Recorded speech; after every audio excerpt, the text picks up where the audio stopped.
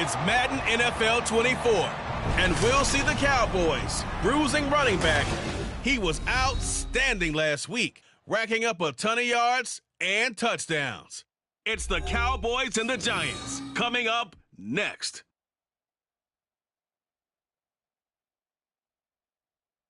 Just a gorgeous fall afternoon in the heart of Texas. No weather to speak of. Sun out, roof open. Yes, yes, and yes. A great day for football at AT&T Stadium in Arlington. Today, boy, what a matchup. Two NFL franchises with so much history, so much tradition, getting set to do battle here. As with Charles Davis, as always, I'm Brandon Gaudin. Charles, you talked about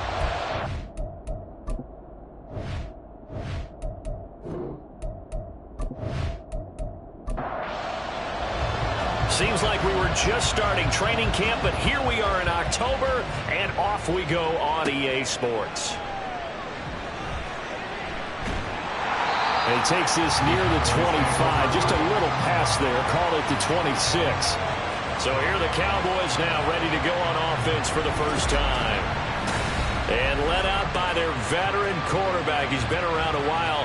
They don't celebrate birthdays for him. They just cut him up and see how many rings he's got around the middle. He has been in the league a long time. It was fun getting ready for this game, wasn't it? Because normally we talk to the coaches and the players. I think you and I asked to talk to the trainer to see how his arm is going to... After last week's game, boy, what a performance that was. And you know who else is having fun? Receivers. Because they get a chance to do what they do best, which is go out and catch the ball. Yeah, and that last week effort, he threw for well over 400 yards. Second down and 6 now. And they'll give him another shot here on the ground. And tough going there as he'll only get it up to about the 31. Only a yard on the pickup there, and it'll bring up a third down. They'll need 5 on this play to move the sticks. A play-action fake. They'll look to throw. Work in the middle of the field, and he's got a man complete. And he will have a Cowboys first down as they're able to get the third down conversion. Well, on third down, he wanted to go to one of his most dependable targets, and that's who he found, his tight end there, to pick up the first, Charles. And you use the proper word there, dependable, and sometimes spectacular, because tight ends nowadays, they can do it all. But they're the guys you trust, especially across the middle of the field where there's traffic. He delivers, and they pick up nice yardage. Throwing on first down, but this one winds up to be incomplete. And second and 10, he'll look to throw again. And he comes back with one complete. That'll leave him with a 3rd and 2 coming up. They got 8 yards there. Brings up 3rd and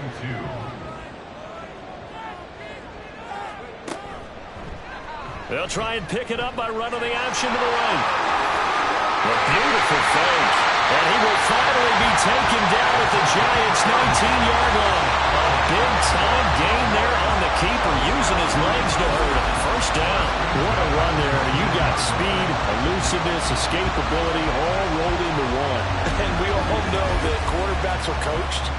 They get the ball to the guys who can do all the things you just described. You want those guys who have speed, elusiveness, and escapability all rolled into one with the ball in their hands, and guess what? It's him. So there's no sense in throwing it or handing it off when you can do all of that yourself. More muscle up front for this 2nd and 2. They've got 3 tight ends out there. One back in the backfield, he'll get the carry. And he stopped after a gain of 1. Not enough. Still a yard to go on third down. 9th play coming up here on this drive. This is 3rd and a yard.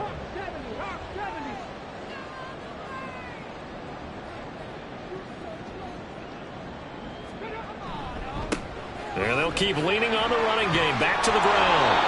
Call it no gain that time, and they're going to be left looking up at a 4th and 1. Remember, that was less than a yard. That was not a full yard. That defense, they were having none of it. Yeah, the surge the offensive line was seeking actually occurred on the other side of the ball. They reestablished the line of scrimmage and stuffed them. And on their first drive, the offense staying out there. They're going to go for it on 4th. He'll look to throw. And he's brought down. Can't do anything with a football. It's It's a sack and a turnover on downs. Mike McCarthy took the gamble, didn't pay off. And on the opening drive of the afternoon, the defense forces a turnover on downs.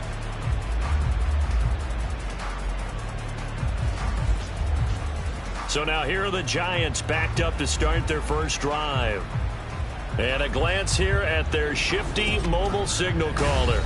And the guys on the other side of the ball know they'll have to be on their toes. And it's obviously not just the passing, but the running element that makes him dangerous. He ran for over 100 yards in that game last week. So keeping him contained will be a big emphasis for this defense. They start the drive with a give to Allen. And he works it across the 25 before being tackled. First down yardage on the first play of the drive, 14 yards. Charles, they won last week despite him not running the ball well. They told us need to get him going. Runs like that help. And they talked to us about leaning on him because, as you noted, last week they didn't have to. Still won the ball game. They leaned on other people to give them the yardage that they needed, but they really want him to be that guy, and that's what they're doing early in this game.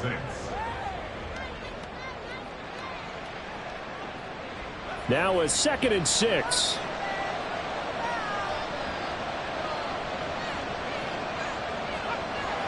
Looking to throw. Owens. Oh, his first throw of the game going to be intercepted. And they are going to set up shop at the 40-yard line. So a first interception thrown for him there, and that really not the best decision either. Not at all, and that's something he did not do in their victory last week. No interceptions in that game, but this defense, they're able to take advantage of an early mistake. Now let's see if they're going to turn it into points. Second drive forthcoming here for the Dallas Cowboys. They have the game here followed by the open date on their calendar next weekend. And Charles, this is a crew that you have to think really is relishing the opportunity to be on the couch for a few days. Yeah, they certainly are, but let's face it, partner. They can't get caught looking ahead to that couch time while they're playing this one. They've got to take care of business first. 2nd and 6. Firing quickly here, and that's complete. And they'll have it in the red zone before he crosses over out of bounds. That one good for 20 on the catch and run. I think when they look at their offense, they think to themselves, weapons everywhere, and they want to move the ball around. They want to spread it to different people, but you absolutely know they want to get this man involved as well, and that's what they just did on that play. Touchdown, Cowboys! A great effort there. His 5th touchdown now on the year. And the Cowboys take the early turnover and convert it into an opening touchdown.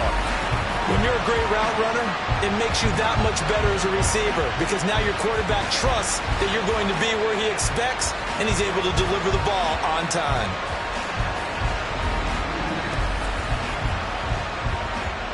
Now the extra point try forthcoming.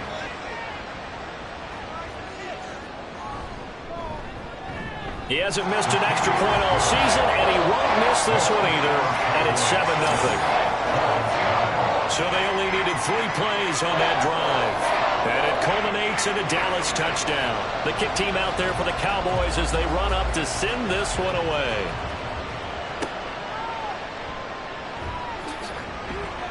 And he had no room to run as he's tackled down inside the 20. So the Giants getting the football back here for their second drive. They threw an interception the first time they had the football, wound up leading to a touchdown the other way. How do you approach drive number 2? Going back to your game plan coming in, everyone has matchups that they like better than others, where they think they have an advantage. Dial up some of those plays. Try and go to those spots and get your offense moving. He'll try again with the arm here on 2nd down. And that's complete to the right side. It's Allen. And they'll bring him down at the 27-yard line. 9 yards, not quite enough, and they'll be left now with 3rd and 1.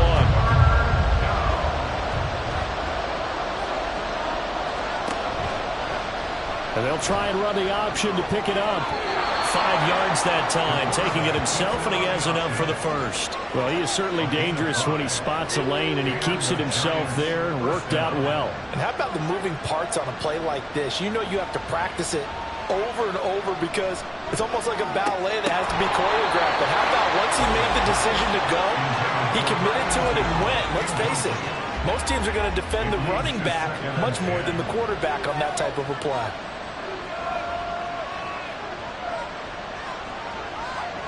Back to throw now on 2nd and 10. And that falls to the ground, incomplete. A nice job of bodying him up defensively. And now it brings up 3rd down.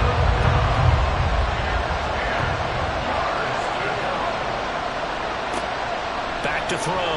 Owens. That is caught. And he'll be taken down, but not before they work it across midfield.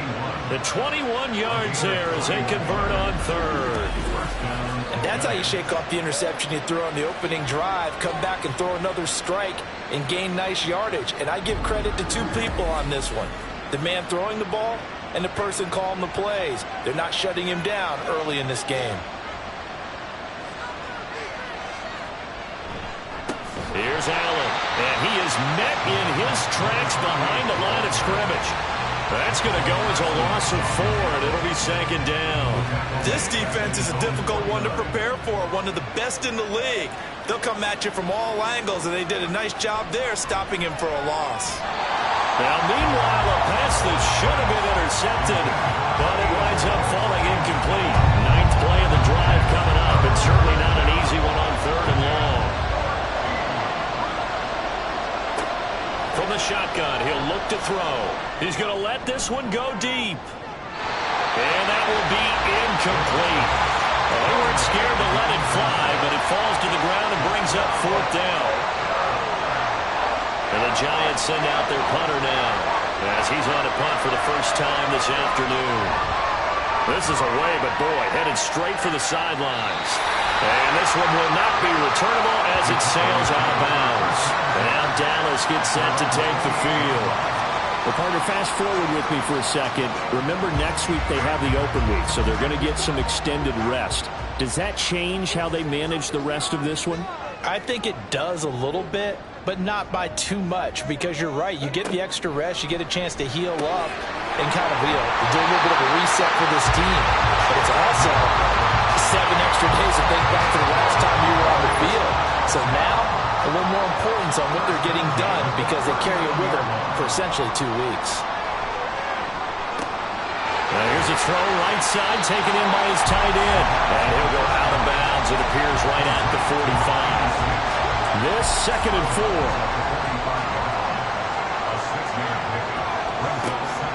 He'll look to throw. Over the middle, it's complete. His 4th catch already in this first quarter. It's a first down.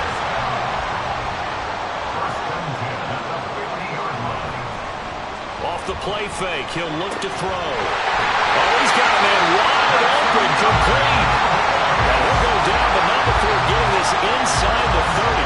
Back-to-back receptions for him, and it's another first down.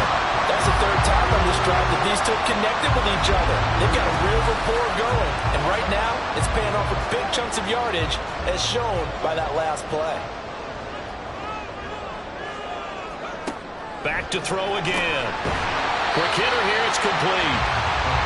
It'll be a gain of 5, and that's going to bring up 2nd down.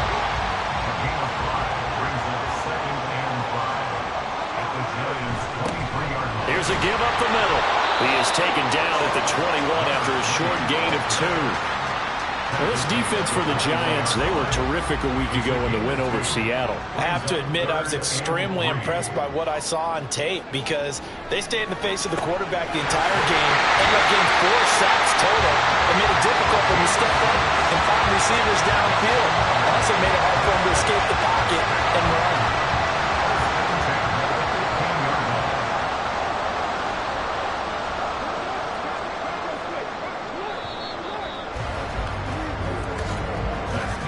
After 7-0 on EA Sports. Start of the 2nd quarter, and it's the Cowboys in possession. Line of scrimmage, the 15. It's 1st and 10. As they've got it as we resume action. Looking middle, and that's complete. So 5 yards here, 5 on the play, and it'll be 2nd down.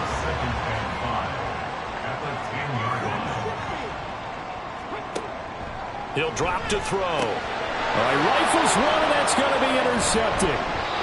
And the Giants are going to take possession here at their own 6-yard line. Definitely not the ideal time to see that mistake, partner, because this is still a one-possession game, and that's at least a field goal that just vanished with that turnover. Now, pressure's on defensively to prevent that pick from turning into points for the other side. The New York set to take the field. They got the ball now following a big play, keeping the other guys out of the end zone. Now they'll start deep in their own territory, 1st and 10.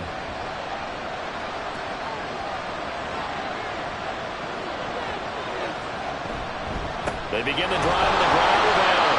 And he sneaks his way forward only for a couple here. 2nd down. 2nd down and 8. I know we can't hear what's going on in that huddle right now, but I'll guarantee you at least one offensive lineman is saying, my bad, we simply couldn't move them off the line of scrimmage. We've got to do a better job trying to root those guys out of there. They follow up the gain of 2 with a gain of 1 that time. The Giants on 3rd down. They've been okay, 2 for 3 thus far. This is 3rd and 7. Throwing there, but this pass is going to wind up incomplete. It's going to be another frustrating end to a drive here. This offense, they've not been able to get anything going in this first half. And now it's going to be time to gather on the sidelines and try to figure out what's going wrong. Who has an idea? Who has a plan? Time to implement it.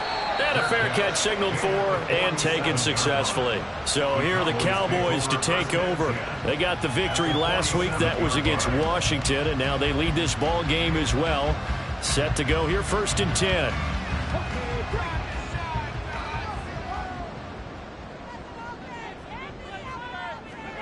Try to shake off the interception. He'll look to throw. Going for the right side here, complete. And he's corralled, but not before getting it inside the 35. From the 34 now, here's 1st and 10. Now a shotgun snap as they'll look to throw. And a quick throw here, that's complete. A gain of 8 there on the play. And that'll bring up a 2nd down and just a couple.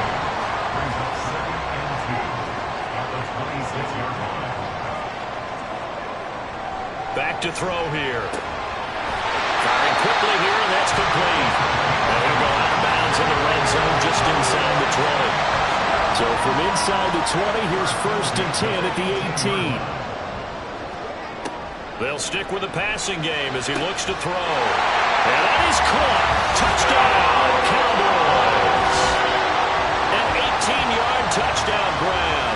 And the Cowboys go up by 2 touchdowns. They went 5 wide in that offensive set, and racing going 3 wide's a big deal. To go 5, how about the way that they finish things off? Did you just fit a race car reference into the game? Zoom, zoom. How about the way that you play? When you go 5 wide, that means you're going fast now. Zoom, zoom indeed. Extra point splits the uprights, and that'll make the score 14-0. The kick team out there for the Cowboys as they run up to send this one away. From a couple yards deep, he'll bring it out of the end zone. And he'll be stopped right around where he would have been had he gone down to a knee, maybe a yard shy of there at the 24. Possession of the football going back over to the Giants. And they're in a bind early here, down 14-0. Are you worried at this stage or still too early? You're worried. You're just trying not to transmit it to the rest of your team. You want to make sure that they stay positive, but at the same time, you're wondering, how are we going to move the football? What do we have on this play sheet that can work? Get back to basics is usually your answer, and make sure you find the guy who can move the ball fastest for you if you just get it in his hands. Yeah, still 2nd quarter. You get points on the board here. I think you're feeling okay. And now a throw on 1st down there, but it's incomplete. Here's 2nd and 10.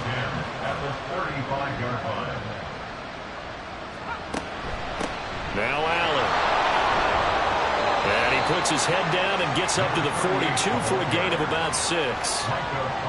And there we saw one of the downsides of blitzing during a rundown, because sometimes you get out of your gaps. You don't fit the run quite as well because you're headed towards the ball carrier with abandon. He's going to get that to his running back out of the backfield. And he will have a Giants 1st down by a couple of yards as they're able to convert here on 3rd and 3. Well, they certainly made a point of getting him involved in the passing game here in the first half. They must have seen something in the scouting that said, hey, we can capitalize on him getting the ball possibly in the open field. And I think in the second half, that may loosen up the defense a little bit to get the running game going back inside. Give him a gain of 5 on the completion, and it's second down. At the Cowboys' 48-yard line. Looking to throw. Owens eluding the pressure right. It's just a gain of a couple there on the scramble, and now it's third down. They made a nice effort to stick him with a loss for that play, but it's going to take more than that to keep him from advancing the ball. Should be an entertaining battle anytime he tucks and runs over the second half of this contest. Now throwing on third down there, but he cannot connect. So a couple of first downs on this drive, but it's looking like another empty possession. And those empty possessions are certainly starting to pile up. So the adjustments that teams talk about all the time have to be taking place. They've got to analyze what's breaking down and figure a way to fix it. This one will sail out of bounds. It'll depend on the spot here. And the side judge says that went out at the 7-yard line.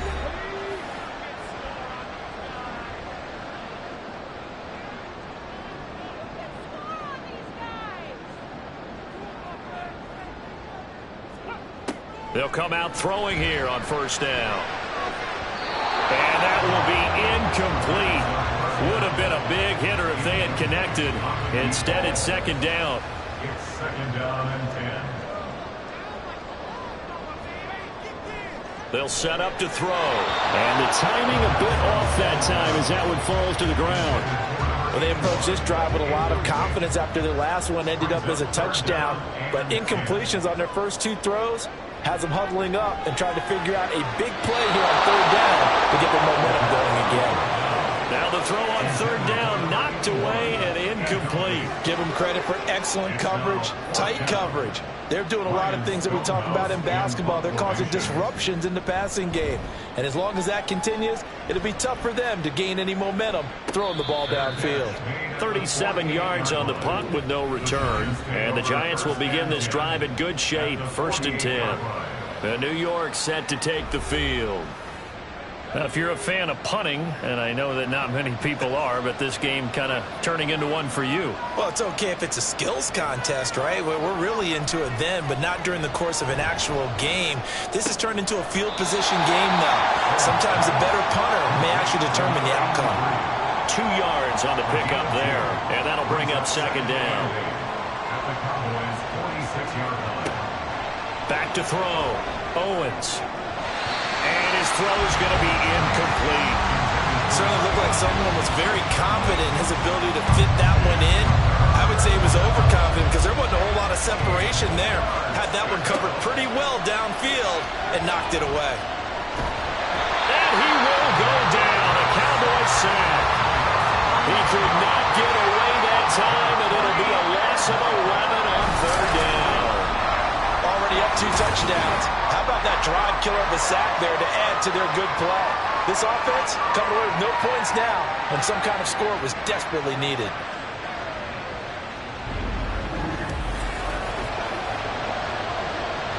And the Giants send out their punter now as the drive goes backwards, so he's on to punt it away. Taken in at the 22. A great return there of 22 yards. And the Cowboys will take over the football with a 1st and 10. Dallas offense set for this next drive.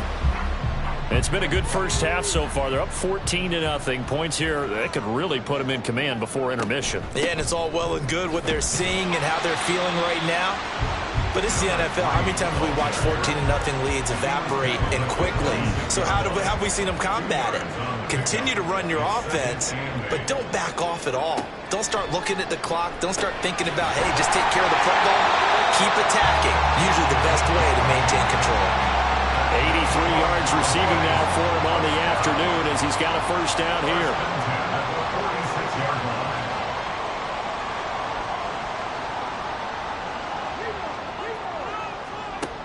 Now back to throw. And this one is incomplete. The Cowboys at 3-1 here through their first 4 games. And they're hitting their stride of late. Winners of 3 of their last 4. And I thought that they played pretty well last week. Their execution, their discipline, their resilience, all on display in that victory. They're able to avoid him. And he's going to get this inside the 30. That good for 19 and a first down. And that's how you pick up a first down. Those shoulders went from parallel to square. And then he brought force with him to finish that run. Oh, that's impressive. And we saw a lot of that a week ago when he got the NFC Offensive Player of the Week award.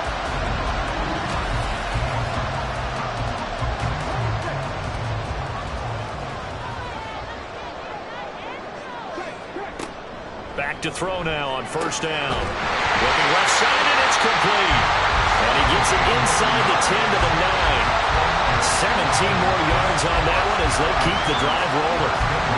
2 big plays in succession. Not sure this D knows what hit him, but now they got to get ready. It's first and goal. Now flags fly in, and one of the Cowboys looked like he got going a little early. They expect this from the visiting team when playing indoors, but not the home team. They're supposed to get all the advantages, right? The home crowd's supposed to help them. They forgot where they were, perhaps. They'll look to throw here. Throwing middle, and it's complete. And give them a full 10 yards there. Second and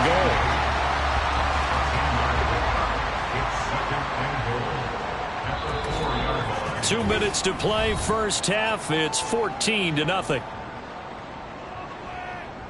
Line of scrimmage, again the 4-yard line, second and goal. They're going to look to throw. To the end zone, but it's incomplete. I see the surprise in your face there, partner. That is a rare incompletion from him. He's been on point this entire game. He has percentage completion-wise way up, not that time.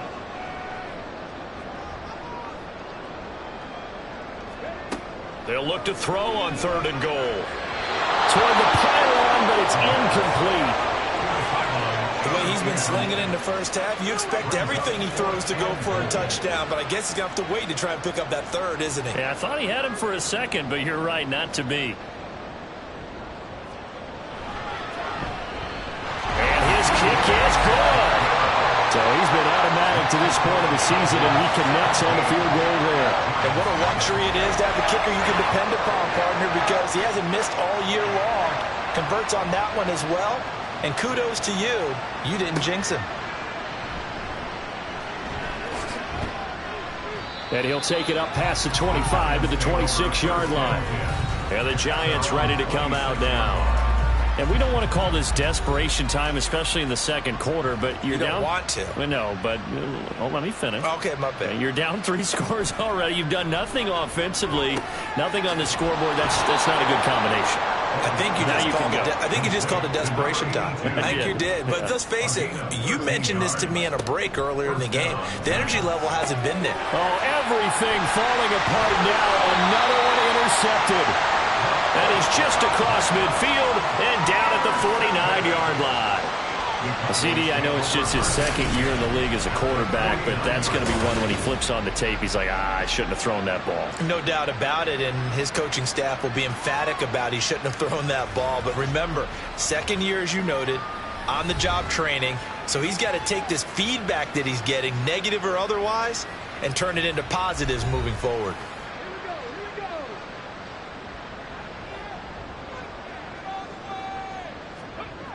They'll come out throwing here to start the drive. Quick hitter here, it's complete. That'll go for a gain of 7, and that will bring up second down. Creeping up on a minute to play in this first half. Second and 3. Going right side here, and that's complete. And he's taken down inside the 30. Now the Cowboys going to burn the first of their timeouts as they get the stoppage with a little over 50 seconds to go in the first half.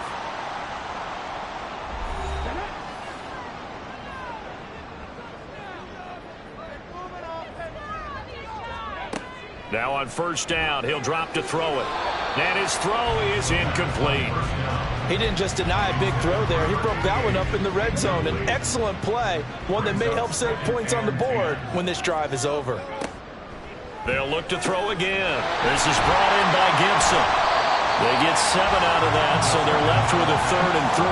That's a staple of this offense. Drag route to the tight end. Yeah, he's unable to use his size to break off much more yardage after the catch, but still an effective gain nonetheless. The Cowboys going to use their second timeout now, as they'll stop it with 25 seconds to go here in half number 1.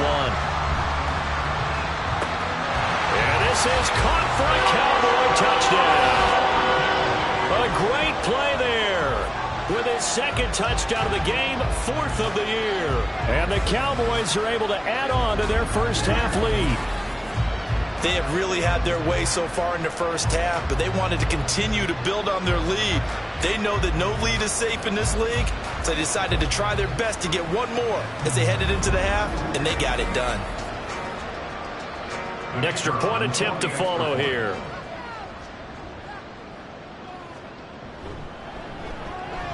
And the lead is now 24.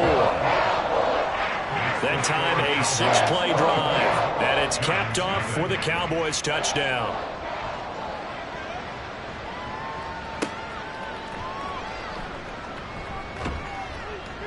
And able to get this out to the 25. And the Giants with one final possession here in this first half.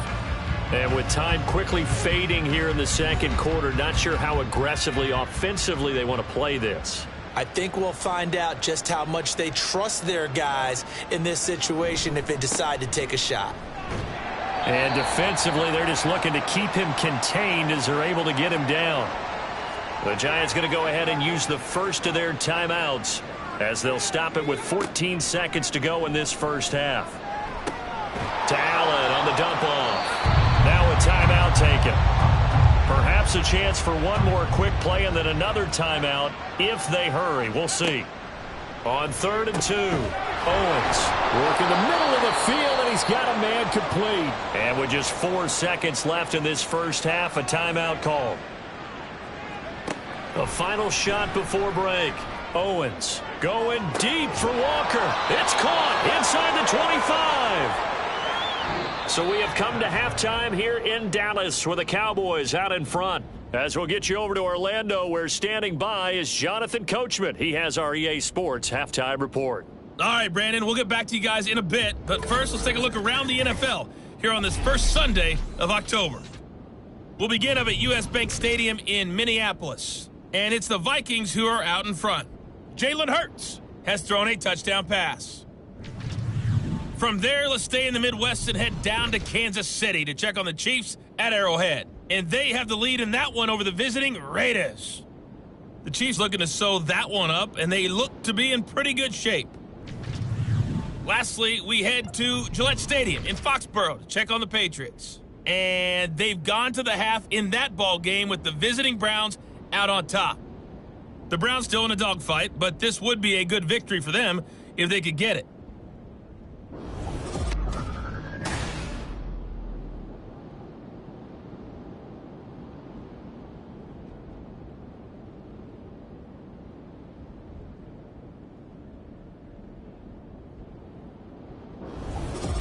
All right, Coach, thank you, and we welcome everyone back for quarter number 3. The Giants set to get the football, and they trail here as we get back underway in the second half. Taken at the goal line. And he will be brought down here inside the 20. Good coverage as he's dropped at the 17.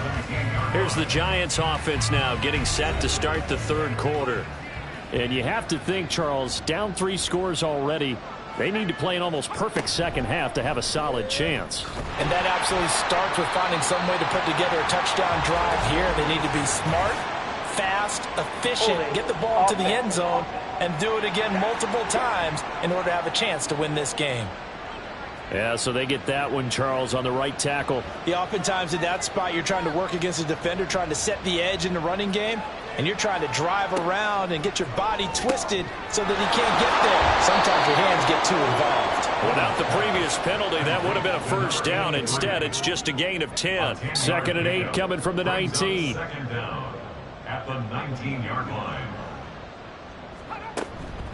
Now a carry for Allen.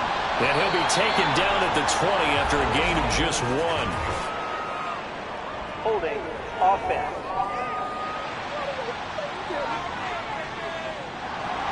They'll come up now on a 2nd and long after the hold. Looking to throw. Owens. And this one is going to be off the mark. Too far out in front. A misconnection there. He's hit on just 50% of his passes thus far. That's not where you want to be. Now you see the evolution of the game. You go back to the quarterbacks of old, 50% would be terrific because they threw the ball downfield almost every time they threw it. Now with the short passing game, you should be above 60% just to be in the average range. Short completion, just 4 yards. And that's going to make it 4th down. And the Giants send out their punter now as he's on for the 5th time here today.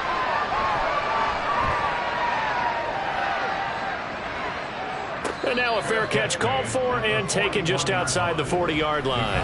A 41-yard punt there with no return. And it will be 1st and 10 as they take over. The Dallas offense here set to begin the drive. They'll start this drive out on the ground. And his rough afternoon continues. He's going nowhere again. Now a 2nd and 10. No gain on the play. 2nd and 10. They'll drop to throw. Got a man over the middle, and it's complete.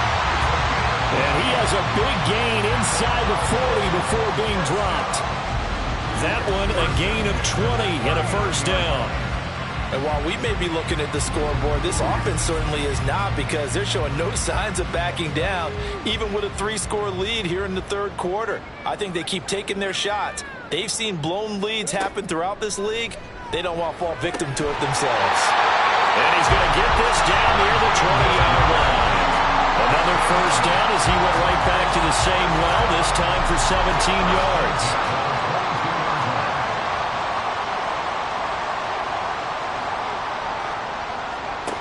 They'll set up a throw. And that is caught. Touchdown, Cowboys. A 22-yard touchdown grab. And the Cowboys have opened the lead up to 30.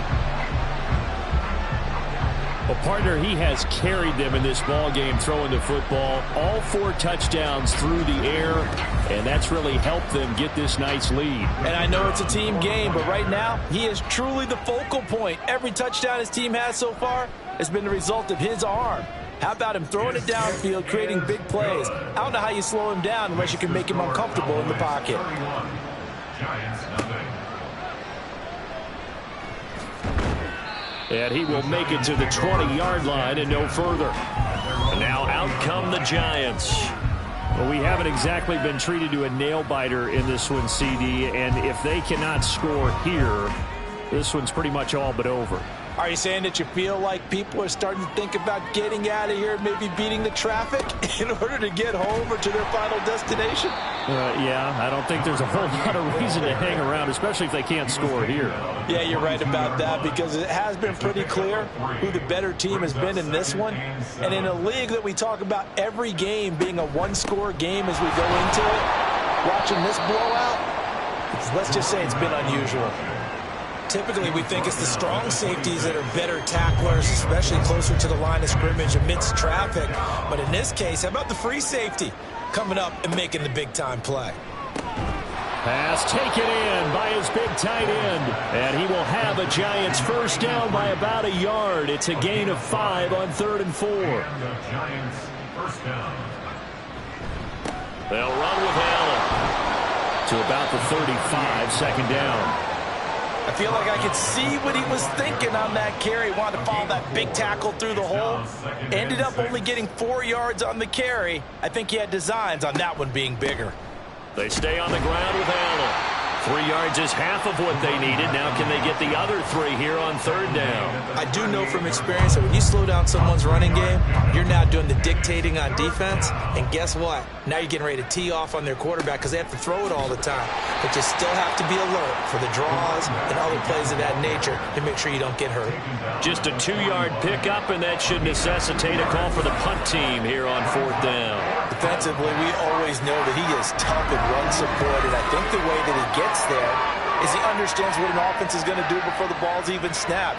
A great job of scouting prior to the game, then reading, reacting, and taking the right path to the ball carrier. Now that one came close to hitting the big scoreboard up there as the fair catch is made inside the 20-yard line. It'll be 37 yards there on the punt, and out will come the offense as they take over. About set for this next drive by the Cowboys offense. They'll start on the ground here on first down.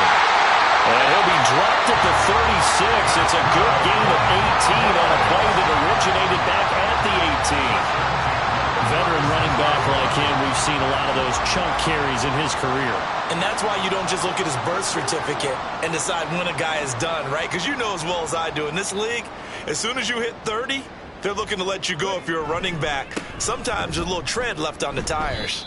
So a loss of 5, and it'll be second down. That's a really alert defense there because they saw the heavy look come in from the offense, countered it with extra linebackers who brought a little bit of speed and heft, and able to really make a big-time play for their defense. 2nd and 15. Going down the middle, and it's complete. And he'll be taken down, but not before they work it across midfield.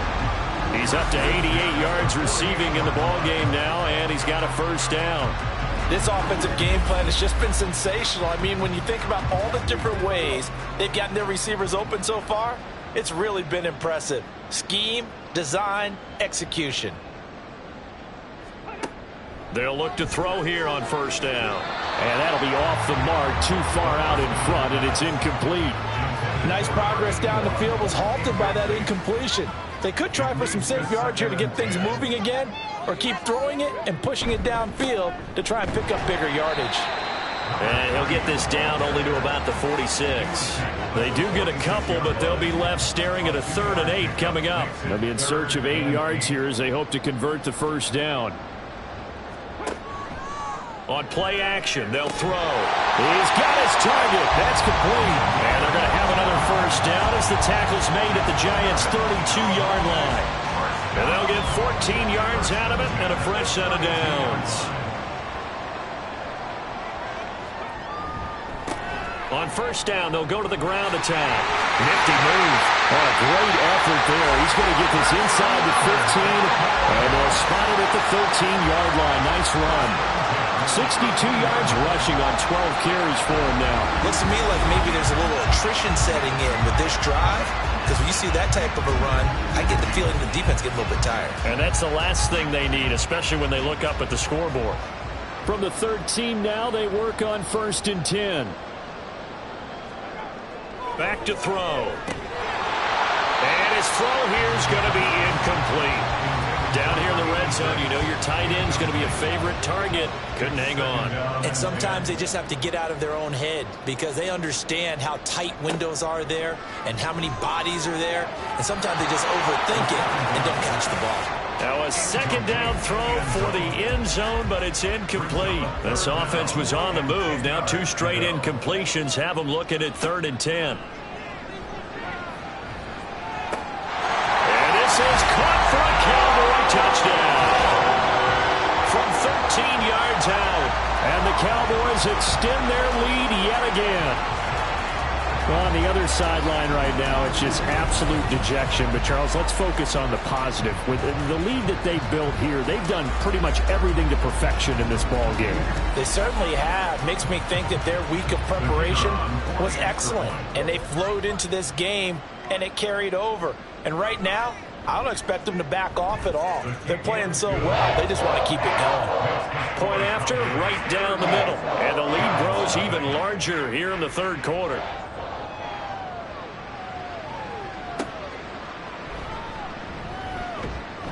And his guys will get the football right at the 20-yard line. And New York set to take the field.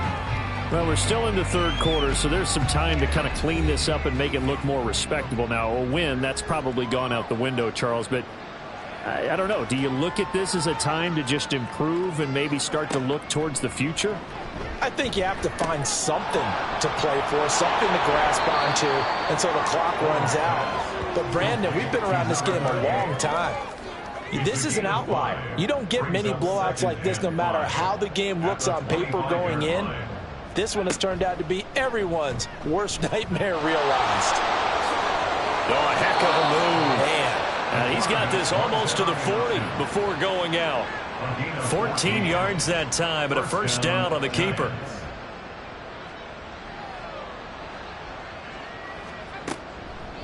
Off the play fake. Owens. Oh, he dropped it. And that's pretty indicative of the way this one's gone. Dallas, Texas is the spot. Third quarter inside AT&T Stadium. Glad you're with us. 2nd and 10. Throwing again. Owens. Allen's got it complete. And he's going to have another first down here as the tackle's made at the Cowboys' 45-yard line. 16 yards. First down, New York. Operating from the gun. Owens. Over the middle, complete. It's Townsend. And they'll wind up getting this one all the way down inside the 20. The extra effort after the catch makes it good for a gain of 26 and also a first down. Now a handoff up the middle. Allen, nifty footwork. And he'll get this down only to the 18. Just a yard on the pickup there, and it'll bring up a 2nd and 9. And they're not going to get to the line to run another play. So we will switch ends as the third quarter has come to a close. You are watching the NFL on EA Sports. Back now in Arlington. Now 2nd and 9. And this is a blowout so far as we get set for the fourth quarter. A very one-sided affair. And he'll go down here at the 12-yard line.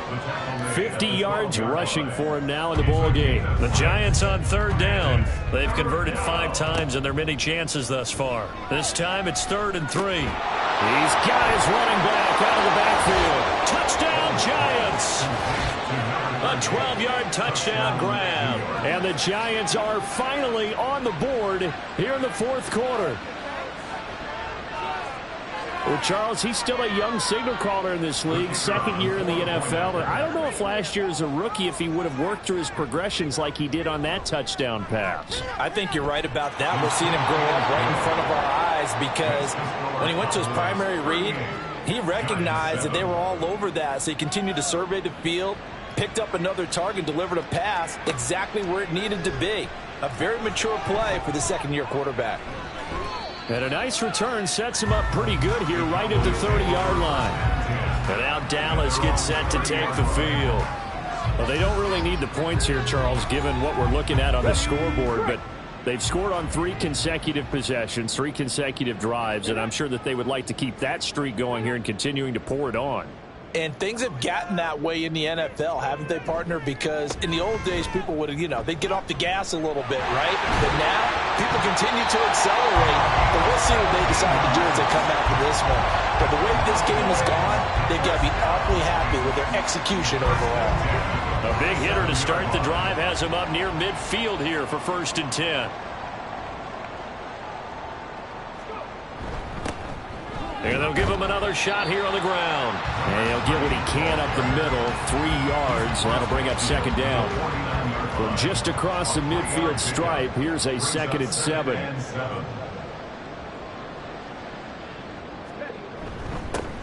Going back in the backfield, he'll get the carry. They find some open field here. And he will finally be taken down at the Giants' 19-yard line. All told, it's an even 30 and a first down. No doubt those are the types of carries they're looking for here, Charles. The lead in the fourth quarter. This is when coaches that have a reliable running game, they breathe a little easier on the sideline. Yeah, they love the idea that they can take the air out of the football at this point of the game. That means they're really counting on that offensive line, counting on the runners, taking care of the football. Because you're going to tell your quarterback, hey, no time to be a hero. We're not going to throw it here. Just eat up that clock. And if you have the ball... And he can't find a receiver, and he's brought down. 2nd and 10. One back in the backfield, he'll get the carry. And stopped a few yards shy of the goal line at the 3. Mark that as a gain of 16 to set him up 1st and goal. I know we're in the era of wide open football, a lot of spread formations, more space, but there's still a spot for power football, and we just saw some of it right there. How about that run? Yeah, breaking the tackle, and, you know, late in this game, he wants the football in his hands. He's had a good day. Now a throw to the end zone on 1st down, but it winds up incomplete. They'll go again from the 3 here on 2nd and goal.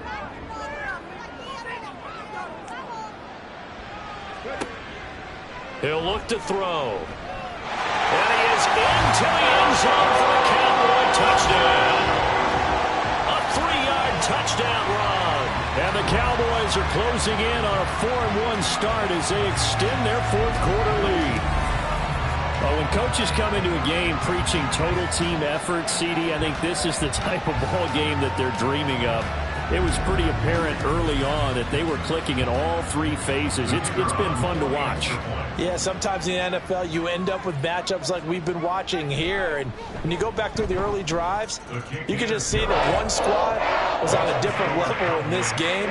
Safe to say, we have been disappointed in watching their execution throughout this contest.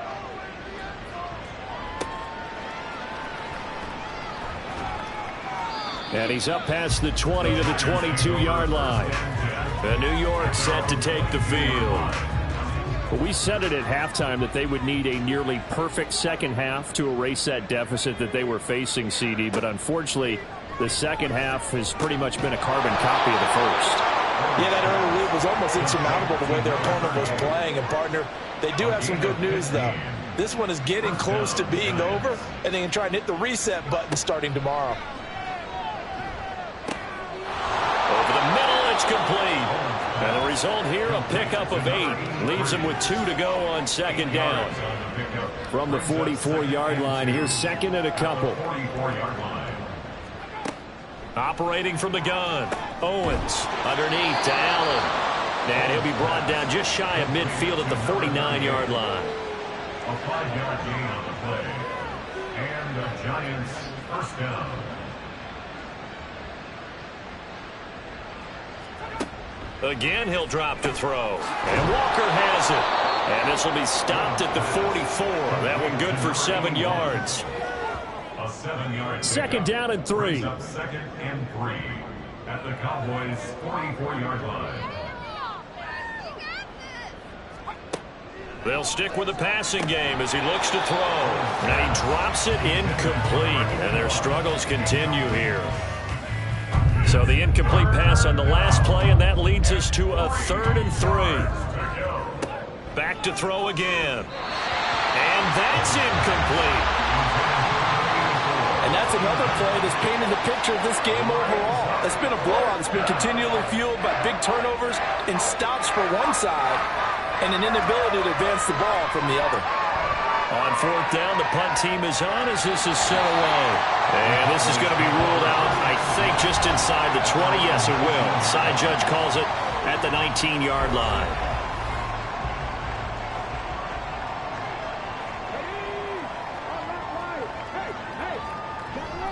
They'll start this drive out on the ground.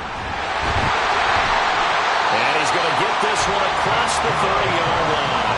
141 yards rushing now for the NFL leader coming into this ball game. So they'll come up 1st and 10 now from the 33.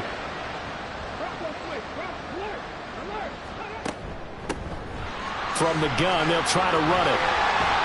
And he slips up past the 45 before being tackled.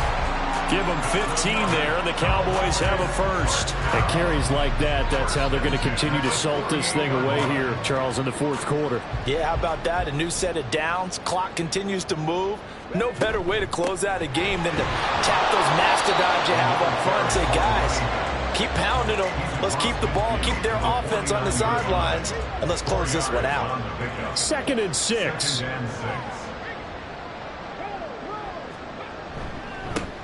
They'll try and run some clock here as they keep it on the ground.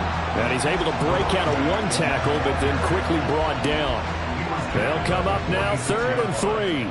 That's a gain of 3. Brings up 3rd and 3. He'll drop to throw. He had a man open, but he missed him, and it's incomplete.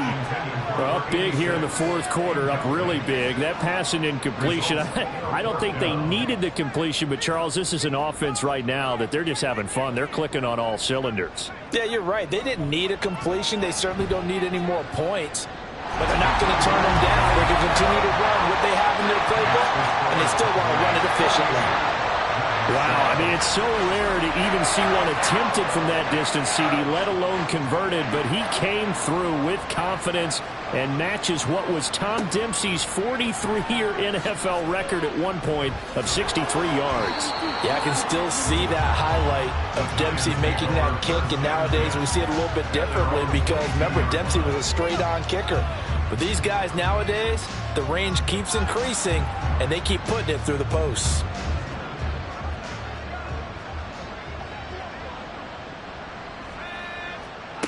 Throwing to start the drive. Owens. That one complete to Driver. And they're able to get this one across the 35. 15 yards is the pickup there, and the drive starting very nicely. First down. Back to throw. Owens. He's got Allen.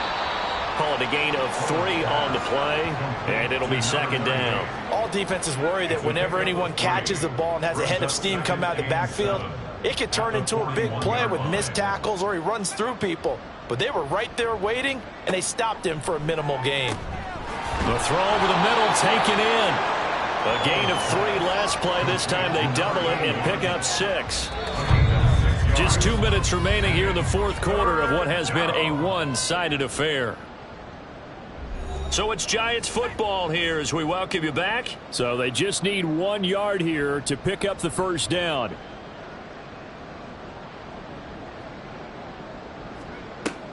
From the gun on 3rd down. Owens. And he'll be taken down, but he does have first down yardage. The drive stays alive. A 3rd down gain of 8. On 1st and 10. Owens.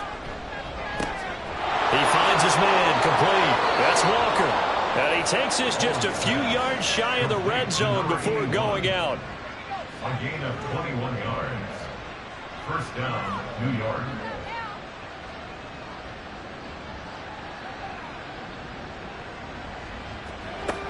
Throwing on 1st down. Owens. Repeat of the last play, finding Walker. So give him 5 yards there on the pitch and catch, and that'll make it 2nd down. At the Cowboys' 19-yard line. Operating from the gun. Owens. And that one incomplete, but now a penalty flag coming in late. That might be PI. Defense. Trying to defend the out route there, got the PI call. And you know what's difficult about that one is sometimes you want to make the undercut move and go for the football, and other times you just want to hang on the upfield shoulder and make the tackle. I think he got caught in between and created a foul. And he is out of bounds, getting it down to the 10. 2nd and 6 from the 10. A gain of 4. It's now 2nd and 6. Looking to throw. Owens. And he's got his man in stride, complete. And the Giants are going to be set up with a 1st and goal on a pass play that moves them all the way down to the 1. Back to throw. Owens. Looking end zone, but it's incomplete. It just seems like all game long there hasn't been a lot of sync quarterback to wide receiver on this side of the football. They haven't been on the same page, quarterback and receivers. Heck, they haven't been on the same grease board when you draw plays up. They haven't been on the same surface tablet that you look at on the sideline. And somewhat of a measure of revenge as he's in for the touchdown, but they still trail big time. He'll take it, but he won't be able to smile about it. And yeah, that touchdown counts for their team, but I think it counts more for the fantasy guys, doesn't it? Yeah, it's just something maybe positive to look at on film, but this one's over, let's be honest. Yeah, I agree with you totally on that one. Extra point right down the middle as they make the score just a slight bit more respectable here in the final quarter of play.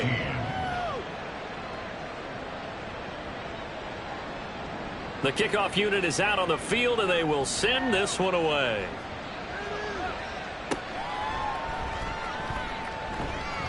And he'll go down as this drive will start at the 25-yard line.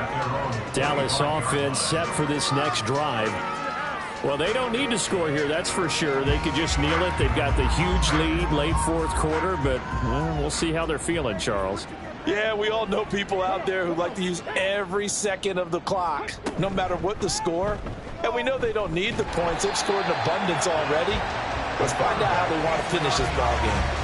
It'll be a pickup of 5 on the keeper. It's second down. It's a gain of 5. Brings up 2nd and 5.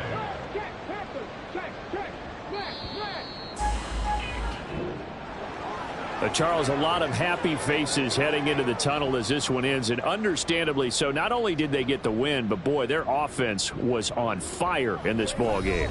And, partner, I have no idea what the top speed is on one of those high-end sports cars. What's the top gear you can get into? This offense, they certainly were there in this one, huh? Everything clicking for them in this contest, the kind of performance that they're going to cherish. So for the Cowboys, they boost their record up to a strong 4-1. And they'll be able to enjoy this one through the bye week before they get back at it again. Meanwhile, for the Giants, the loss will move them back to 3-2 on the year. And they'll try to rebound next week on the road in Washington. So for our entire crew, alongside Charles Davis, I'm Brandon Gaudin. Thanks for watching, everybody. We'll see you next time.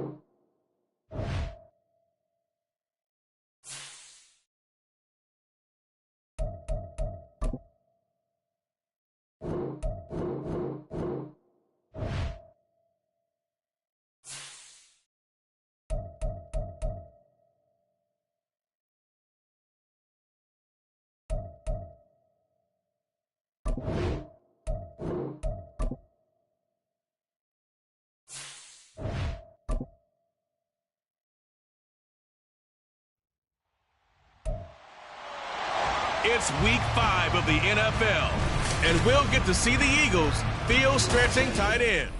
He went well over 100 yards a week ago and found his way to the end zone.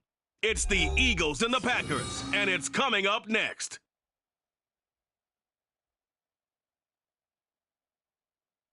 It's the NFL on EA Sports as you take a look there at Lincoln Financial Field in Philadelphia, PA. Today we've got a Week 5 matchup in store here, as it'll be the Green Bay Packers taking on the Philadelphia Eagles. With Charles Davis, as always, I'm Brandon Gaudin. Charles, you talk about storylines in this one. I think it begins and ends with our two quarterbacks. Certainly two of...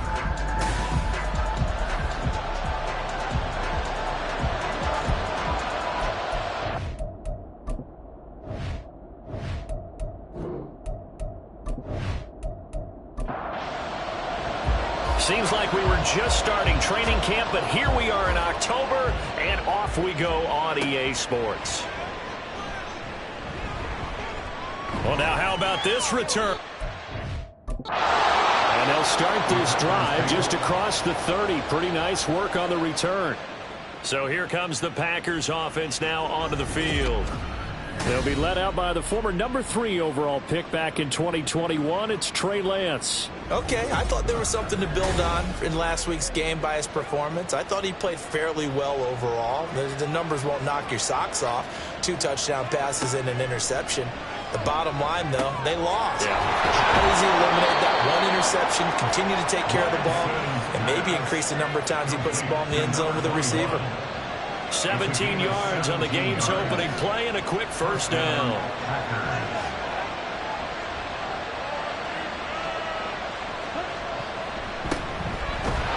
And he can only manage to get a couple. 2nd and 8 coming up. We take a look at his numbers on the ground last week. Pretty good as he found himself in the end zone on 2 separate occasions. And those are the most important numbers, because no matter what you pile up prior to the goal line, getting in is all that matters. Putting those numbers up on the board, and they love them when they're 6s. He'll be taken down at the 48 for a pickup of 2 yards. You look at this Eagle defense. And they've been very good this year against the pass, currently holding on to a top 10 ranking at number 10. Yeah, defending the pass hasn't been an issue for them. It's been stopping the run. And if they don't stop the run, they can't get back to their strength, which is guarding against the air attack. And a 3rd down throw, but it misses the target, incomplete. The coverage keyed in on him since that last completion his way. He earned a little more attention on that route, and that made it a lot tougher to get a clean throw his way. And well done here. That one will kick out of bounds at about the 8-yard line. So here are the Eagles now backed up to start their first drive. And leading him out, their veteran quarterback. So this is where we find out about the game plan and the trust factor, don't we? In this situation, the natural thing is take care of the ball. Run it inside. Everyone cover it. Just, get yourself some room and let your punter punt it out of there. But when you really got a QB you can trust, you might want to take a little shot early and try and create some space. The numbers for him from a week ago: 19 carries, 95 yards, and a score. And as we discovered in talking with the coaching staff prior to the game, going up against a team that struggled against the run has only emboldened them to run the football more. I expect 40 to 50 carries in this game. And he's taken down, but not before he gets this across the 25-yard line. 14 yards there and an Eagle first down. First and 10 at the 27-yard line. They'll keep it on the ground. It's Willis. Up past the 30, 2nd down coming up. Well, you don't turn your nose up at a gain of 4, do you? They'll take that on first down. Playbook's got to be pretty well open on 2nd and 6. Now they'll switch it up here and look to throw. He's got Freeman here. It's complete. And they get him down, but not before he takes it across the 40-yard line. So 2 first downs, and that moves the ball to the 42 now, 1st and 10. They'll look to throw here. He finds his man, complete. That's Bradley. And they'll get him down after a pickup of 8, 2nd and 2. Well, from their point of view, this game could not be starting out much better, could it? Force a punt on defense, and now they're moving it crisply on offense. Crisply, I like that. Like that? Yeah, moving it very, very well. Looks like the defense on their heels a little bit. You put a score in here, long way to go, but you're right, that's a heck of a start. Yeah, and I think this is where the play caller is looking at his play sheet. sheet and saying, grab that dagger club, grab that plate, and just finish them off right now, because I think they'd love to gain that big advantage early. Second and short, that's a rundown, so it's definitely a good time to go play action if you're feeling it. And they do so and pick up a first down. So into Packer territory now. Here's 1st and 10 at the 36. They'll look to throw again. Back-to-back completions here to Freeman. And they'll get 8 out of this before being stopped at the 28. Ball on the 28-yard line. Here's 2nd down and 2. Now back to throw. Gets it off to Freeman. And they'll get this down to the 10. 4 catches now on this drive alone. They can't stop it. It's another first down. Well, no question, this is exactly how they wanted to start this football game. And nice pass there. Now they're set up beautifully, Charles, to finish this off with a touchdown. Yeah, but they've still got to finish it off, partner, and that means they've got to execute at this stage of the field. So we've seen many teams march it right to the goal line and not cash in. They got something dialed up here that puts it in the end zone. They'll go again here from the 10-yard line on 2nd and goal. Looking to throw. Toward the end zone, but that's going to wind up incomplete. It hasn't been a real good start to this game from a defensive perspective, but now after the incompletion on 2nd down, things may be changing. If they can come up with one more play, they might be able to get out of it with just a field goal attempt. Gain of 9 that time on the scramble. 1 yard shy of the marker, and it brings up 4th. That looked great when he first took off because, in my mind, there was room to run, and he had the marker in his sight. But I certainly didn't expect him to close so quickly, and neither did he. They got to him just in time, and now that forced him to make a decision with his 4th down call. The offense is staying out there. Here we go on 4th and goal from the 1. And that's going to be caught for an Eagles touchdown. Great effort there with touchdown number 8 on the year.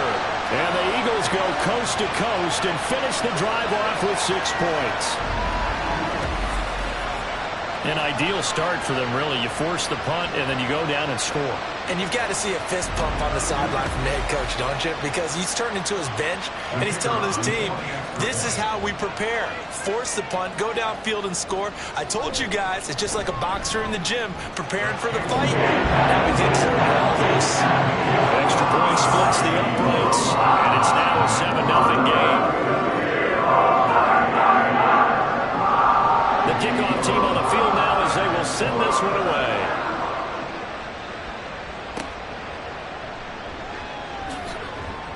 And good coverage there on special teams as they'll get him down shy of the 20. The Packers offense here coming back out for their 2nd drive. The last series for him, a little disappointing, forced a punt. And now they'll try to do better here and come away with some points as they begin this drive, 1st and 10. And he's free going down the left side. It's a foot race. And past the 40 before he's out of bounds. 23 yards on the pickup there and a first.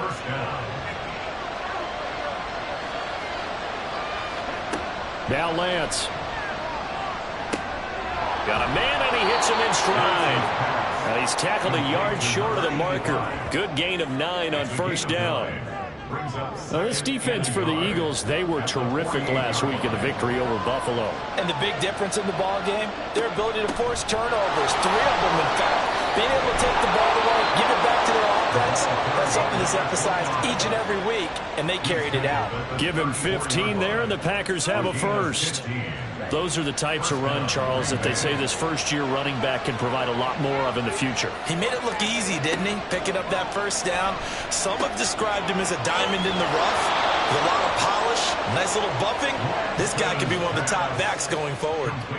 Another strong gain on the last 2 plays. They moved it a combined 33 yards. And this has been a nice answer to the touchdown drive against them a few minutes ago because they've come out and reestablished the tempo. A nice throw there, and they're putting together a very strong drive as a response.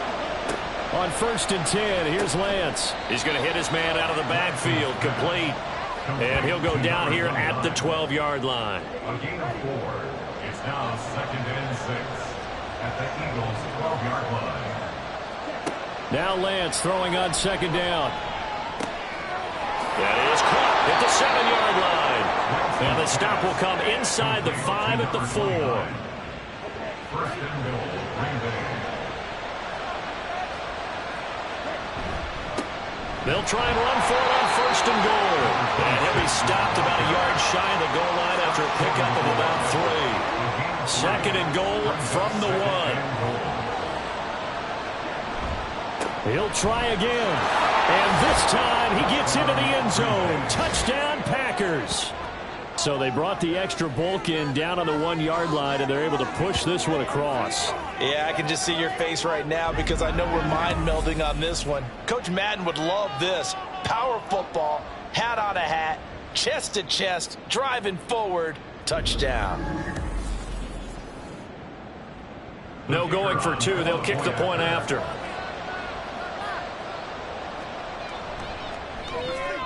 It's up and good. So these teams match touchdowns here in the first quarter, and we're tied 7-7.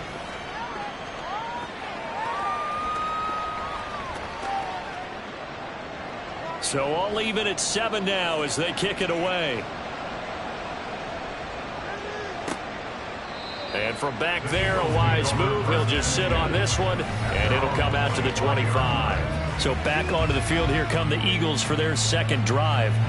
Now, they entered play on a 2-game win streak, and then they've got the open date on their schedule next week. So this is a group that's really looking to hit the break on a high note. And this will obviously be a tough game for them, but go ahead and play this out with me, partner. If they win here and make it 3 in a row, they get to heal up after that. You got to think that's an ideal setup and a worthy goal to play for in this one. That'll give them 8 that time, and they'll be left with second and a couple.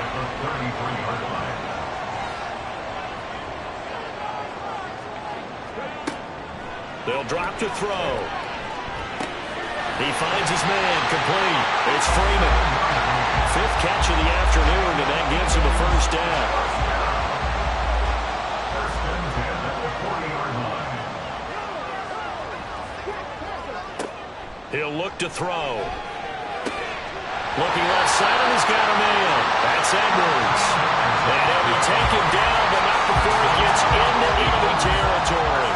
So into Packer territory now. Here's first and 10 at the 47. Up the middle they go. Willis. And he'll manage to pick up about 4. It's second down. You look at this Packers defense.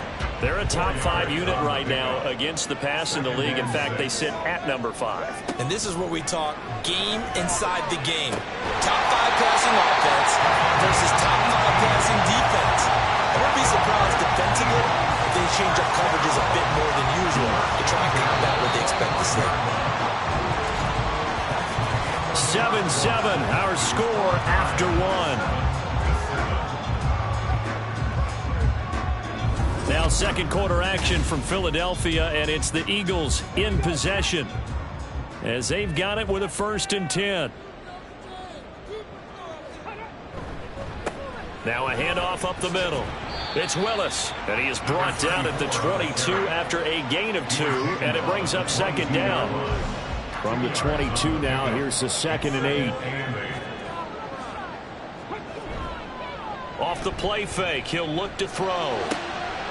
Wide open receiver, complete. Touchdown! A 22-yard touchdown grab. And the Eagles have taken the lead. All the receivers in the league are plenty good enough. Otherwise, they wouldn't make it in the NFL. But the ones that go to the Pro Bowl, they have refined route running ability.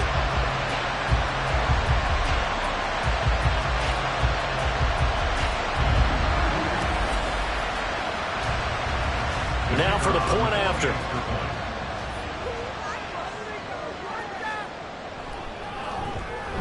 And he's got it. It's now a 14-7 ball game.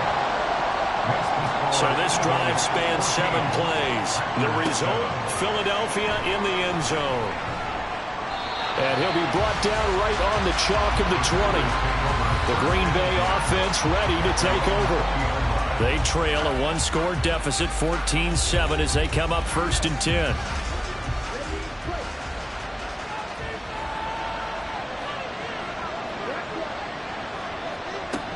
They'll they'll start this drive out on the ground. And they'll get 8 out of this before being stopped at the 28. Well, it's time for them to be good teammates right here. And what I mean by that is possess the ball for a little while. Get at least 2 first downs. Give their defense a chance to settle down a little bit after they give up a touchdown.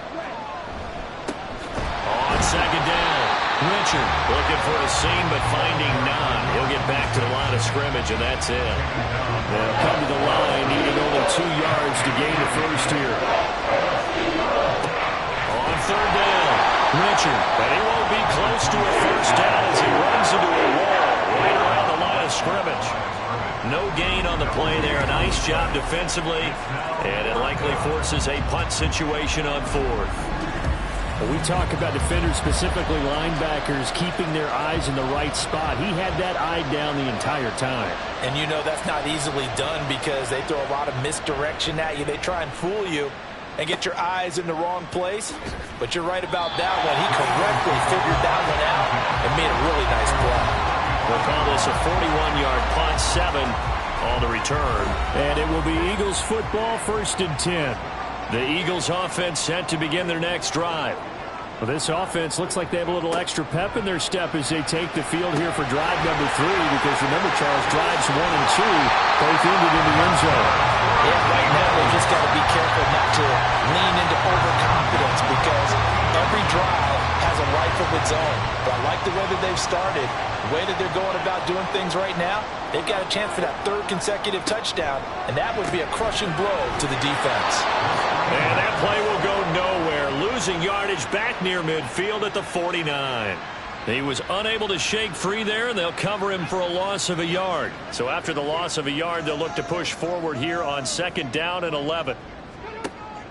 Back to throw here. It's Edwards again. So give him 2 yards there on the completion. And that brings up 3rd and a full 10 yards. Now, right where this set of downs started, they need a full 10 here to pick up the first down and move the chains. From the midfield stripe, they'll look to throw. He's going to get that to his running back out of the backfield. And this is going to result in another first down as the tackle's made at the Packers' 23. Well, that's one way to convert on 3rd down, picking up 26 yards. Oh, that's a big let-off there on 3rd down because you've got to account for the running back coming out of the backfield. They didn't, and they got burned, not just for a first down, but for big yardage as well.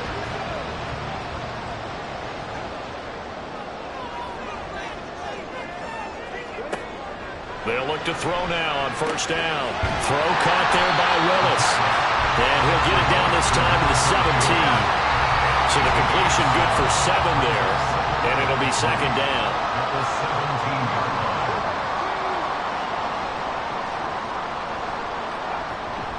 They're going to look to throw. Throwing the out route incomplete. It's Fowler. It'll be a pickup of 4. Good enough to earn him yet another first down.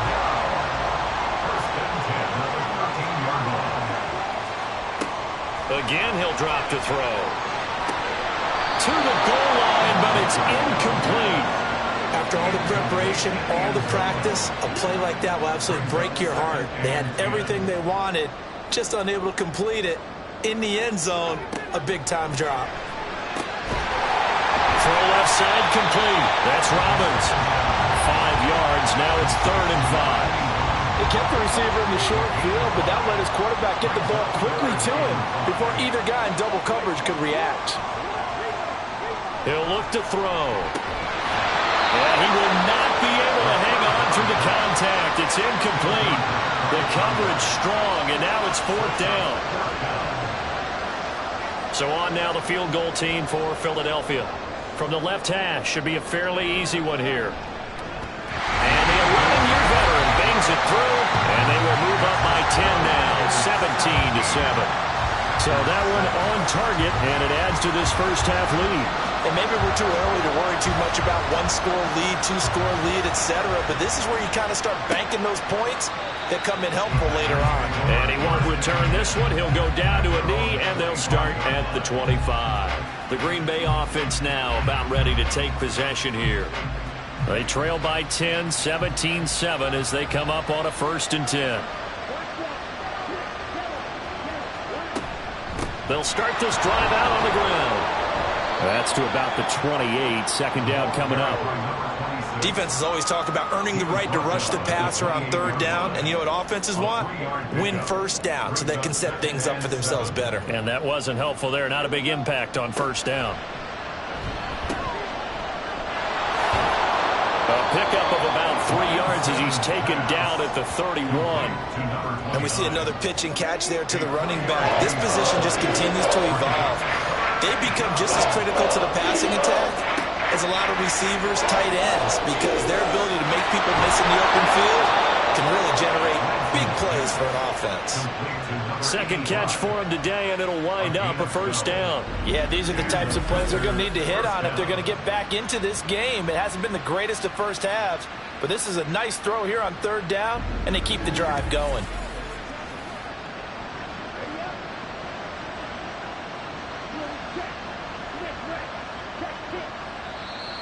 Now whistles here, flag down. I think one of the Packer linemen was moving.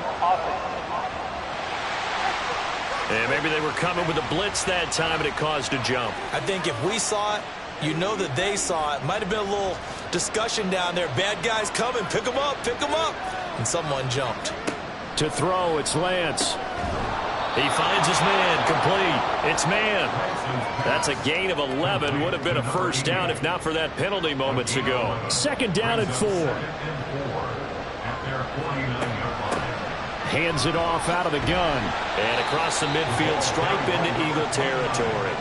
Call it a gain of 3, but not enough to move the sticks. It'll be third and about a foot or 2. Lance now to throw. Able to find the open man. That's complete. And he has another first down as they'll get the ball down to the Eagles' 32-yard line. That one good for 16 as the drive continues. From the 32 now, here's first and 10. And Lance going to throw. A quick throw there is incomplete. Well, a momentary speed bump there with that throw, partner. The defense had other ideas, and they're trying to mount a small stand before this drive reaches the end zone. There's a ball thrown right side and complete. And he has another first down as they'll get the ball down to the Eagles' 22-yard line.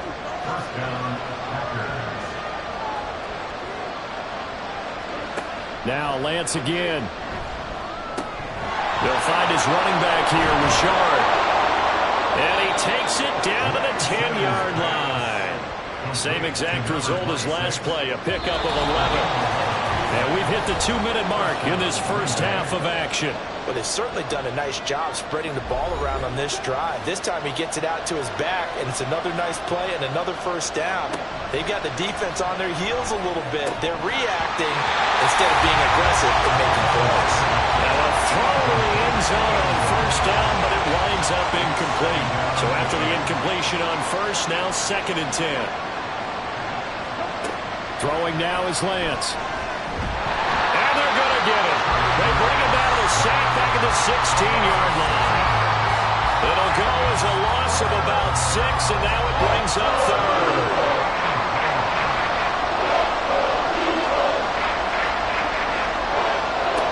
Lance looking to throw it. This will be caught just inside the 10. The Eagles going to take the first of their timeouts as they'll head to the sideline and talk over what to do next. And his kick is good. So a long drive gets them down inside the 5, but ultimately they settle for just the field goal. And I have to think that if maybe they were a yard closer, that would have made their decision tougher, and I think they likely would have gone for it. But in this situation, they just decided to take the 3, and I think it was a smart move. And he'll take it a yard or so past the 20, called it the 21. Getting set to go again as we look at the back, heading onto the field again. A good job in the passing game, decent job in the running game, but really they've been more effective through the air. We'll see if that shifts at all as this goes on. Thus far, it feels like they're calling this game in reverse. Normally you run to set up the pass. Here it feels like they're passing, hoping to set up the run and be more effective later on in the game. Yeah, you can do it both ways. We usually talk about it in the reverse, however. No doubt about it. Here's a 2nd and 7. Looking left side, and he's got a man. Willis. Now the Eagles will use the second of their timeouts as they'll stop it with a little over 30 seconds to go in the first half of play.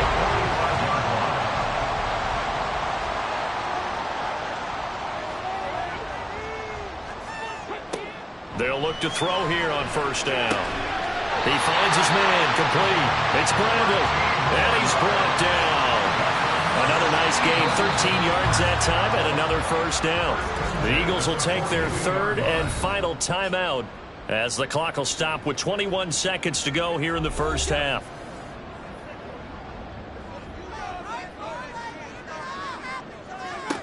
Now on first down, he'll drop to throw it. Throwing the out route, incomplete. That's Edwards. Oh, he's brought down. And remember here, no timeouts left. They got to get to the line quick. That's into the hands of Edwards. And he gets this one inside the 15, just a yard or two shy of the 10. So we've come to halftime here in Philly with the Eagles on top. As we'll send you down the coast now to Orlando, that's where we find Jonathan Coachman ready with our EA Sports Halftime Report. Coach. All right, Brandon, we'll get back to you guys in a bit. But first, let's take a look around the NFL here on this first Sunday of October.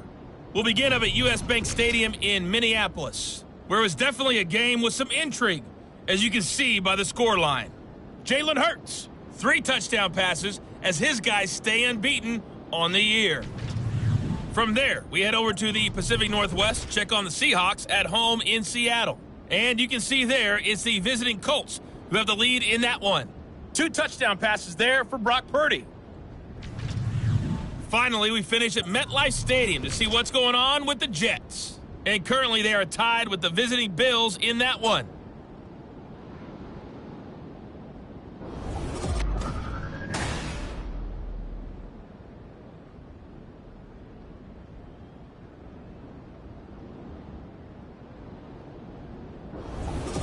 All right, Coach, thanks. Yeah, both teams likely to make some changes in what's been a closely fought battle to this point. 1 touchdown is the difference. 17-10 our score, and we are back underway on EA Sports. And he'll get it up across the 20 to the 21-yard line. So here are the Eagles to take over. They've won 2 straight, and they lead this one as well as they come up on 1st and 10.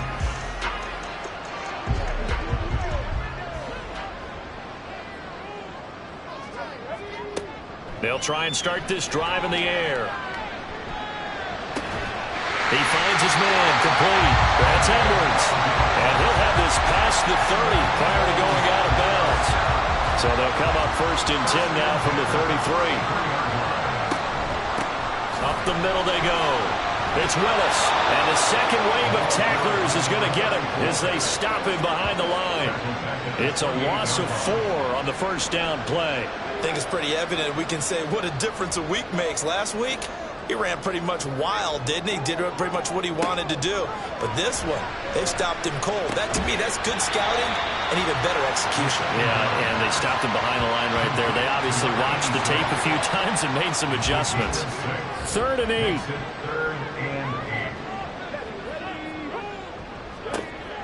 He'll drop to throw. To the sideline and incomplete. And so many times we look at the opening drive of the 3rd quarter as a tone setter, and many coaches do emphasize it. And that's a strong performance there defensively to force incompletion and, more importantly, force a quick punting situation. Fair catch called for and taken right near the 30-yard line. No return, but it goes down as just a punt of 31 yards. And it'll be Packer football here. 1st down and 10.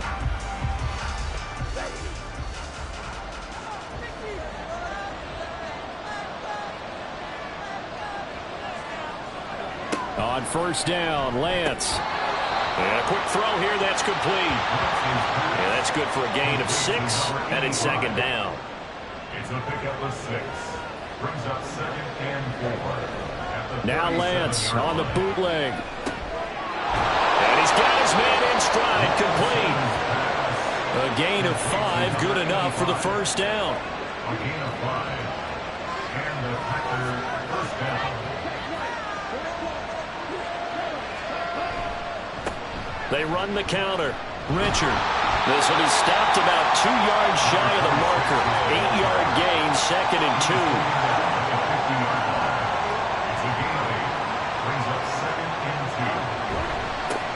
They'll keep it on the ground. Richard. And he'll get it down to the 47 here. They'll get 3 as the drive continues. It's a first down. First down, Packers. Now a handoff up the middle. Richard trying to run inside, but nothing there. No gain on the play there. 2nd down. No gain on the play. Brings up 2nd and 10 at the Eagles' 47-yard line. And they fake the handoff. Now Lance. Eagle pressure. Too much this time. Down he goes. Loss of 10 as multiple defenders get to it. So one quick, easy analysis about why they've struggled so far. They keep putting themselves in 3rd and long situations. They just took another sack right there. And the offensive film session tomorrow may be a little longer than it normally is.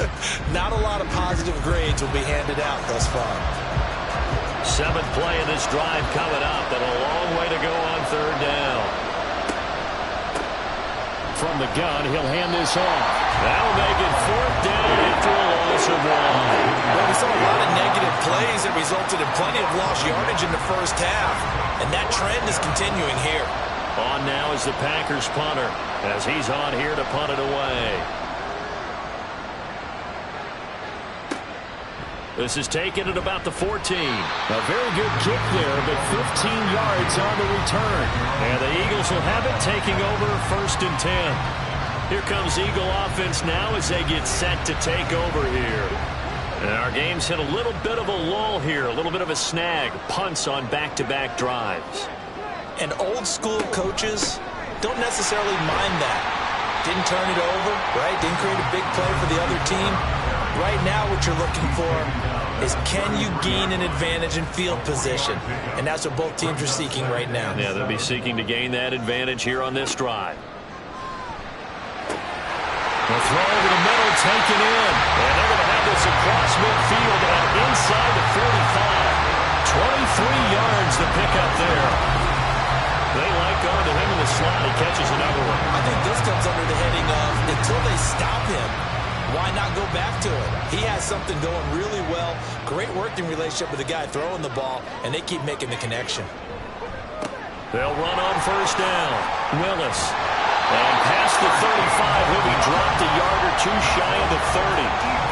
41 yards rushing now on 8 carries for him so far. Line of scrimmage, the 31 now on 1st and 10.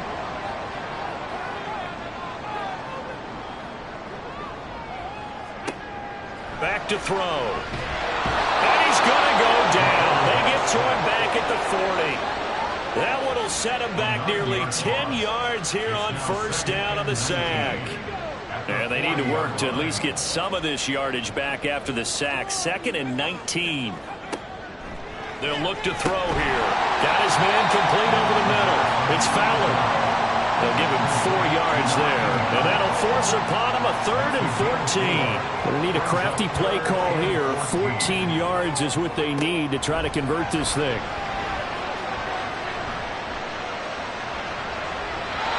Now throwing on 3rd down there, but he cannot connect. Green Bay up to the task there in coverage and forcing a 4th down. So on now the field goal team for Philadelphia. From the left hash, this will be a 52-yard attempt. And his kick is indeed good. And they double him up here. That makes our score 20-10. So the lead grows here incrementally, but I think the way their defense is playing, you feel okay with just getting 3. They've definitely been stout so far, but now that can all change, because if one guy gets loose for 70 yards, this is a different game. But as it stands, field goals are good. Just keep adding to that lead. Green Bay's offense ready to go again. Defense got the better of them last series, forcing a punt. See if they make a few changes in the game plan here and try to get points out of this drive. 1st and 10. He finds his man complete. It's Day. And up to the 35 before they're able to knock him down. Ball up to the 35 now as they come up on 1st and 10. Here's Lance to throw it. left side. It's complete. Now he's loose down the left sideline. Touchdown, Packers. A big play there. 65 yards. And the Packers have cut it back within a score. I think if you polled defensive backs, they would say the corner route, take that out, make it illegal, because that is so hard to recognize and so hard to adjust, because your first move is to not get beat in the middle of the field, and that's how they move you first before they break off to the corner. But then as the wide receiver, great job. It's tough to turn those upfield and go, but he did a great job with it there. Really good balance, really good body control, and how about the end result? A touchdown. This taken in at the goal line. And he brings us out past the 20 to the 24. The Eagles coming out as they get ready. Pretty important third quarter drive for them. Momentum has sort of shifted the other direction after that last touchdown as they nurse this small lead. They'll start on the ground here on first down. And he's going to be hemmed in and brought down right at the line of scrimmage. No gain on the play. It'll be second down. Second and 10 at the 23-yard line. Back to throw here. Able to find Willis. And he'll get this up past the 25 before he's out of bounds. Now third down and 7. Makes it third and 7. Out of the gun. They'll look to throw. He finds his man. Complete. It's Edwards. And I don't think he got there. No. He's short by maybe a foot. Maybe. Call it 4th and inches. The Eagles send out their punter now as he'll punt it away for the second time. And the fair catch is made at about the 27-yard line. It'll wind up just a 35-yard punt, no return. And they will take over first and 10.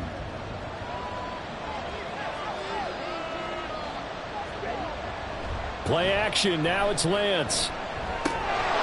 Firing quickly here, and that's complete. And they'll wind up getting this to the 37. Gain of 9. To number 84. Second down and a yard. Gain of 9. Brings up second and 1 at the 37-yard line. On play action, Lance. And he's going to lose a yard or two. Taken down behind the line.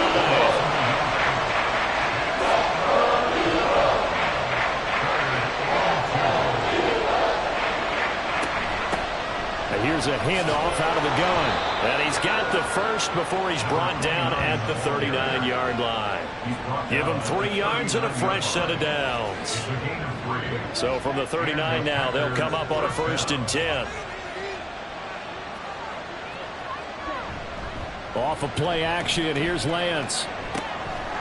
Quick hitter here, it's complete. And the result here, a pickup of 8. Leaves him with 2 to go on second down. 8 yards on the pickup. Brings up second and 2 at the 46-yard line. And as they come to the line, they will not be able to get off another play as time has run out on this third quarter. We'll return with more after this. This is the NFL, and it's on EA Sports. And welcome back. We are in the city of brotherly love, Philadelphia. It's been a very... Oh, he tries to force it in, and it's intercepted. And the Eagles are going to have a short field here as they'll take over right at the 50. And that's a ball that he is going to want to keep, his first career interception in the National Football League. And I love what teams do when that happens. You bring the ball to the sideline, the equipment guy grabs it, he puts a piece of tape on it, writes on it so that you know what it is, and then they tuck it away so that you can have it for later and put it on your mantle. Pretty good deal for him right there. Now he's eager to get back out on the field and get his second one.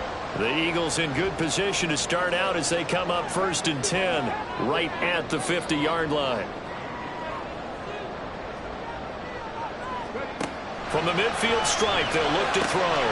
Throw left side complete. That's Willis. It'll be a gain of 5, and that's going to bring up second down. Brings up second and 5 at the Packers' 46-yard line. Now they'll throw here out of the gun. That is caught by Fountain. And they'll wind up getting this one all the way down inside inside the 20. 28 yards the gain there on the catch and run. These guys certainly are not hiding what their intention is. They're absolutely showing it. They're definitely not going to sit on this lead here in the fourth quarter.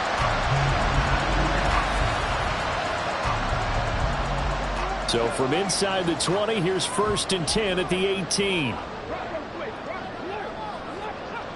They're going to look to throw. And he will find his man on the outside. It'll go as a gain of 4, and it'll be 2nd down. A gain of 4. It's now 2nd and 6 at the 13-yard line. Up the middle they go. It's Willis, and this play goes nowhere. Losing yardage back to the 15. Now they're going to be dealing with a 3rd and 7. Is that one officially a loss of 1? So 7 yards from the first down here as they come up to the line of scrimmage. Work in the middle of the field, and he's got a man complete. And the Eagles are going to have 1st and goal as they try to finish off this drive with 6 points.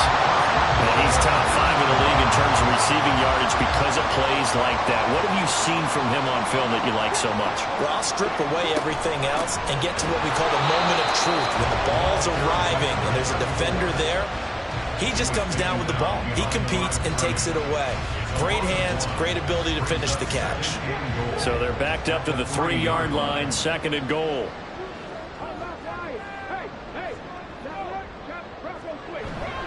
Jackson will get down close to the goal line, but not in, as he'll be marked down at the 1. A lot of tired bodies on that field, but this is a big play, 3rd and goal.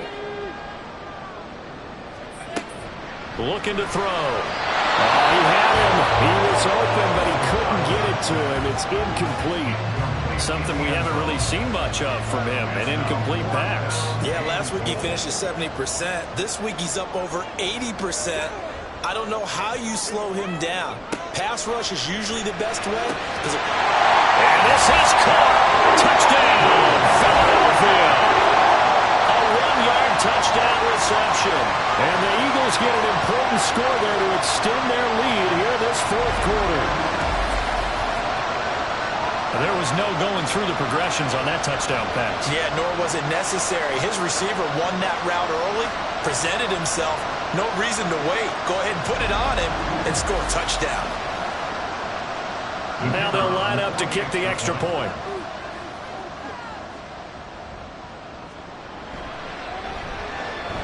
And his guys will take a 10-point lead. That time a 9-play drive. And it was capped off by an Eagles touchdown. This fielded right at the goal line.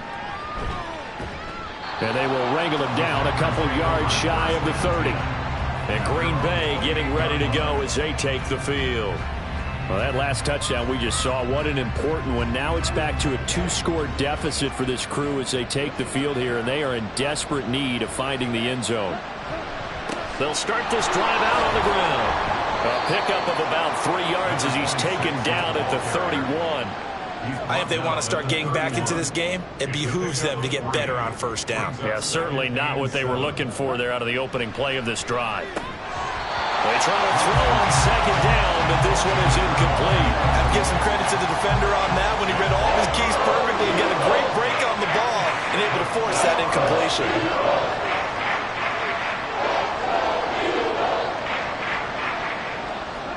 Throwing his Lance on third down.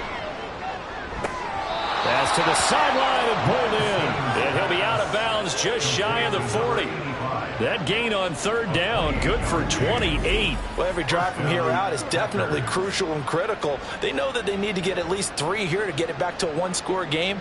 But I can't imagine that in their huddle that they're thinking at all about getting a field goal. They want to get into the end zone and then try and get the ball back again.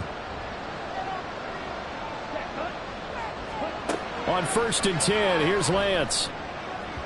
And that went too far in front. He couldn't reel it in. It's incomplete.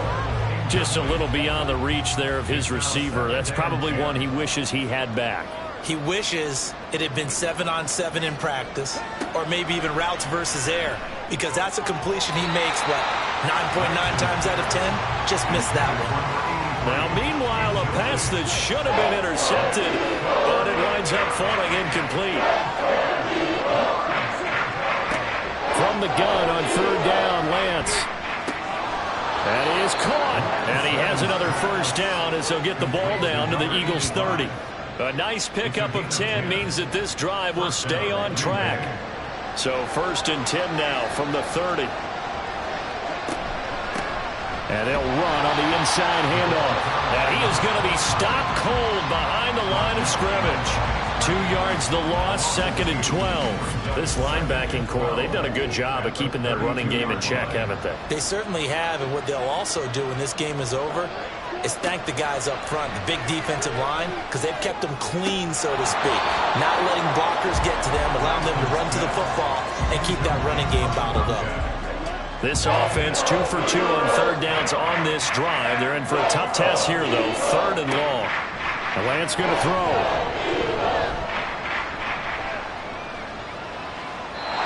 And now another one thrown incomplete. So 2 third down conversions on this drive, but not able to get a third, and now they deal with 4th down. So here we go. Maybe the biggest kick of the game forthcoming. He was true on his first. This a tough one from 49 yards away. And his kick is absolutely perfect. And this is back down to a 7-point game. All right, so they needed 2 scores to get back in the game. The field goal there, maybe not exactly what they wanted, but the necessary first step. There's still time remaining, and there's enough time to get it done. They've got to get it the least a 3-and-out here to get the ball back, preferably a takeaway. The Eagles just about set to go to work on offense. Their lead back down to 1 score after the field goal a moment ago, so they'll be looking to string together a few first downs, likely on the ground as they begin 1st and 10. They'll come out throwing here to start the drive. Incomplete into the hands of Fowler. And he has a big gain inside the 40 before being dropped. That one good for 37 yards. There's no doubt in my mind that not many guys in this league have had the impact that he's had here in the first half of the season. He's been a big play guy from the word go and continues to be one with another one right there. So how about that for a chain mover? They're all the way down inside the 40 now for 1st and 10. A play-action fake. They'll look to throw. Now look at this. They get the turnover they needed. It's intercepted. And the Packers are right back in this football game. Their passing game has been spectacular this afternoon. Finally, a win for the defense.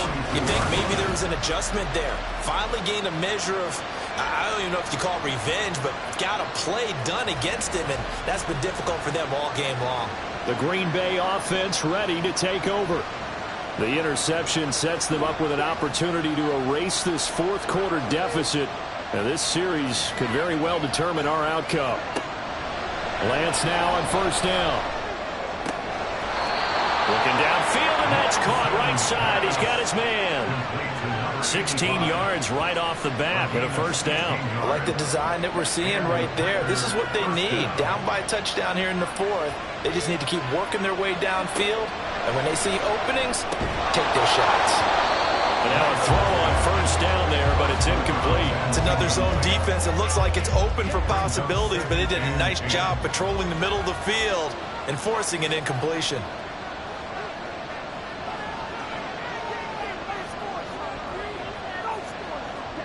Now Lance. And it's a short one here, complete to his tight end. They get 6. That'll leave them with 3rd and 4. In search of 4 yards here to pick up the 1st down. Again, they'll throw it with Lance. And that will be incomplete. And the other day they told us when we've got 3rd and 5 or less, we have to be able to convert. And I guess every team would say that, Charles, but an opportunity missed there. What they were trying to tell us is they believe it's a matchup game at that point, and they liked some matchups that they had, thought they could exploit them, unable to do so on that play. And they're able to get this one past the 30 down to the 25. A new lease on life after the 4th down conversion. Here's 1st and 10. Lance looking to throw it. Looking left side, and he's got a man. That's Day. And they work this near the 5. He'll be stopped at the 6. Another nice gain. That's now 30 yards between those last 2 plays. Just picking up yardage in bunches here these last few plays. They have moved right down the field, and just like that, they can be set up with a 1st and goal. A looming decision to make on the conversion, down 7, but first things first, they need to score as they come up on 1st and goal. Now a play fake. Lance. Feeling the pressure here and taken down. A sack back at the 7. The sack will push him back only a couple yards, but certainly not what they were hoping for on 1st and goal. Now from the 7, here's 2nd and goal.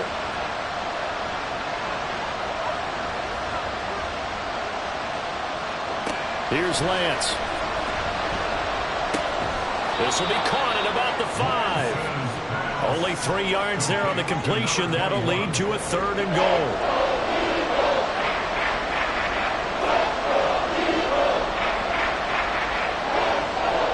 Lance now to throw. Toward the end zone, but that's going to wind up incomplete.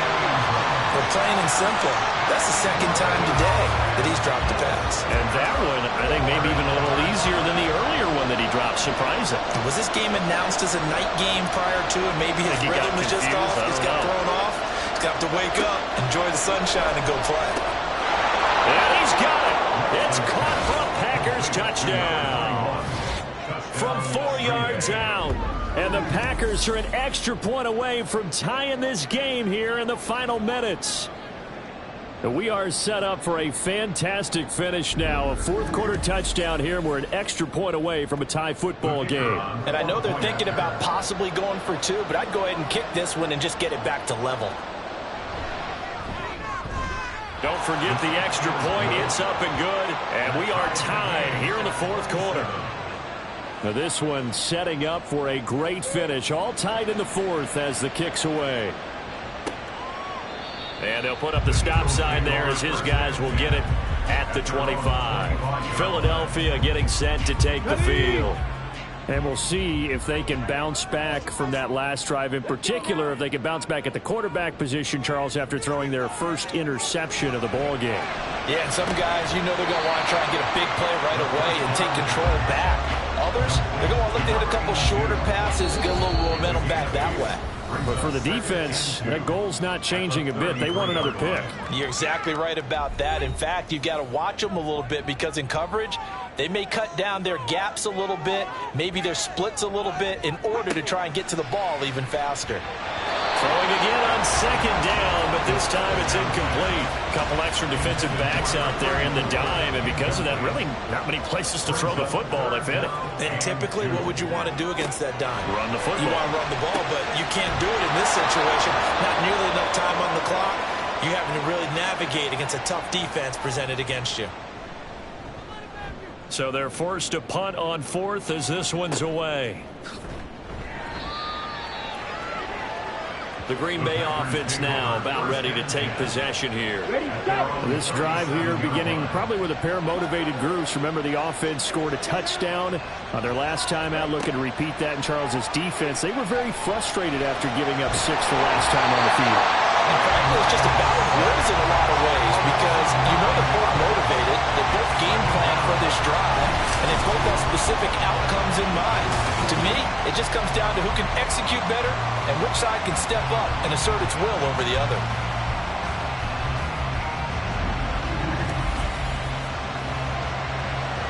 Here comes 2nd down.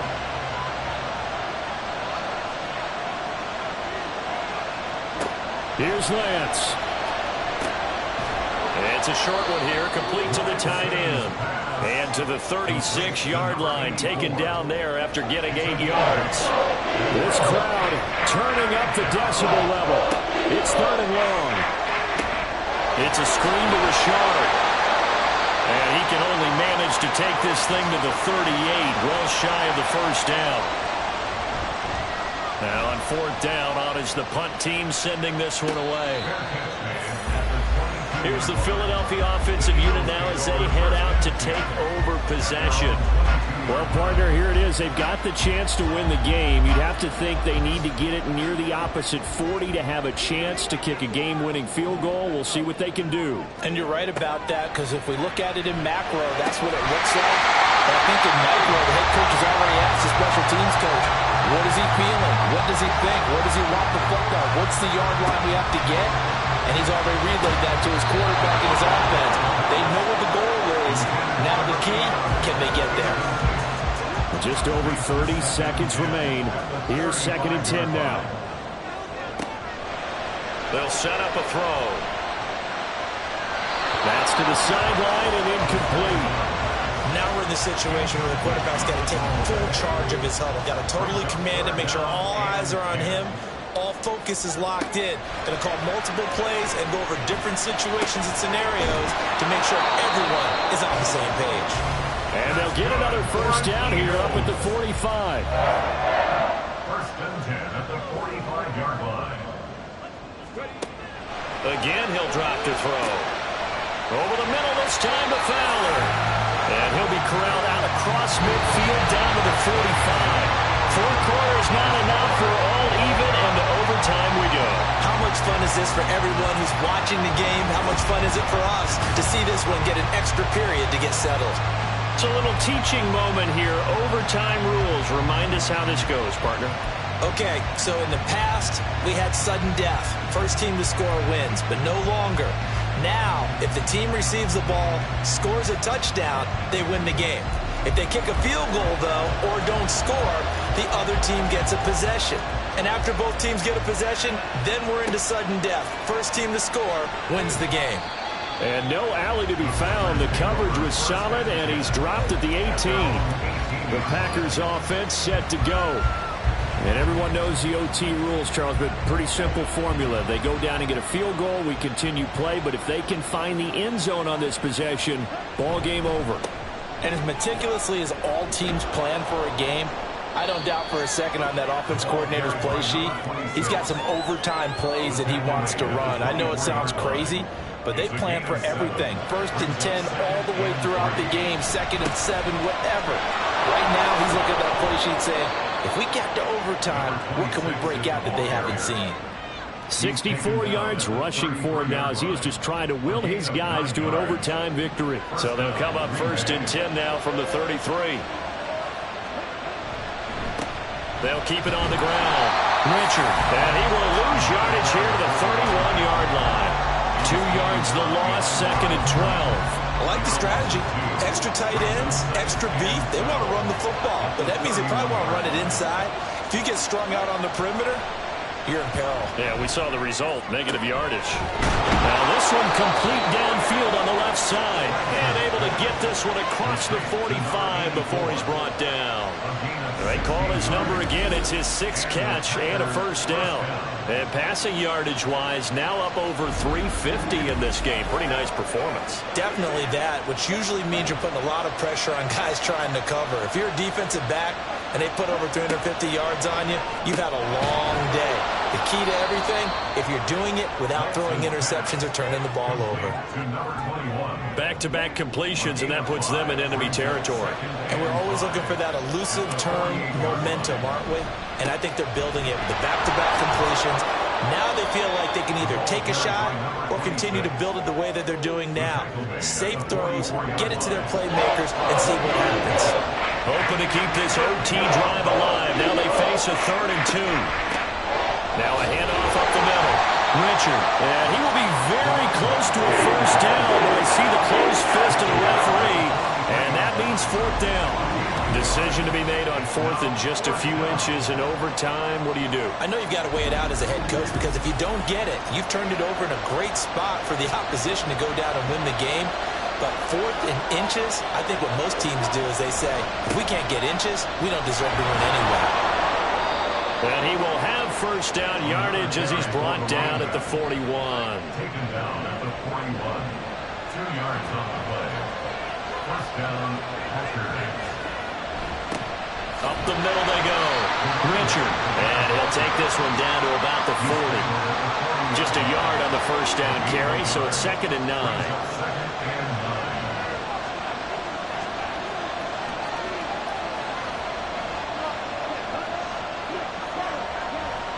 To throw, it's Lance.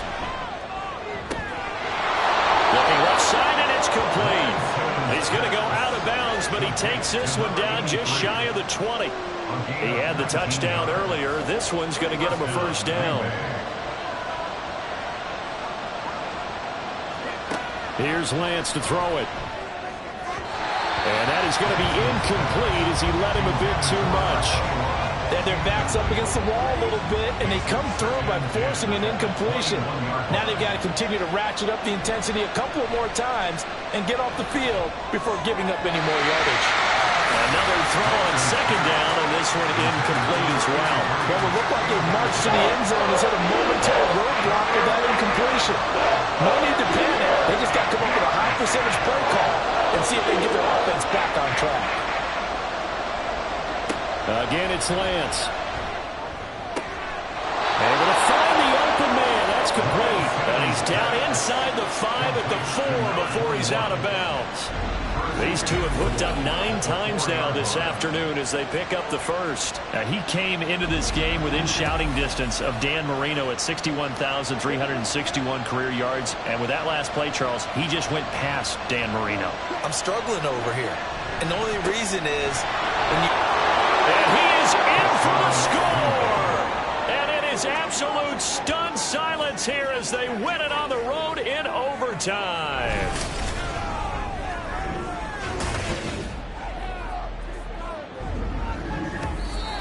So a win here for the Packers, and it was Trey Lance, CD, who really led the way. Yeah, you really have to credit the protection he got as well. He had time to throw all game long, and he took advantage, throwing for close to 400 yards and 2 touchdowns. So for the Packers, they move back over 500 at 3-2 now on the year. And they'll head back home next week to take on the Chicago Bears. Meanwhile, for the Eagles, the loss will move them back to 3-2 on the year. And perhaps fortunately for them, they'll get an early bye next week and come back to action in Week 7.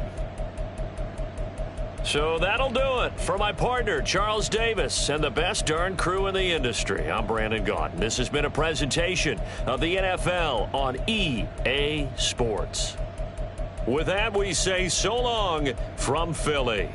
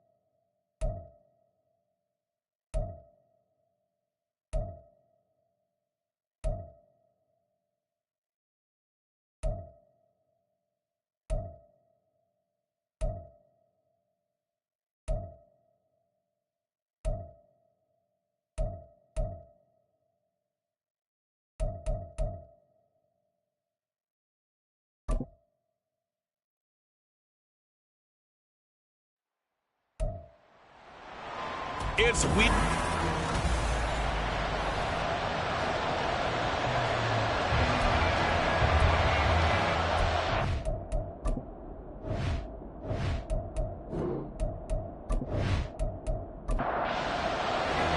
Seems like we were just starting training camp, but here we are in October, and off we go on EA Sports. And here comes a return from just beyond the goal line. Down right around the 25, actually the 26 officially, so a net gain of 1 there. So here's the Charger offense making their way out. And a glance here at the vet. He's got a lot of years under his belt in the National Football League. We're seeing it more and more in this league, how teams love to have athletes back there taking the snaps, guys who can throw it and move around and get yardage with their legs if needed. He's one of the best examples that we see out there right now. He can throw for hundreds of yards one week and then run for 100-plus the next. He adds an extra dimension that really confounds defenses when he puts it all together. 17 yards on the game's opening play and a quick first down.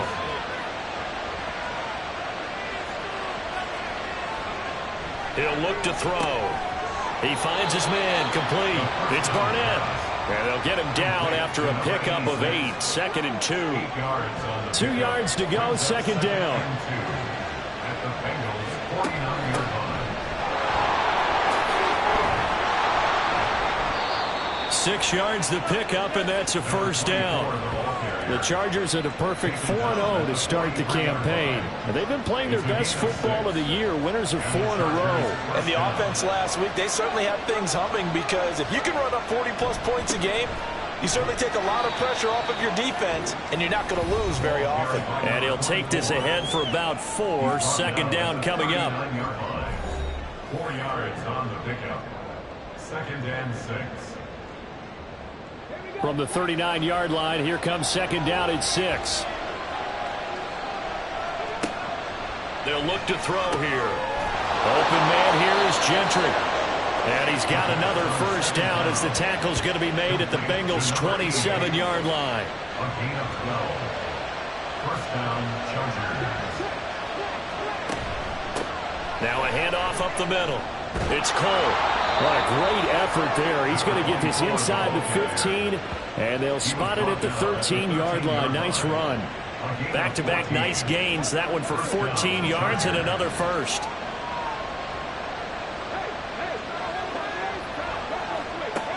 Now a shotgun snap as they'll look to throw. And he's going to get a solid gain of 9 before being brought down. 2nd and right at a yard. 4-yard line. It's a gain of 9. Brings up 2nd and a yard. Now a handoff running through the middle. And he'll be brought down here at the 3-yard line. Only gets a yard, but it's enough to set him up first and goal. First and goal at the 3-yard line. And they'll let the fullback try and take him home. And trying to push forward, but he is going to be stuffed up in the backfield. That sends him 2 yards in the wrong direction and leads to second down.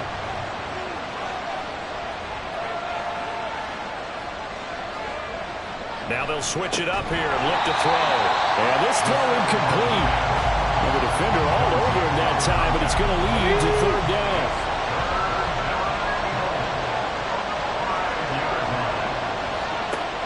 looking to throw. And he's got it. Touchdown, Chargers. A great play there. His first touchdown on the year. And the Chargers put the Knights' first points on the board as they take the early lead. One of the keys to their long winning streak has been scoring first. An ideal drive right there, getting the first 6 points of the ball game. Do you go back to our meeting with the offensive coordinator? Remember what he told us? Absolutely. With some teams, I script to probe in the early part of the game. Other teams, I script to attack. They've been in attack mode for these ball games and continue that in this one. Extra point up and good by Dicker. And that makes the score 7-0. Now after the Dicker field goal, he's back out ready to send it away.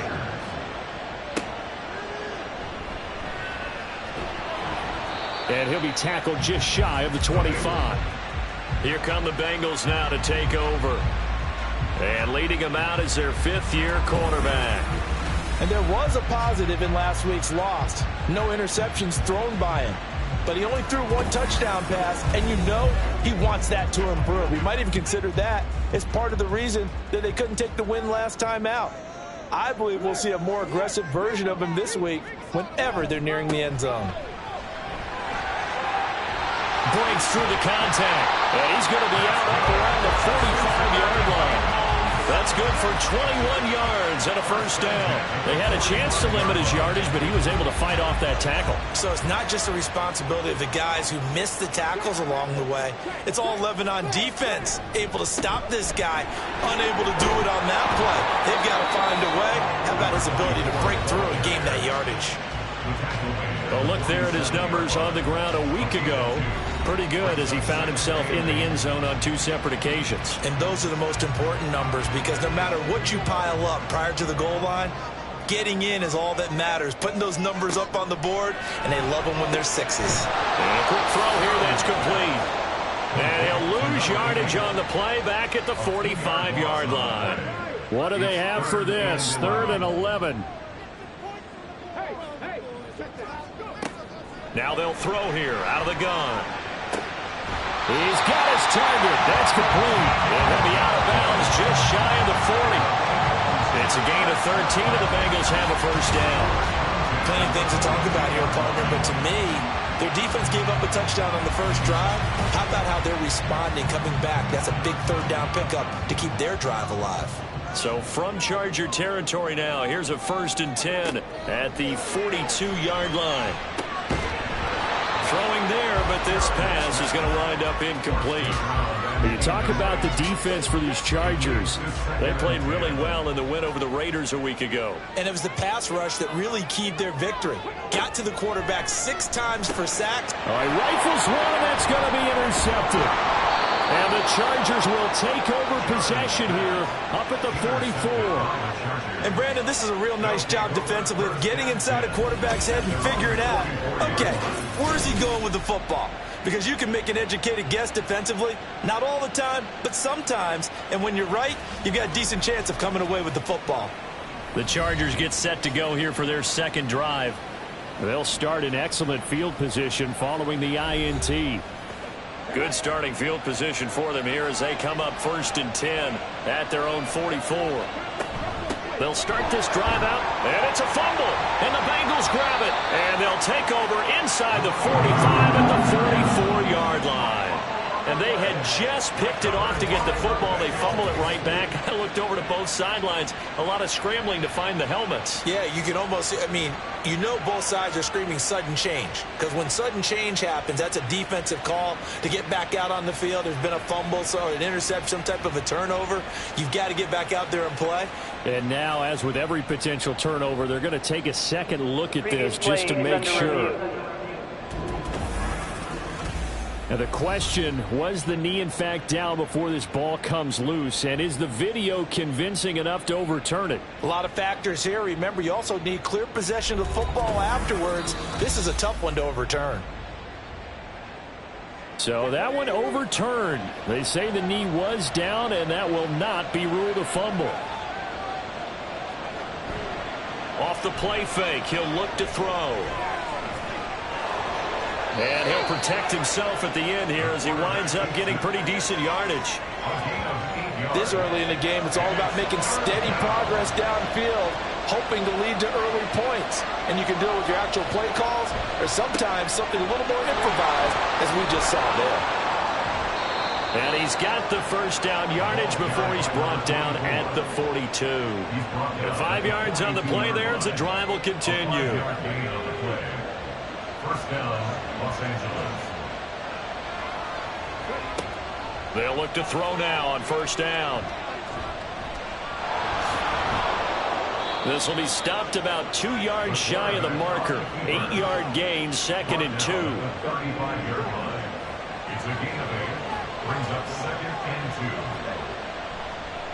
2. Here's a play fake as they set up to throw. Open out on the left side. This is Cole. Only able to gain a couple there. And they'll be faced with a 3rd and inches. Brings up 3rd and less than a yard. They'll drop to throw. And he's going to be taken down back around the 35-yard line. It'll be a sack and a loss of 3, but more importantly, it brings up 4th down.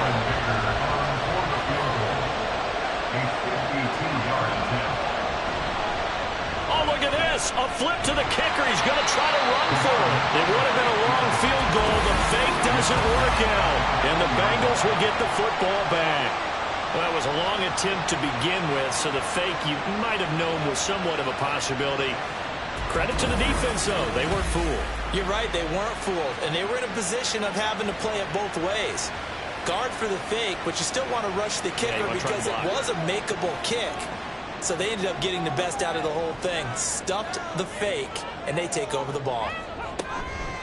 They'll start on the ground here on first down. And some nifty running here as he'll take this across midfield and down to the 47. Solid way to start the drive. 13 yards, picking up the first. His first carry of their second drive, pretty solid. And, of course, remember back to their first drive, really strong throughout that one. Not only is he getting good blocking up front, but how about his vision to find the holes? And he's seeing things before they even open and hurdling through them. That's good. The completion there for 7 yards, and it's second down. Brings up 2nd and 3 at the Chargers' 40-yard line.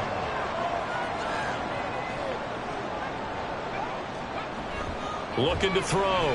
Sheridan. Throw left side complete. That's Hall. And he's brought to the ground with another first down at the Chargers' 27-yard line. First and 10 at the 27-yard line. Back to throw. Sheridan.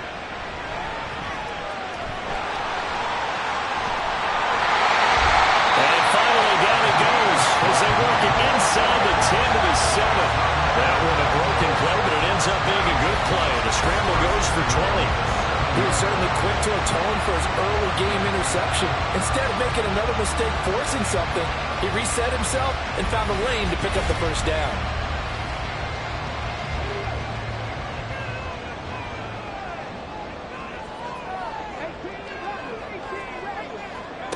Looking to throw. Sheridan. And he'll find McLeod on the right side complete. And he's brought down right at the 5-yard line. Give him 2 on the play.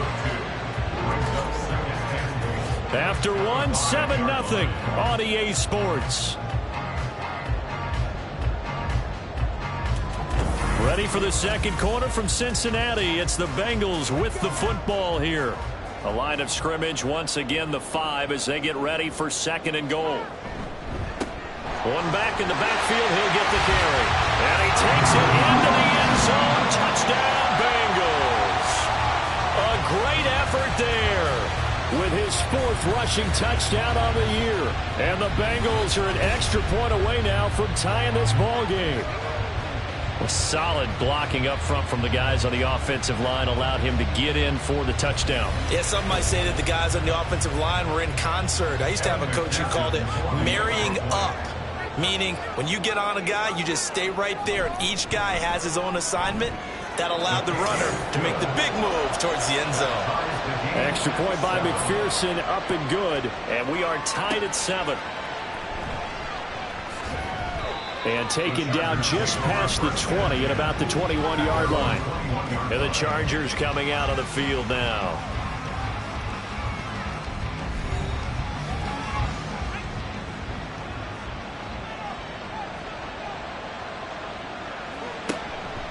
They go play action here on first down. Over the middle, complete. It's Barnett.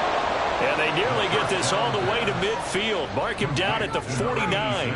That's good for 28 yards. Certainly no settling into the drive there. They came right out on the first play and attacked the middle of the field for a big gainer and a first down. So one play, and they're already just shy of midfield. From the shotgun, he'll look to throw. And that's to the left sideline and incomplete. Had the right idea there, trying to throw it to the sideline, but he let him just a little bit too much, trying to get it out to his receiver. Ends up falling to the ground, incomplete. He'll try again with the arm here on second down. And they're well past midfield, just a yard or two shy of the 40. Give him 10 that time, escaping the danger, running with it, and picking up a first down.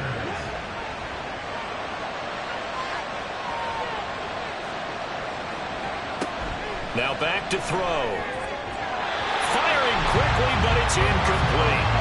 Well, they get back on their heels a little bit here in this drive, but a chance to exhale just a little bit there with incompletion on first down. Now they have to gear up, try and get 2 more stops, and escape this drive.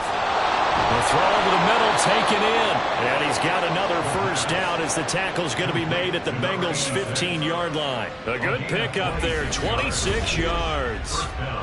You think about the great receivers in the game, what do they have in common?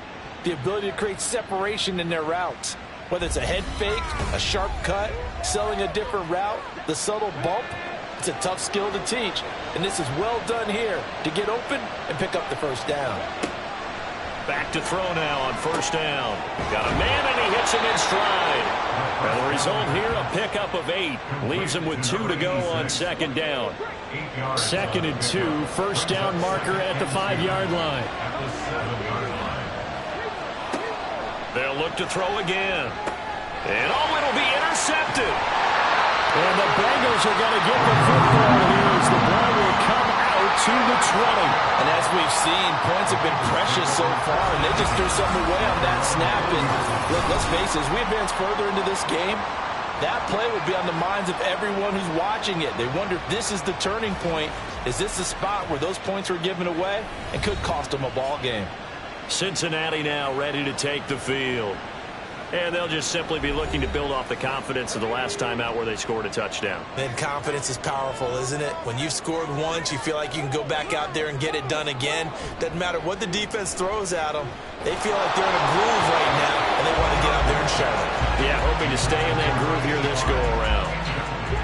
After the incompletion, here's 2nd and 10 from the 20. Off the bootleg, Sheridan. And his throw here's incomplete. We know it's not an easy job to go out and catch passes when people are trying to tackle you and knock the ball away. But the bottom line is, that's a pass he's got to have and a pass he should have caught. And this time he's got the hookup. It's complete. And boy, he is very close to a first down, but from where they're spotting that football, he's going to be a foot or so short. The Bengals bring out their punter now as he's on to punt for the first time tonight. And just a single punt for him in the loss last week as he sends this one away. It'll be a 51-yard punt that time. And it'll be Charger football here as they take over. The LA offense ready for this next possession. In a close game like this, Charles, those interceptions like they had on the last drive could be costly, but here they've got another opportunity to seize control of this game. And they'd better take advantage of it, because otherwise, if they end up losing by 1 score, they'll relive this over and over and over until they have another opportunity to wipe it away. From the 25, here's a 2nd and 4. The play-action fake. They'll look to throw. And this will be well too low for him to bring in. It's incomplete. Maybe a little over-anxious in the pocket there. He just didn't look comfortable on that throw. No, he didn't, because it wasn't his normal fluid delivery. And I think he might have had it right. Wasn't really confident with what he saw downfield, and almost felt like he wanted to pull that one back. And he is going to have the Chargers first down as he'll be marked down a yard or two past the marker following a gain of 6.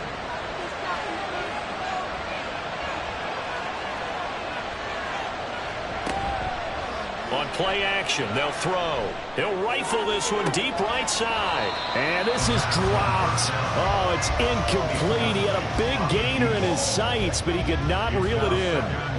Now a 2nd and 10.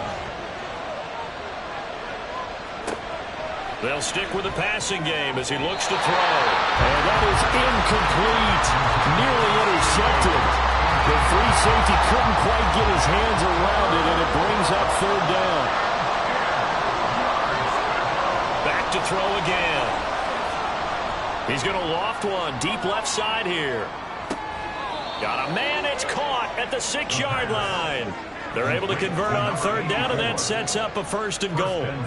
Well, partner, I'm not sure how this drive's going to end, but how about the way they flip field position there? A nice attacking play that picked up a heck of a chunk of yardage.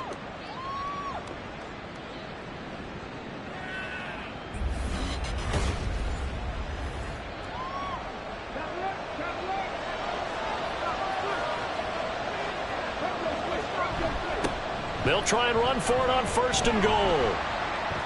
And he's able to get it down to the 2-yard line. A pickup of 4 on 1st down. It'll be 2nd and goal. A 4-yard gain brings up 2nd and goal. And they'll run again. But he will go backwards as he's stopped for a loss. It'll be a loss of a couple on the play, so now 3rd down coming up. And now 3rd and goal coming up. The loss on 2nd down. That just means this crowd's going to get even louder. And they'll get a little bit of extra help from the defenders as they exhort them to join them in the effort. Ball start, offense. Now the offense knew it. They were already starting to walk back as that one is accepted. A bad time for a false start penalty as they're backed up now for 3rd and goal. They're going to look to throw. And this is caught. He's got it. Touchdown, L.A. A great play there with his 2nd touchdown here in this 1st half. And the Chargers have taken the lead. No surprise there. 3rd and goal down here. That's where they're going to look for their tight end. Yeah, you want that big guy running his routes because it doesn't matter who they cover him with. If it's another big guy, he might use his bulk against him. If it's a shorter defender, might go over the top. Either way, you tend to find a little bit of a mismatch in that area. Extra point up and good by Dicker. And that makes the score 14-7. So that drive consumes 9 plays all told. And it ends with the Chargers getting into the end zone. So after the touchdown, here's Dicker out to kick this one off.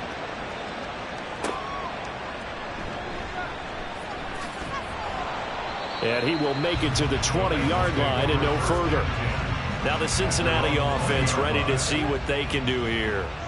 After that last score we just saw, now 14-7, so a chance to march down the field here, try to tie this football game. Throwing to start the drive, Sheridan. And they're going to get this beyond the 40 before he's taken down. Able to find a lot of empty space there, picking up the 1st down and a 21-yard gain.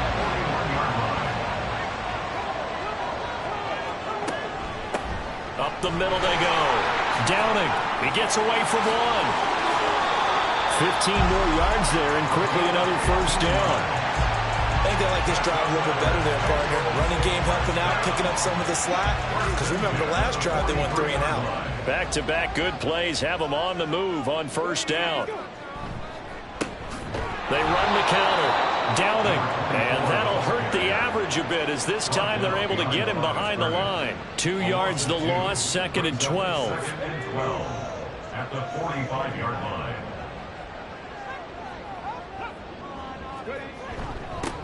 They'll keep it on the ground. Downing.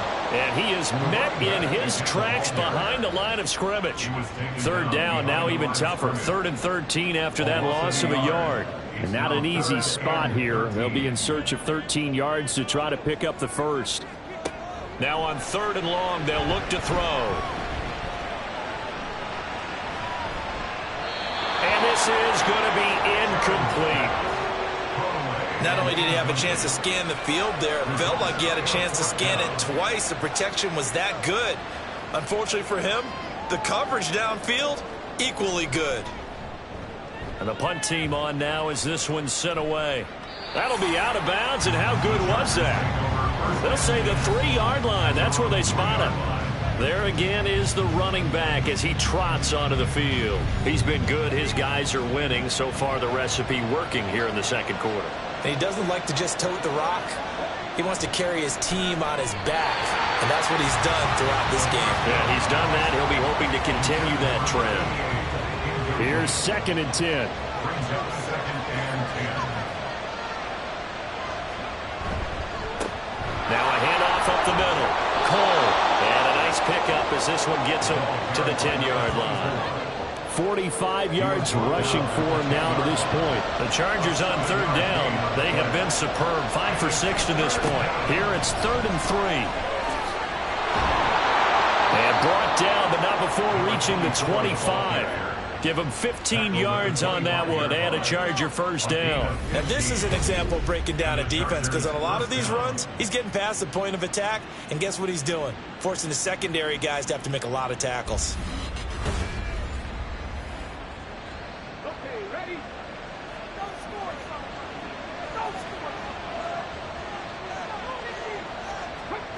Now on 1st down, he'll drop to throw it. He finds his man, complete. That's Barnett. No gain on the play. And that'll bring up 2nd down.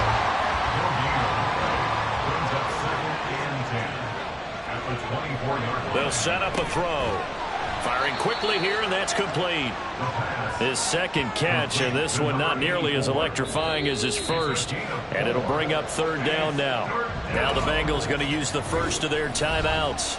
They'll have 2 remaining as we step aside here in this second quarter. They are in need of 6 yards here if they hope to move the chains. On 3rd down, he'll drop to throw. Nowhere to go here. He lost the football. Oh, and one of the linemen on the other side has got it. And they have the football and will take over at the 24-yard line. In their locker room, they've got a sign that says defense wins championships. And Charles, they pointed to that this week, said that has to be us. Looking good early. I like how you saw that because of the bold letters, right? You saw the emphasis that they place on that and what they believe in. And for them, it's every single snap. So it's not just a matter of getting to the quarterback and knocking the ball free. They're trying to read when that ball's going to come free. As soon as those hands separate to throw the ball, they want to be there and have a chance to knock it out. On 1st down, Downing. And a decent gain there as that takes us to the 2-minute warning. It's a 7-yard carry to set them up with a 2nd and 3.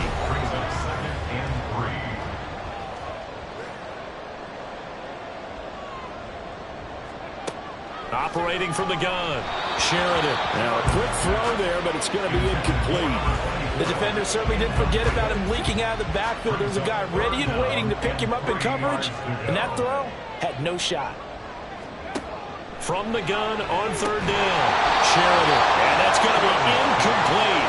The coverage too good there. The contact popped the ball free, and it's 4th down. My first thought is surprise, because that's one of the better tight ends around, and I've seen him pull in balls like this before. But how about a little credit to the defense forcing that incompletion? McPherson's kick is good.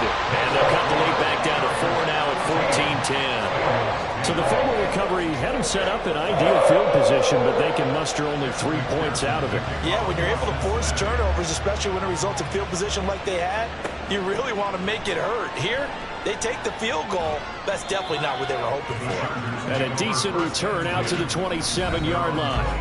A look at the running back, the man out of the backfield as he gears up to go again. And it may just be the second quarter, but he's in his zone, well on his way to eclipsing that 100-yard mark. And when a back has a game, as we're witnessing right now, his name's going to be in the books, but it's really a collective deal, isn't it? Because that means he's getting plenty of blocking, a lot of help from his teammates, but he's making the most of it. Yeah, he's made the most of it to this point.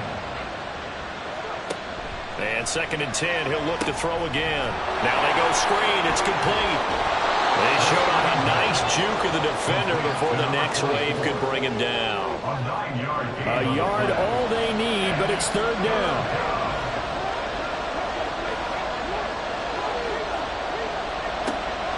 He'll drop to throw. Work in the middle of the field, and he's got a man complete. And he is going to have the Chargers first down as they're able to get the third down conversion.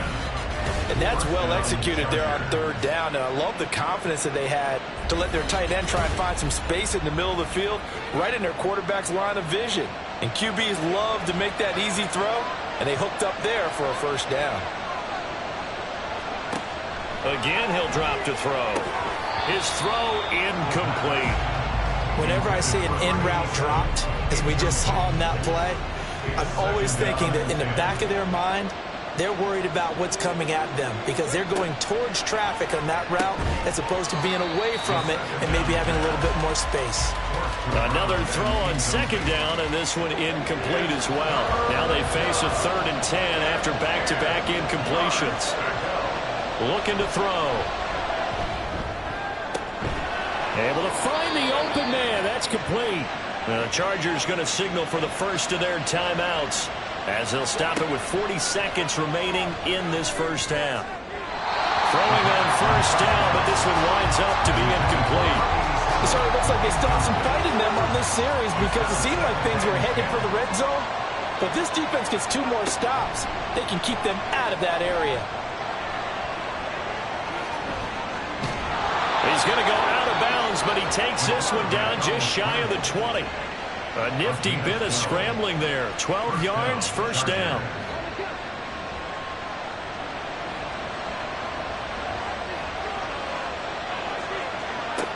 Back to throw. The throw taken in by Cole. And a couple of yards as they move it from the 21 to the 19.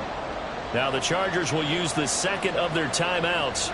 So that means they're down to 1 remaining here as we head toward halftime. And he's got his man in stride, complete. And the Chargers are going to have a 1st and goal as he'll be taken down at the 7-yard line. Now a signal and a timeout call as it comes with 9 seconds to go in this first half of play.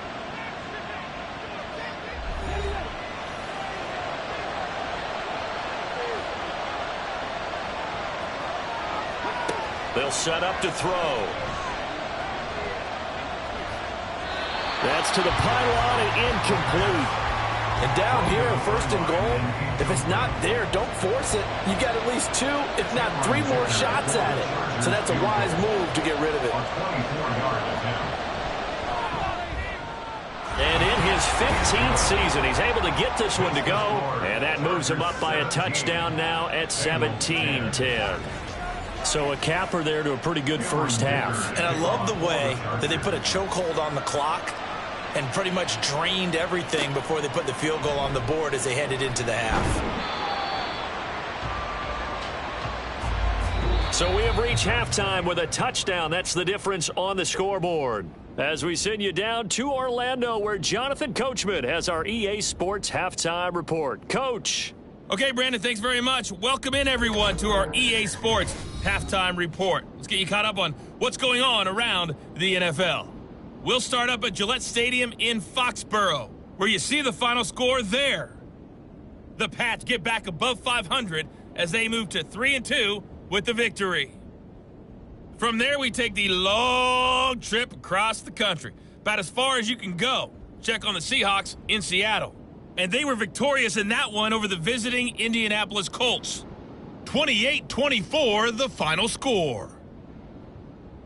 Lastly, let's check on one final game for you. And you can see they are scoreless as they play the second quarter.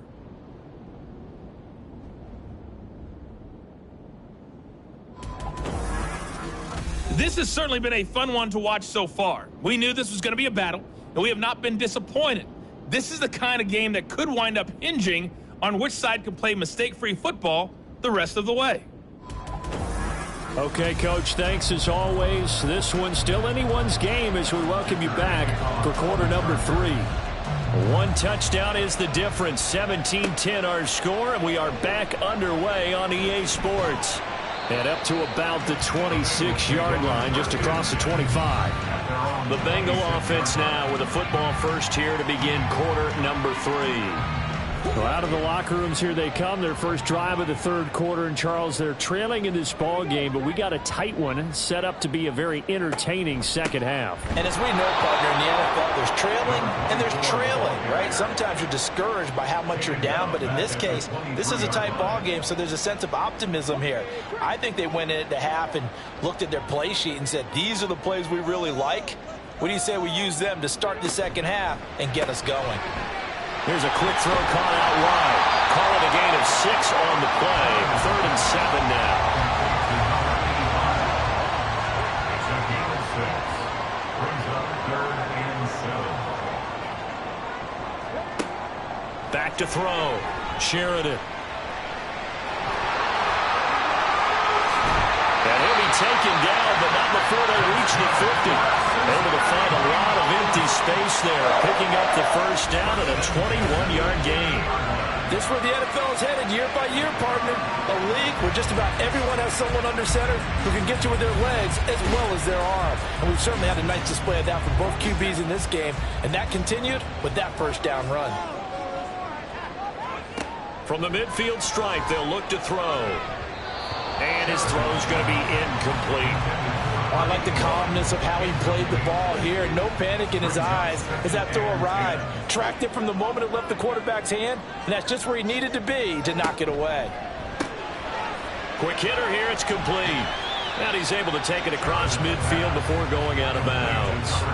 He'll get only 3 there, so it leaves him with a 3rd and 7 ahead.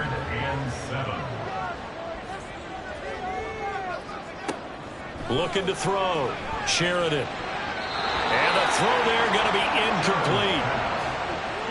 He's had trouble finding open receivers all game, CD, and that's because really there hasn't been many. This defense has been all over them. Yeah, they're one of the better defenses in the league, and every time I talk to someone around the NFL, they all say the exact same thing. They're so fundamentally sound, it's hard to execute against them. Personal foul. Roughing the kicker. Defense. That hurts. If it was running into the kicker, wouldn't be a first down. Roughing, it is a first. And just think about the differences between the two. Running into the kicker almost feels inadvertent, just a small tap, so to speak. But when you rough him, usually bodies are hitting the ground and flying all different places. And the difference is 5 yards or 15. And in this case, that's a big play. Credit him with a 1-yard gain there to make it 2nd and 9. Brings up 2nd and 9. They'll keep it on the ground. Downing. And he is going to be stopped cold behind the line of scrimmage. 9th play of the drive coming up, and certainly not an easy one on 3rd and long. Back to throw. Sheridan. Over the middle, and there's a diving catch. Just his 2nd catch of the game so far. This one moves the chains. I know retirement ceremonies, a rocking chair is often one of the major gifts, but don't give this guy one just yet. He may be plus 30, but my goodness, how about that effort? Yeah, he's not that old. Hey, I'm on the wrong side of 32. You okay? You feeling all right? I'll be all right. Okay, good. I just need some chocolate and a box of tissues. And he's not able to get away. Sacked back at the 22. The sack recorded. It's a loss of 5, and now it's 2nd down. The 22-yard line.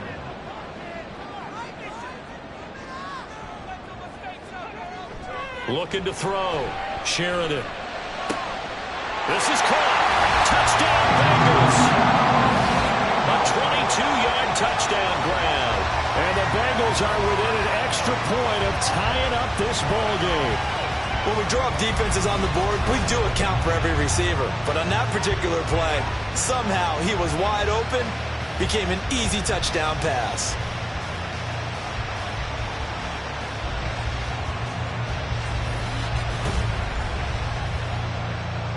McPherson now for the extra point.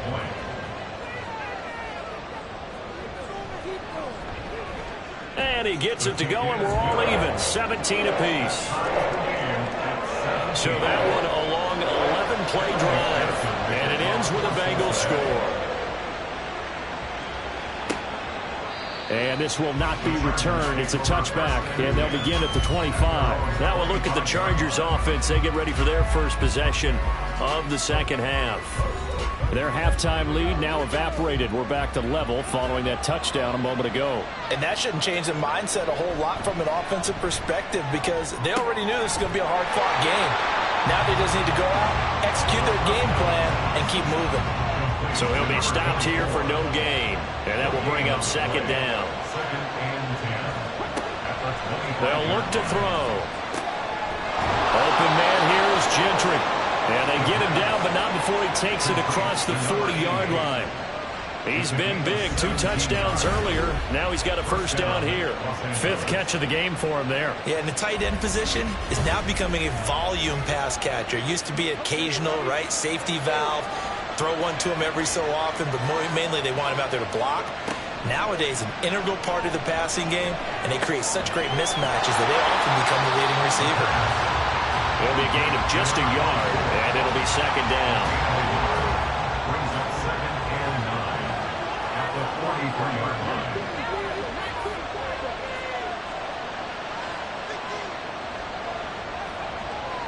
He'll look to throw. He finds his man complete. It's Barnett. So 5 yards here, 5 on the play. And now we've got a 3rd and 4. 5-yard pickup on the play. And it's 3rd down. From the shotgun, he'll look to throw. He's going to get that to his running back out of the backfield. And he is going to have the Chargers first down by about 3 yards or so as they wind up getting 7 there on 3rd and 4.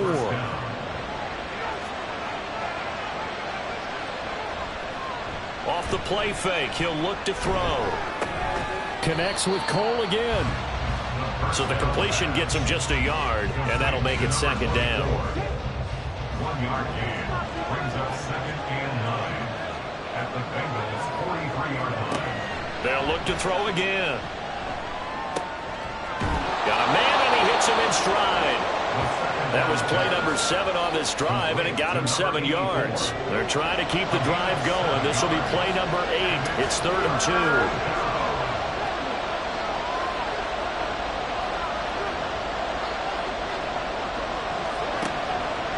They'll look to throw here.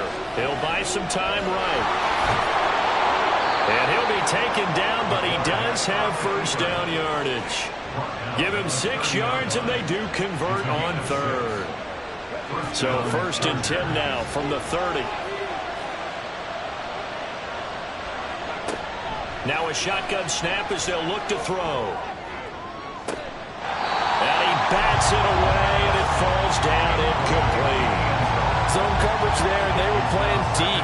That makes it obviously a little bit harder to run by guys. And that time, there's not much of a window to get the ball in there, and it winds up incomplete.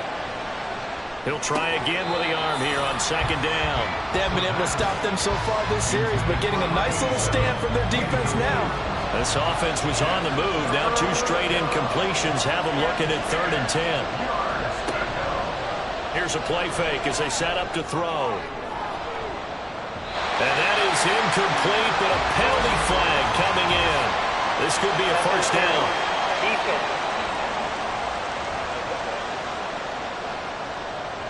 So now then the penalty's got him set up with a 1st and goal.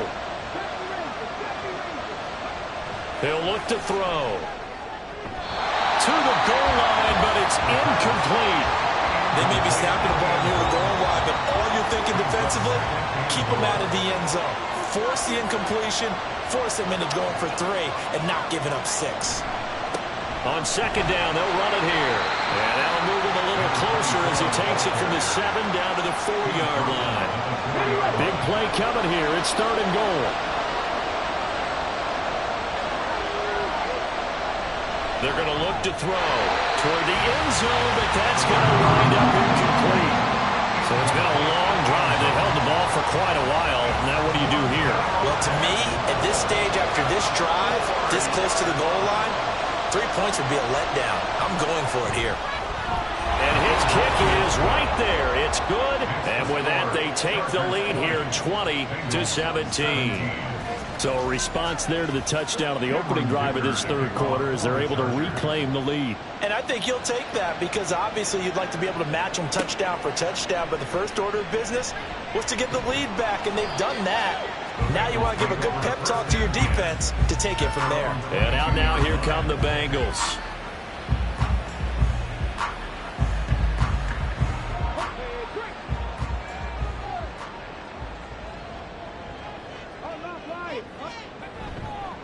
Now a play fake here on first down. And he finds a man on the crossing route. And he'll get this one way out just shy of the 45-yard line.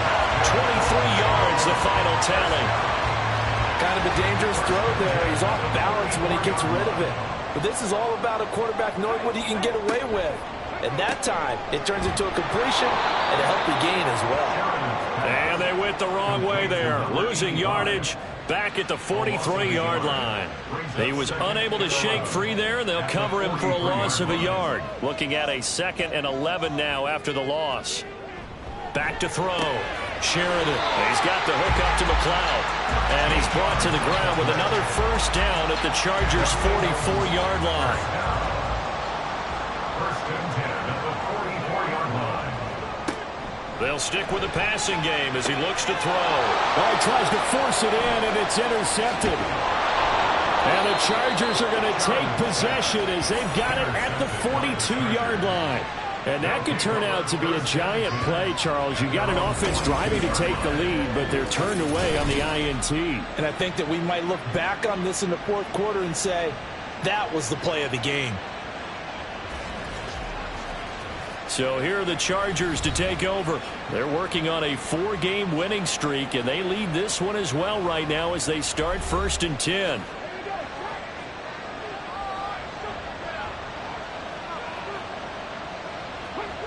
They'll come out throwing here to start the drive. He finds his man, complete. That's Barnett. Give him a gain of 5 on the completion, and it'll be 2nd down. 2nd and 5 at the 47-yard line. They'll set up a throw. Throwing over the middle, and it's incomplete. Not his best throw there, but where we sit right now in the third quarter, he's had a pretty good game throwing the football. He certainly has, and it's not exactly the point where we're doing 4-minute offense yet, but they've got to think about, I'm not going to say milking the clock, but understanding clock management here on out. They get 6 on the pickup there as the drive will continue. First down, Los Angeles.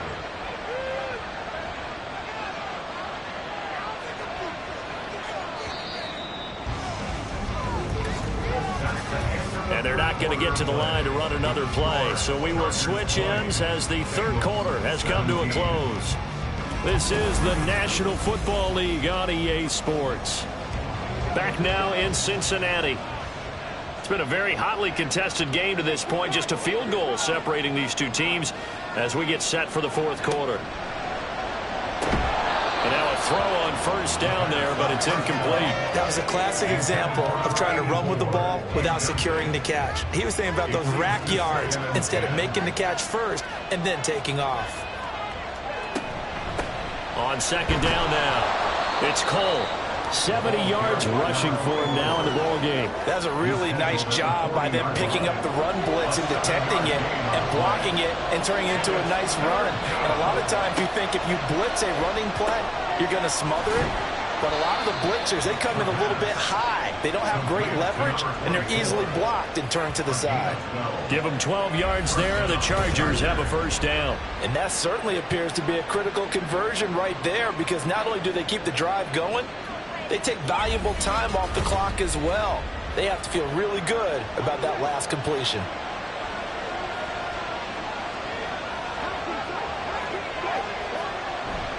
They go play action here on first down. It's caught by Brown. And inside the 20 before he's brought down.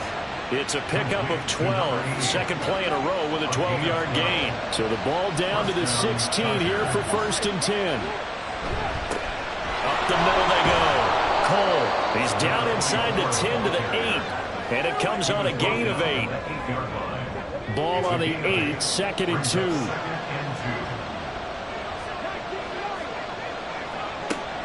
He'll drop to throw. And this will be caught in the end zone for a Chargers touchdown. A great effort there. His third touchdown now on the year. And the Chargers are able to build on to their fourth quarter lead. We talk so often about how hard it is to win in the NFL when you turn the ball over. And here a late turnover leads to a fourth quarter touchdown and a 2-score lead. And what's more important is being able to take advantage when a turnover presents itself. You've got to come up with points to make the other guy pay. They're able to do so here, and they've got a pretty good chance now of winning this football game. Taking it about the 1. And he won't quite make it to the 25. Ready to go on offense, out come the Bengals. And you figure after giving up that last touchdown, they trail by 2 scores here in the fourth quarter. This drive becomes very critical.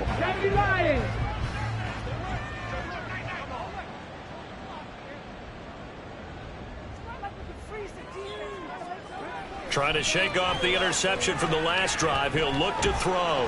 And he's going to have to eat this one as down he goes. They'll wind up losing 3 there on the sack. Good pressure, and it's second down. At the 21-yard line.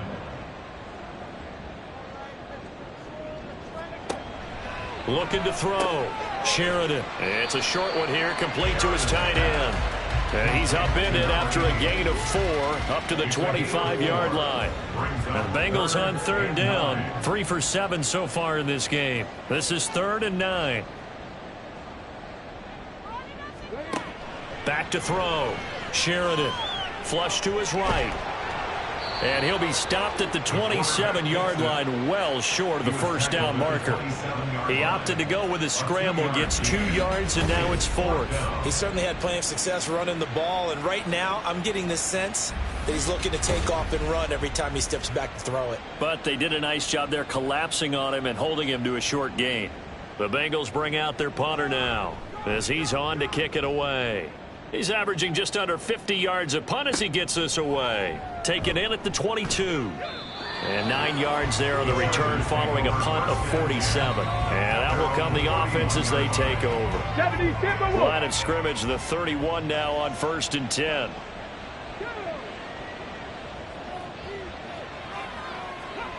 They'll try and start this drive in the air. He finds his man, complete. It's Barnett. And he'll be taken down, but not before they work it across midfield. A good pickup there, 21 yards.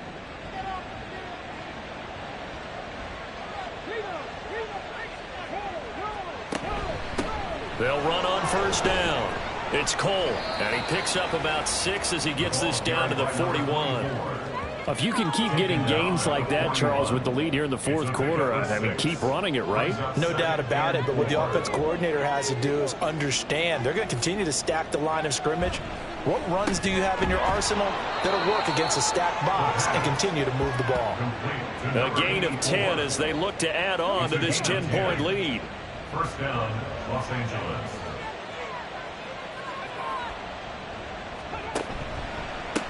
On first down, Cole.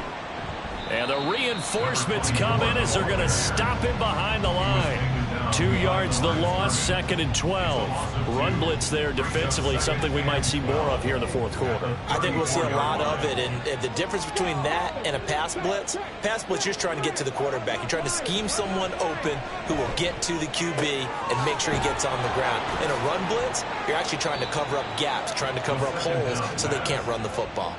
He got 29 yards that time.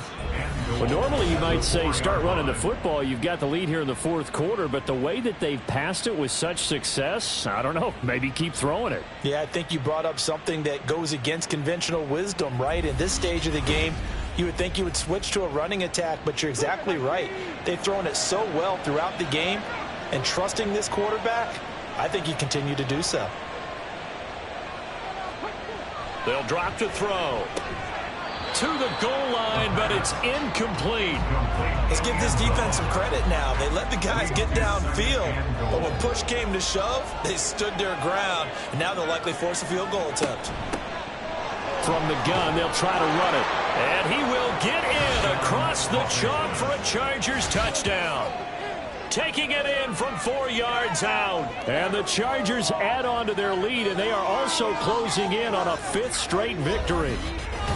So that's now 10 touchdowns for him on the year. He's into double figures, and we're not even to the halfway point of the season yet. Partner, doesn't it speak to how well he works with this offensive line? And they know he doesn't need a giant alley to run through. He just needs a little seam. And he's so good at being patient, waiting for things to develop, and then accelerating when it does appear. Extra point up and good by Dicker. And that'll make this a 3-score game now. The lead moves to 17. Here's Dicker now as he'll send this one away.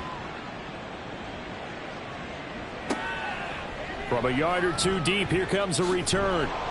And only able to get this to the 19, so probably should have opted for the touchback. The Bengals set to take over. And just looking ahead, it would appear that that bye week is coming at the right time. They'll have 2 weeks to chew on this one, though probably not one that they want to chew on. A poor performance from start to finish. Throw left side, complete to McLeod. You got the big lead defensively. Willing to give him that underneath stuff, right? And this is why you work on your tackling. Tackle them after the catch, inbounds, keep the clock running. Just go ahead and bleed the game out that way. And he'll get it up near the 35, right at the 34 here. A good decision in the end to pull it and run, gets him 9 yards and a first. First and 10 at the 34-yard line. Looking to throw. Sheridan. Now they set up the screen. That's complete. And brought down, but not before reaching the 45-yard line. It's a Bengal first down, a pickup of 11. The 45-yard line. Operating from the gun. Sheridan. And he's got his big wide receiver complete. And they'll get him down after a pickup of 8. 2nd and 2. Back to throw. Sheridan. And he can't find anywhere to go with it. And he goes down. And quickly they get to the line. To throw on 3rd down. Sheridan. And that is incomplete. That incompletion is not a surprise with the way that this one has gone, and the frustration, the body language is evident everywhere. This team, they've really been put through the ringer in this one. As expected, they're going for it to keep the drive alive. Pass taken in by his big tight end. And he is going to have the Bengals first down, and they come up with a big one there to keep the drive moving and then some. Now, here's a look for the end zone, but that one's going to wind up incomplete. At this point, down big, you'd have to imagine this defense, they're just going to sit back, blanket the field as best they can. Yeah, this is actually the easy part of the game for them because, just as you noted, they can sit back, keep everything in front of them. But they've blanketed the field the entire game using a variety of coverages. Another throw on 2nd down, and this one incomplete as well. This offense was on the move. Now 2 straight incompletions have them looking at 3rd and 10. He's going to be sacked back at the 23-yard line. And they're indeed going to go for it here on 4th down. So trailing here in the last quarter. Let's see how this plays out. And that is caught. He's got it for a Bengal touchdown. A great play there. His 2nd touchdown of the night. And the Bengals have got it back to a 2-score game here in the 4th.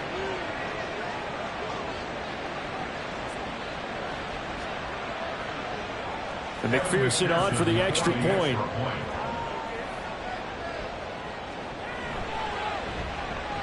And the lead is trimmed down to 10. A pretty long drive that time. 11 plays all told. And it's finished off with a Cincinnati touchdown. And this will not work out. The Chargers able to recover. Illegal touching. Offense. Well, CD, you understand. I mean, they're so eager trying to get back in this game here in the 4th quarter, but they touched that one a little too early before it went 10 yards. Brandon, it's such a high-stakes scenario. Everyone's feeling the pressure on this play. The special teams coordinator, which one is he going to pick in terms of kicks? Can the kicker execute it? Can the team wait for 10 yards? So many variables, and in this case, they didn't get it done. So fresh out of the 2-minute warning, and here's another timeout taken with 1:55 remaining.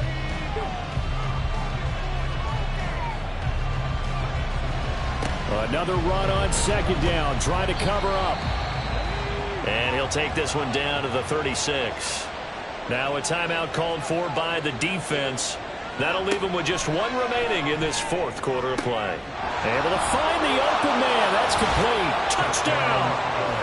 A great effort there, with now 2 fourth-quarter touchdowns. And the Chargers are well on their way to a 5-0 start as they extend their lead.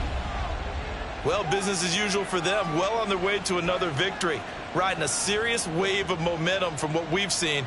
And so far, they haven't met their match. So if you're going to play this team in the future, your mission is clear. You better be ready to play and match their firepower. Extra point try now from Dicker.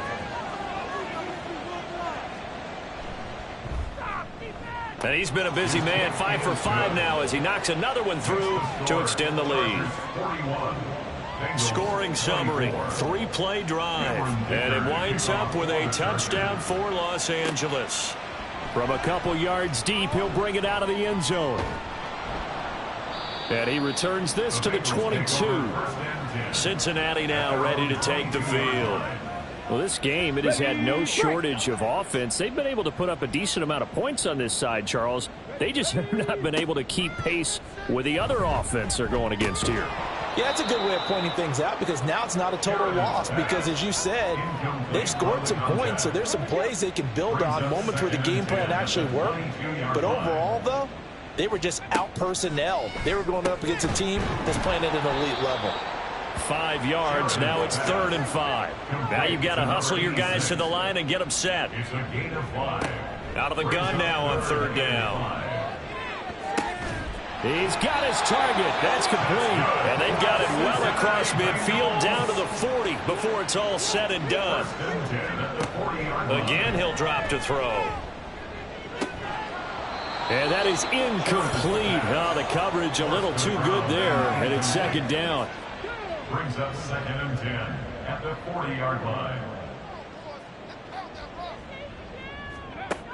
Back to throw again.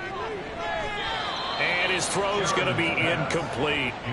Well, he leads the NFL in interceptions and nearly added to that total. Got his hand on it, couldn't quite corral it. It's been a Pro Bowl-type season for him, and the term ball hawk really comes into play, doesn't it? Yeah, I like that one a lot because teams want to avoid that type of a player, but sometimes you just can't. He just knows where the ball is.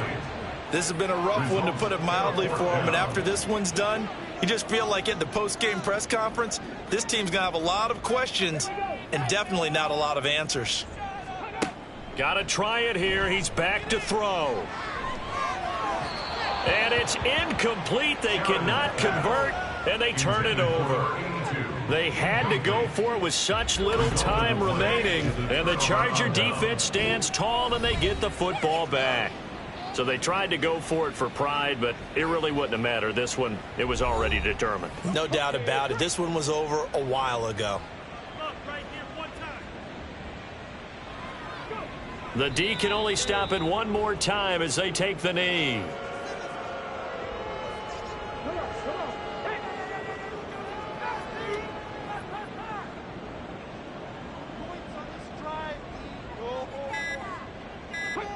The D can only stop it one more time as they take the knee.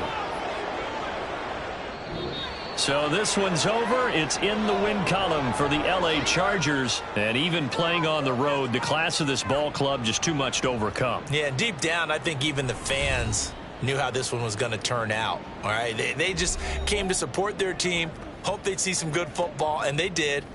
But they didn't really expect their team to win. In fact, they probably came in and said, let's win the tailgate. Because that's where we have the advantage, and I bet they did that. So for the Chargers, their strong September has carried over to October as they move to 5-0. And they'll have another road date next week with the Kansas City Chiefs. Meanwhile, for Cincinnati, they drop below 500 to 2-3 with a loss. And perhaps fortunately for them, they'll get an early bye next week and come back to action in Week 7. And for Charles Davis and our entire crew here at EA Sports, I'm Brandon Gaudin saying so long, everybody.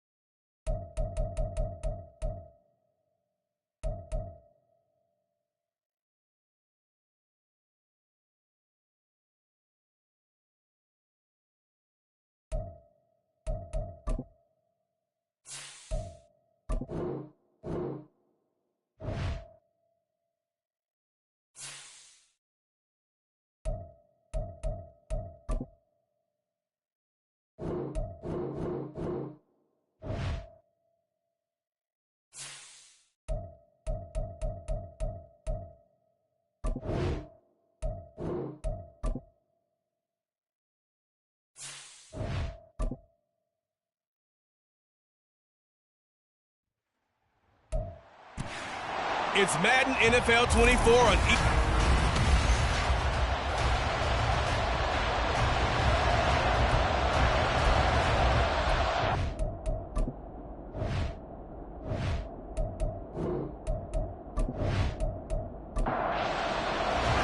Seems like we were just starting training camp, but here we are in October, and off we go on EA Sports. This taken in right around the goal line. Past the 20 to about the 22. So here come the Ravens now, ready to get the football for the first time. At a glance at the man under center at 6'5", he always demands attention. And he's been playing at an elite level here in this early half of the season. Tops in the league in touchdown passes at this point. This is definitely a wide-open offense, so we'll see if he can keep his string of good games going right here. They'll start this drive out on the ground. Able to fight through one tackle.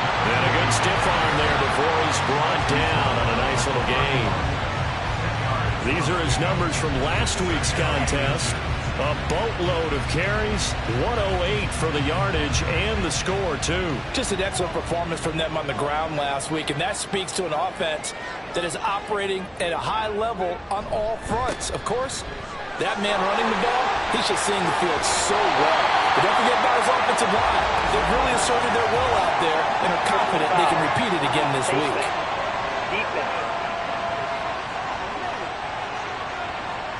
Yeah, we saw that from up here, CD. A tug on the face mask, and the flag comes out. And we saw that last week they had some defensive miscues like that, and they told us that they had worked hard on it in practice and thought they had it all cleaned up. But obviously the message hasn't really sunk in. They'll keep it on the ground. Goodrich, and he'll manage to pick up about 4. It's second down. The Ravens in a perfect 4-0 to start the campaign. They've been playing their best football of the year, winners of 4 in a row. And let's remember that last week that this offense, they played about as well as they possibly could play. Touchdown after touchdown. They were absolutely unstoppable in that game. They'll be hard-pressed to do it again, repeat that type of performance. But, boy, were they sensational just a week ago. On third down, Goodrich. And he gets this down to the 18, good enough for a first down. 8 yards on the pickup there, and it moves the sticks. If you make the stop there, maybe you hold him to 3 on this opening drive. They didn't get the stop. Yeah, new set of downs now. Now you're worried about, just as you pointed out, not just giving up 3, possibly giving up 6. Let's see what they decide to do here, because they've got to change up what they have been doing. It hasn't been working. Now second and 3. Off the bootleg. Flowers flushed out right. There's the stiff arm. Maybe not exactly what they had in mind, but that scramble good for 6 and a first down. As he came to the line of scrimmage, he knew he didn't need much to reset the chain, so when he saw the space he needed, no hesitation. He went to the marker and got his guys a first down. And he is swallowed up right at the line of scrimmage. No gain on the play that time, and it sets up second and goal. No gain on the play. Leads to second and goal at the 6-yard line. Looking to throw. Flowers. And this is caught. Touchdown, Baltimore. A great play there. first touchdown of the season. And the Ravens will claim the early lead as they're on the board first here tonight. Let's make no bones about it. On paper, they're the better team. They're at home. That's a strong opening drive. And just think how many times we've seen this type of a matchup. Just what you said, better team at home should steamroll them. And we've seen it go the other way. Sometimes, though, they buy into it and understand we are the better team. Let's go out and prove it right now. Point after, right down the middle. And it's now a 7-0 game. And here comes a return from just beyond the goal line. And he'll wind up getting a couple extra yards here for his trouble and bringing it out of the end zone as he's down at the 27. So here are the Lions now coming out for their opening drive. And they'll be led by their 5'11 quarterback, and a mobile one at that. From Temple, it's P.J. Walker. And he ought to have a lot of pep in his step after last week's performance because he did exactly as you want him to play if you're a coach. 3 touchdown passes, 0 interceptions, which usually means you're making a lot of right decisions out there. Got him to win. Now here's a pass on first down that's knocked away and incomplete. 2nd and 10. Now Walker. And that falls to the ground, incomplete. A nice job of bodying him up defensively, and now it brings up 3rd down.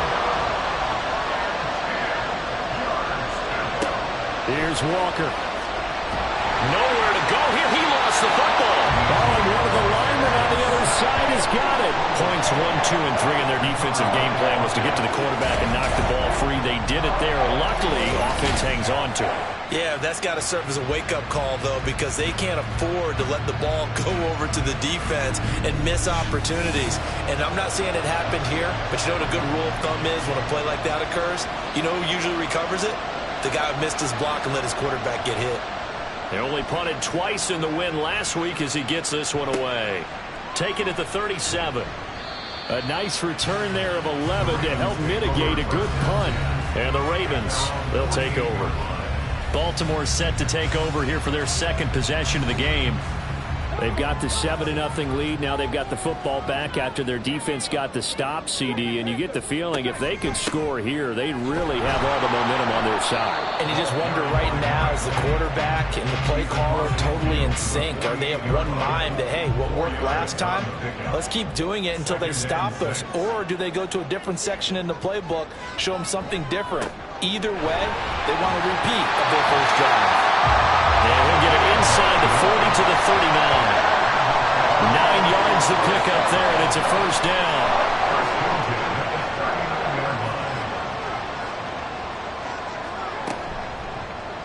He's going to try and take off with it. And they'll have it in the red zone before he crosses over out of bounds. The keeper there turning into a big play of 23 yards, and it moves the sticks.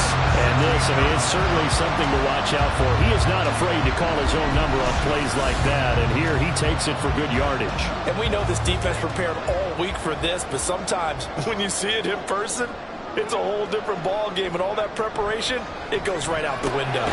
Slant to Adams.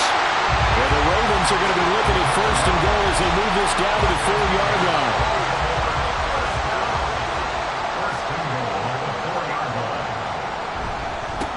They'll try and run for it on 1st and goal. And he's maybe going to get this back to the 4, but that's about all. They'll say no gain on the play, and it'll be 2nd and goal. At the 4-yard line. Operating from the gun, Flowers. So back-to-back plays, each get nothing. And that'll bring up a 3rd down and goal. Brings up 3rd and goal. Operating from the gun, Flowers. Throwing left sideline there, but it's incomplete. Detroit was up for the challenge through the air. They force a 4th down. Great defense there on 3rd and goal. They took away everything. Forced him to fire that one to the sideline where no one could get it. And the 10-year back knocks it through the goalpost. So another scoring drive there, Charles, and an early 2-score lead. You'd like the 6 there, partner, but you'll take the 3, and I think they have to be happy by the way they moved the ball in these first 2 drives. they have to feel good about their opportunities the rest of the game. And he won't return this one. He'll go down to a knee, and they'll start at the 25. Back onto the field come the Lions for their second overall drive. They'll look to get something started. They need to, down 10-0 early as they've got it 1st and 10. The drive starts with a run by Allen. And he's upended at the 33 following a good pickup of 8. He's taken down at the 33-yard line. It's a gain of 8. Brings up 2nd and 2. Here's a 2nd and 2 now from the 33.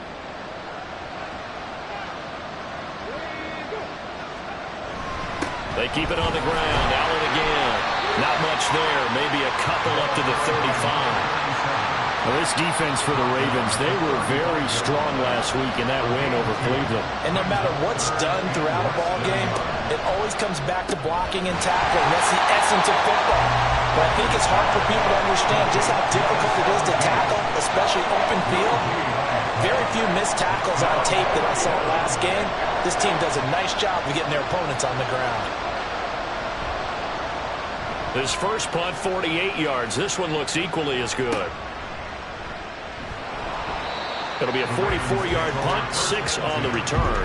And it will be 1st and 10 as they take over. Baltimore about ready to go on offense. They're looking sharp, out early to a 10-zip lead and looking for more as they've got it 1st and 10. They'll start this drive out on the ground. And he's going to get about 7 yards on that one, up to around the 33. Well, they're making an effort to get the ground game going tonight. So far, it's working. I like what we're seeing from the offensive line. They seem to have the leverage going, and they're controlling things and reestablishing the line of scrimmage, moving that defensive front backwards. I also like what the runner's giving us, too. It appears that he's been waiting all day long to get out here and take off. They'll run on 1st down. Goodrich. And they will only muster a yard here to the 38. You talk about this Lions defense.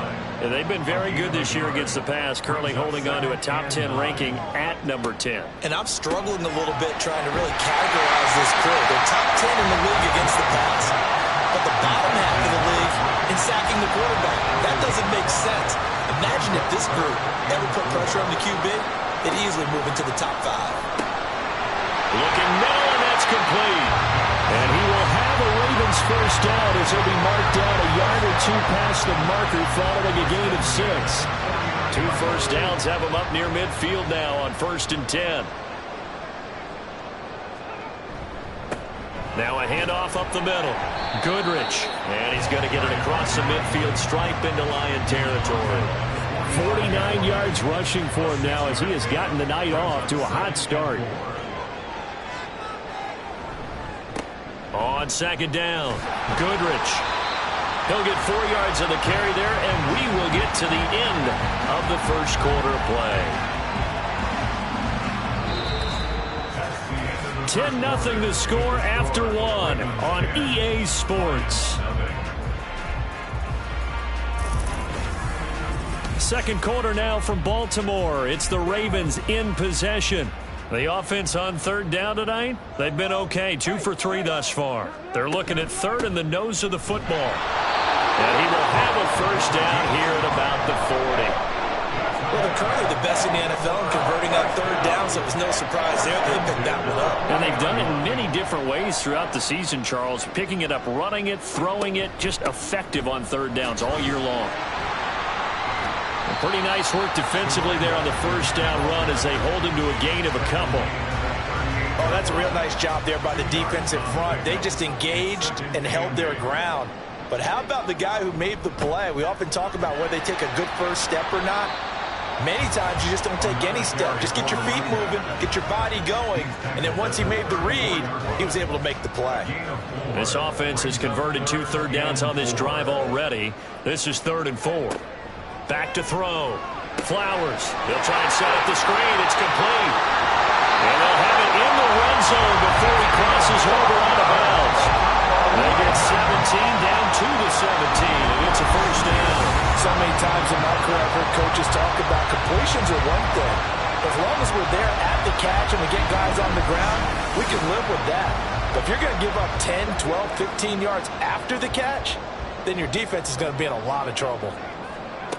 On first down, Flowers. Throwing middle, and it's complete. The result, only 4 yards there on the play. And it's second down. It's now 2nd and 6 at the 13-yard line. Looking to throw. Flowers. And he'll go down. Brought down at the 20-yard line. It'll go in the books as a 7-yard loss on the sack. And it's third down.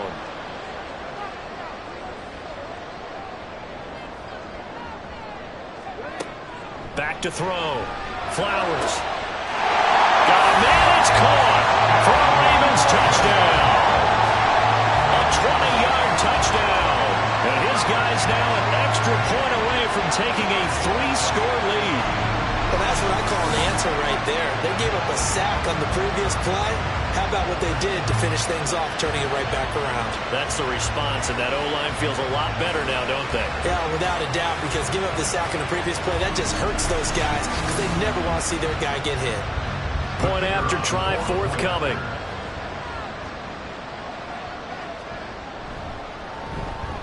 He's got it, and it's 17-0. That one was an extended drive, 14 plays all told. And it's capped off with a Ravens touchdown. Out is the kickoff unit as they run up and send this one away. From a yard or two deep, here comes a return.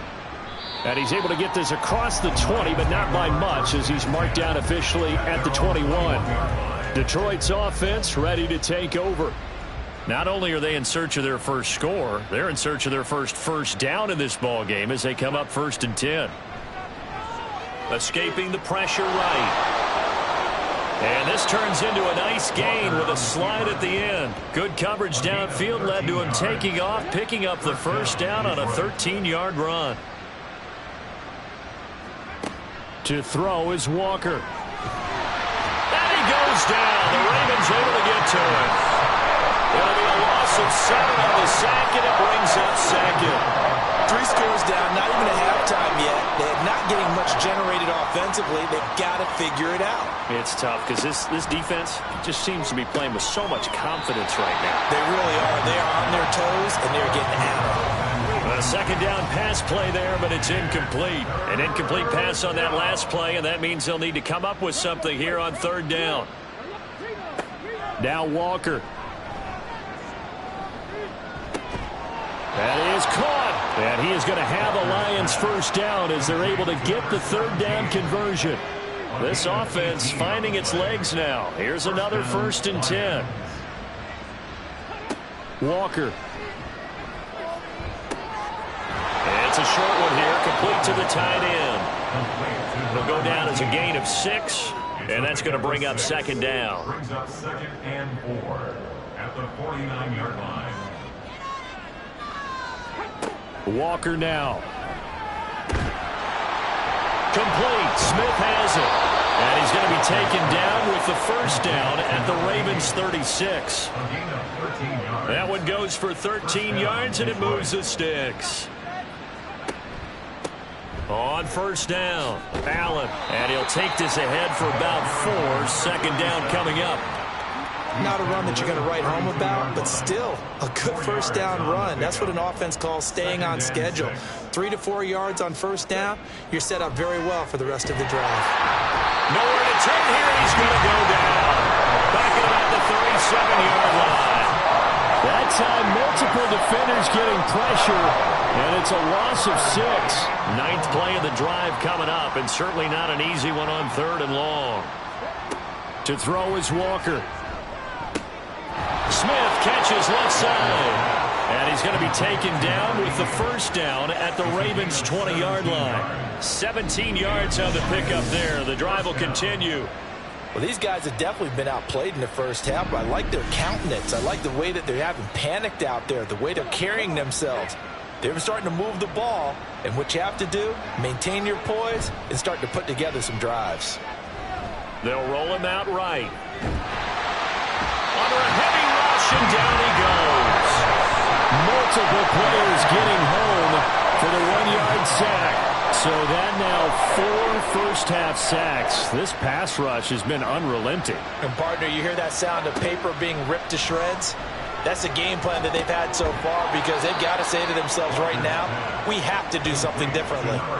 So just 3 yards on the completion there. And 3rd and 8 now. Looking to throw. Walker under pressure, and he'll go down back at the 26-yard line. They bring the safety on the blitz, and he busts through to drop him for an 8-yard loss. Well, Charles, this has been something to watch so far. This is where you really feel for a quarterback. He's been running for his life in this first half. Brandon, that's 5 sacks already, so you know he's got to be saying, can we get some more guys in here to block, please? Because if we don't, we're going to need another quarterback. And this one is right through. And they're on the board at least here. It's now 17-3. So that kick gives them their first points of the game, CD. And it comes on the 3rd drive, but hopefully for them that's a spark that gets that offense going. Yeah, and I would say if you're the offensive play caller, as you look at your sheet, you're trying to find that part on there that Anderson loses the football. But it looks like one of the DBs has it. So they've got the football, and they'll start right on the edge of the red zone at the 20-yard line. And now before the ball changes hands, they're going to take a look at this just to make sure that they have it right. Now the question, was the knee in fact down before this ball comes loose? And is the video convincing enough to overturn it? a lot of factors here. Remember, you also need clear possession of the football afterwards. This is a tough one to overturn. So that one overturned. They say the knee was down, and that will not be ruled a fumble. The Baltimore offense at the line, set to get going. They have to be pleased with the way that they moved the football thus far. And why wouldn't they be? 2 touchdowns on a field goal in their first 3 possessions. They're playing so well right now, the field goal probably feels like a disappointment. So they'll come up 1st and 10 now from the 33. Back to throw. Flowers. This will be caught downfield by Moore. Down the left sideline. And all the way in for a Ravens touchdown. A big play there. 67 yards. And the Ravens are able to strike quickly to add on to their lead. Boy, Charles, this offense is just so explosive. They lead the league in scoring, and another example of just how good they are right there on that play. Yeah, we often overstate about how explosive teams are, but this team is truly a threat to score on every snap, especially on the first few plays of any series. And a big streak like that only adds to their reputation as the league's best offense. Set now to kick this one away, and off it goes. And from back there, a wise move. He'll just sit on this one, and it'll come out to the 25. So out now come the Lions. It's been very much a slow start for them. 3 drives and just the 3 points, CD. Yeah, if you're into the points per drive ratio, that answer is 1. And that's not going to get it done in a ball game. They've got to find a way to finish these drives in end zones, not having balls go through goalposts. A nice job there on the escape and scramble. A first down, a 16-yard gain. Looking to throw. Walker looking left side, and he's got a man. That's Jenkins. First down Lions on a pickup of 13. 2 minutes remaining in this first half of football.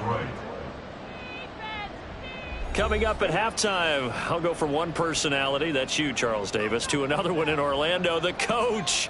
He'll have stats and scores from around the NFL. You and Jonathan Coachman both larger than life. No doubt about it. But you're stuck with me in this booth, Yes, and he's miles away and smiling. And happy.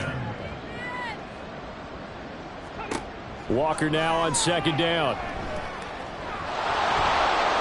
6 yards there off the scramble, but it'll still leave him with a 3rd down.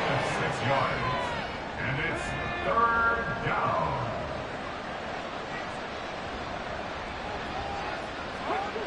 Back to throw. Walker. And the Raven pressure too much. Down he goes. And that'll bring up 4th down on the big sack with a loss of 5. he'll come on to kick this one away.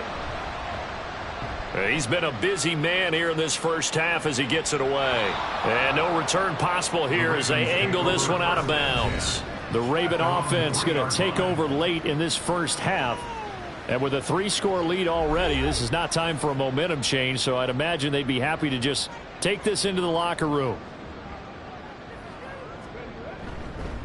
They'll start on the ground here on first down. And he'll work this forward for about 3 at second down. Now the Ravens going to use one of their timeouts as the clock will stop with 45 seconds to go in the first half. Now, meanwhile, here's a second down throw that's knocked away and incomplete. An incomplete pass on that last play, and that means they'll need to come up with something here on third down. Operating from the gun, Flowers. To the right side, and he's got more complete. And way up past the 35 before he's taken down. The Ravens going to use the second of their timeouts as they'll stop him with a little over 30 seconds to go in the first half of play. So that play much needed there as they're all the way up near the 40 for a 1st and 10. Operating from the gun, Flowers. And that's complete to Adams. That'll go for a gain of 7, and it'll be second down. Ravens going to use their third and final timeout. And with halftime on the horizon, they'll be out of timeouts from here forward. Here's 2nd and 3.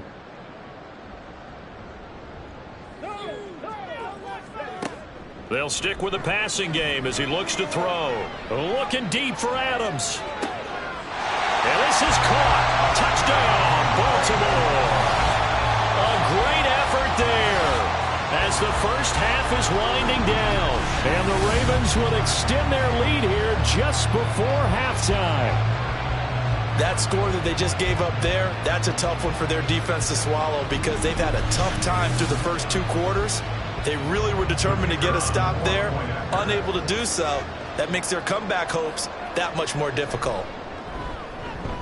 Extra point right down the middle. And a rout is on here in this first half.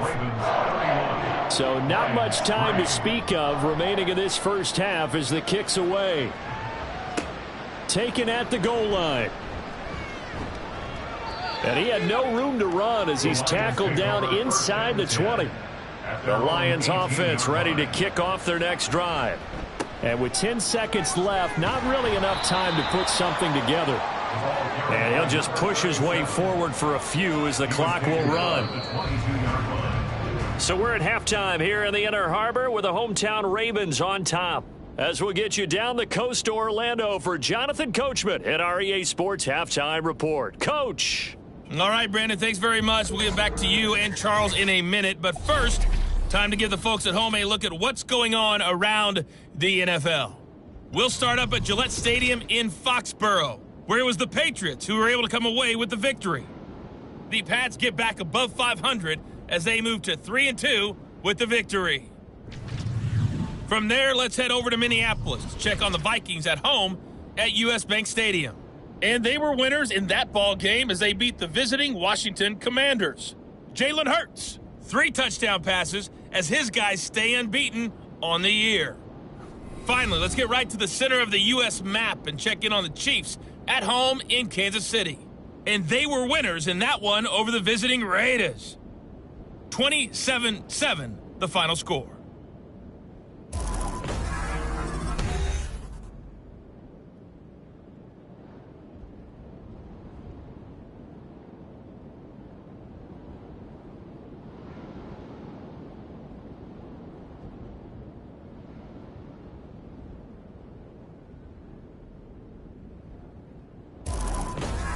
All right, Coach, thank you, and we welcome everyone back for quarter number 3.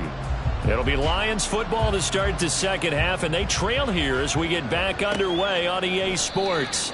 And the half will begin with a touchback. The Lions offense now with a football first here to begin quarter number 3. CD, they certainly know the hole that they face as they begin the second half. They have to do what precious few teams have done in NFL history, and that's try to come back from a 4-possession deficit. And, partner, you know, as that team gathers, they're saying to each other, you never say never, right? Because if you're on an NFL roster, that's how you have to think. You can always come back and win a ball game. And let's face it, we saw a certain Super Bowl, a 25-point lead late, that wasn't enough to put someone away.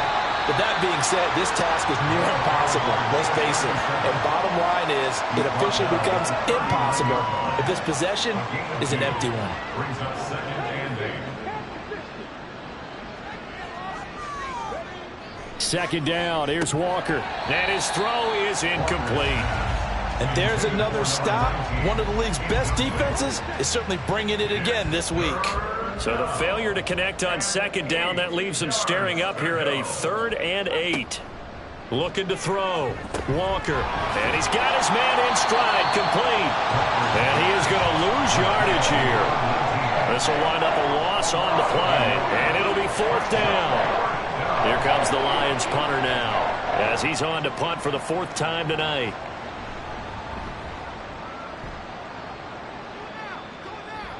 Fair catch signaled for and taken at about the 15-yard line. So possession goes over here on the punt. The Ravens offense getting ready now for their first possession of the second half. Now, the first half definitely went their way, and this would seem to be a great opportunity to kind of put this game a little closer out of reach with a score here. Yeah, and it's a wonderful opportunity for them, because if they can add 7 more to their lead before the other guys even see the football, that could be the decisive blow in this game. I think that's how they're eyeing it. That's how they're approaching it. And he stopped right at the 25 after a gain of 5. That's a gain of 5. Brings up 3rd and 1. Off play action. Flowers. He had a man open, but he missed him, and it's incomplete. And those two just haven't been in sync thus far. They've done a nice job against him, but still, with his talent, you would expect them to have more completions to him in this game. He was only asked to punt once in the victory last week as he sends this one away. It'll be a 39-yard punt, no return, and the Lions will take over. And Detroit getting set to go now. Well, we haven't exactly been treated to a nail-biter in this one, CD, and if they cannot score here, this one's pretty much all but over. Are you saying that you feel like people are starting to think about getting out of here and maybe beating the traffic in order to get home or to their final destination? Yeah, I don't think there's a whole lot of reason to hang around, especially if they can't score here. Yeah, you're right about that, because it has been pretty clear who the better team has been in this one. And in a league that we talk about every game being a one-score game as we go into it, watching this blowout, let's just say it's been unusual. 11 on the play. First down, Lions. And Walker now to throw on first down. He finds his man, complete. It's Jenkins. So give him 5 yards there on the pitch and catch, and it's second down. 2nd and 5 at the 50-yard line. From the midfield stripe, they'll look to throw, and that's incomplete. Another attempt, another incompletion, and when I look at the scoreboard and where we are in this game, it comes to mind that they have to start getting the ball in the hands of their playmakers. Throw it to the guys that maybe can take a short pass and turn it into a long gain or make people miss downfield. They've got to have points, and the guys who can put the ball in the end zone, they're the ones that need to touch the ball. Still in search of their first touchdown of the game, but they're on the move. 1st and 10. A throw there, but that's going to wind up incomplete. The passing windows are just not there. That's just another example of how great this defense has been all game long. And that's exactly what a top 10 defense can do. They can really change the game tempo and frustrate you as you try to execute offensively. They try to throw on second down, but this one is incomplete.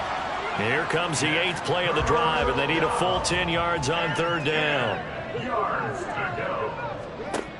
They'll look to throw again. And this pass broken up. The contact well timed there, and now 4th down. We saw this a lot in the first half, and it continues. These receivers just not able to get much separation. So that means they have to win the 50-50 balls. They've got to go up with the defender and find a way to start coming down with them. And this time, contact and another incomplete pass. Well, this winds up an empty possession. Everything looked okay. He just never got the ball on target. And knowing him, he'll be disappointed with that effort. The Ravens offense now, they get set and head back onto the field. These guys definitely hoping for a better showing than their last appearance. They couldn't really even move the football much beyond the shadows of their own goalpost, Charles. We'll see if they can get a better, more sustained drive going here. Yeah, and every team that we ever talk to says the exact same thing. When you start a drive from that deep in your own territory, the goal is a minimum of at least 2 first downs, because even if you have to punt then, you change the field position, right? You flip the field a little bit. They didn't get that done. This time they want to string together a nice drive and help themselves out. Now a toss left side into the hands of his tight end. And he'll be taken down across the 50 at the 45 in enemy territory. So 1st and 10, and if they score on this drive, might have to start digging in our second half blowout material. Up the middle they go. Goodrich. Give him 5 on the carry there, and it'll be 2nd down. Well, that last run makes this a 100-yard night. I've loved the way he's hit the holes. He's been quick, he's been decisive, and he's been a whole lot of fun to watch. To throw on 2nd down. Flowers. It's caught here by Adams. He's been big. 2 touchdowns earlier. Now he's got a first down here. And he's certainly been a huge factor in this one. He's got the 2 touchdowns to his credit. Now they look to him again. He picks up the first. Yeah, I can hear everyone saying, well, why don't you cover him, double him, triple him, do what you have to do. But sometimes they get locked into such a groove and such a connection, it doesn't matter how many guys are in his area. He certainly looks to be in that groove right now. And they'll work from the 29 on 2nd and 6.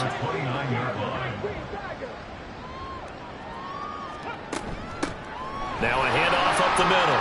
Goodrich. And a hard-working run here as he's got it inside the 20, down to the 17. 97 yards rushing for him so far as his terrific season continues here. So from the 17 now, here's a 1st and 10. Operating from the gun. Flowers. And he'll get 7 yards from the 17 to the 10 before he's taken down. Defense. Well, they frustrated these receivers tonight, really held down the passing game, but there got the penalty. Fine line between aggressive, good coverage, and interference, and they crossed it on that play. And now a throw on 1st down there, but it's incomplete. Certainly looked like maybe his 3rd or his 4th read on his progression. Just trying to find his outlet man that time. Ends up leading him just a bit too much. Looking to throw on 2nd down. Flowers. Oh, he'll want that one back. Incomplete. He doesn't drop too many in that department. 3rd down. Back to throw. Flowers. Oh, it's a screen pass. That's complete. Yeah, he was able to shed 1 tackle but could not get away from there. 5 yards, not enough. And it'll be 4th down. Well, there certainly was a lot going on that play. Every option in the end zone covered. No place to go with the ball. Had to swing it out to the back. A good job running and getting him tackled in the open field. I got to think at this point, 3rd quarter, if you're able to hold on to the ball, get 3 at the end, that's all you're looking for. I would agree with that because right now, this is a job well done by them. In fact, it's almost time for handshakes, a little dap on the sidelines, maybe even start to discuss post-game plans. And for the guys who haven't played yet, go ahead and get loose. Your time is now. Detroit's offense ready to take over. And the way their last drive ended, boy, it was frustrating. They had a pretty good drive going. It was sustained, and then it stalled out, Charles, and they missed the field goal and got nothing out of it. Is that insult to injury? Because they had such a sustained drive, as you noted.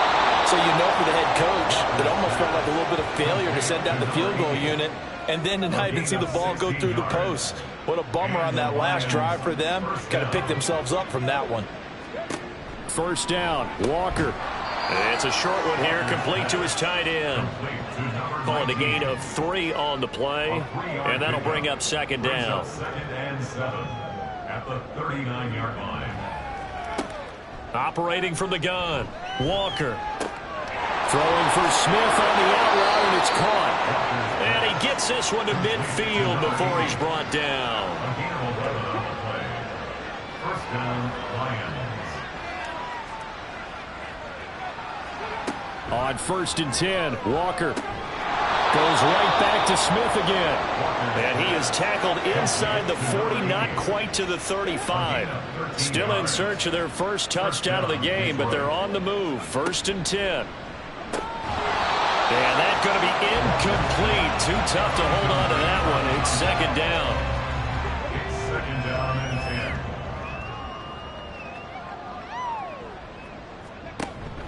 10. Off the play fake. Walker. And he's going to get this inside the 30. A nifty bit of scrambling there. 12 yards, 1st down. Gain of 12. And the Lions, 1st down. Now Walker. And that nearly their first pick of the game, but it falls down to the ground incomplete. We're in Baltimore, 3rd quarter action, 2nd and 10. Here's Walker. He finds his man, complete. It's Jenkins. 5 yards, now it's 3rd and 5. 5 yards on the play. And it's 3rd down.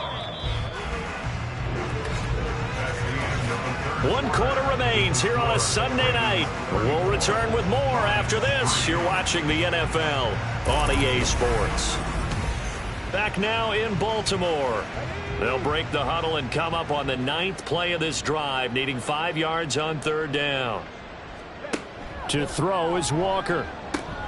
He's got his target. That's complete. And he's out of bounds. Almost gets to the 10.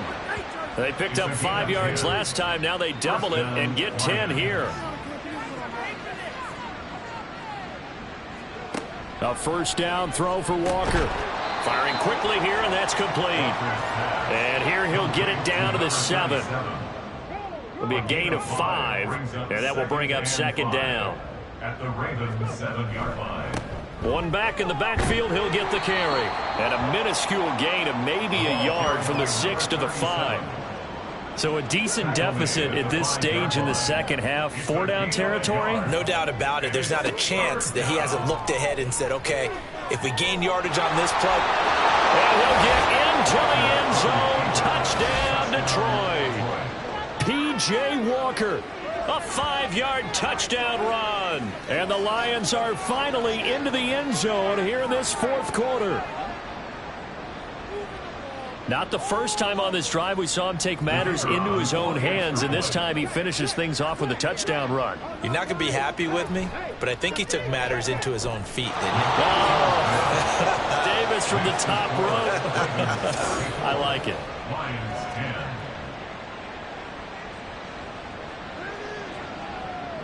The kickoff unit is out on the field, and they will send this one away. From a couple yards deep, he'll bring it out of the end zone.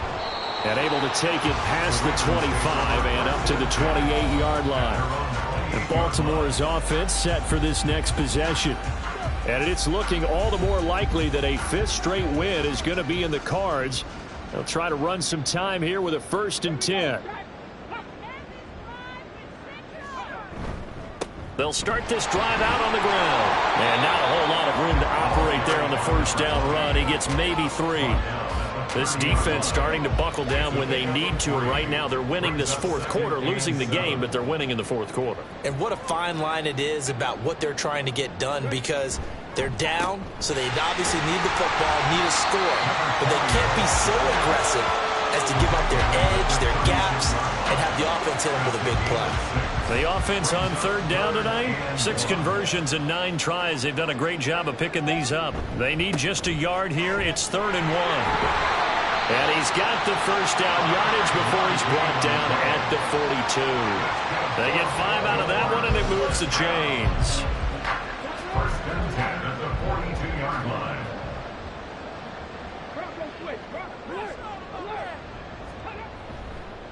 They'll run on 1st down. Goodrich. This will be stopped about 2 yards shy of the marker. 8-yard gain, 2nd and 2. 2nd and a couple.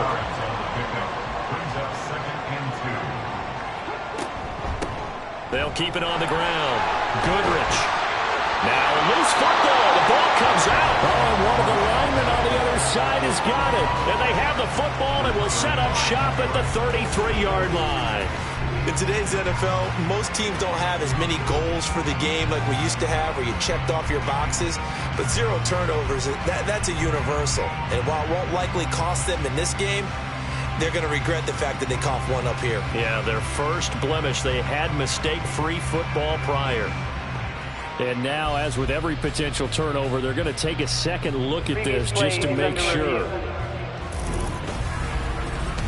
Now the question, was the knee in fact down before this ball comes loose? And is the video convincing enough to overturn it? A lot of factors here. Remember, you also need clear possession of the football afterwards. This is a tough one to overturn.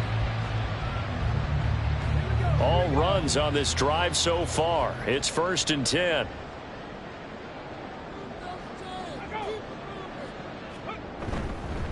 Here's a fake on the jet sweep, and instead a give up the middle. And maybe a measure of revenge there. He's had his way in this one, but this time they get him behind the line.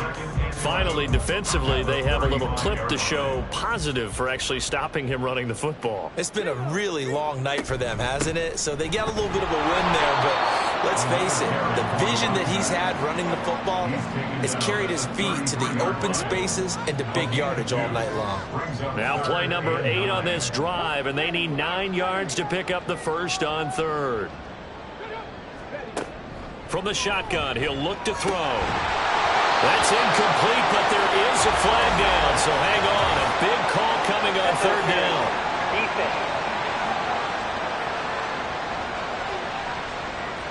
Thought they were going to force a 4th down. Instead, P.I. gives him the first.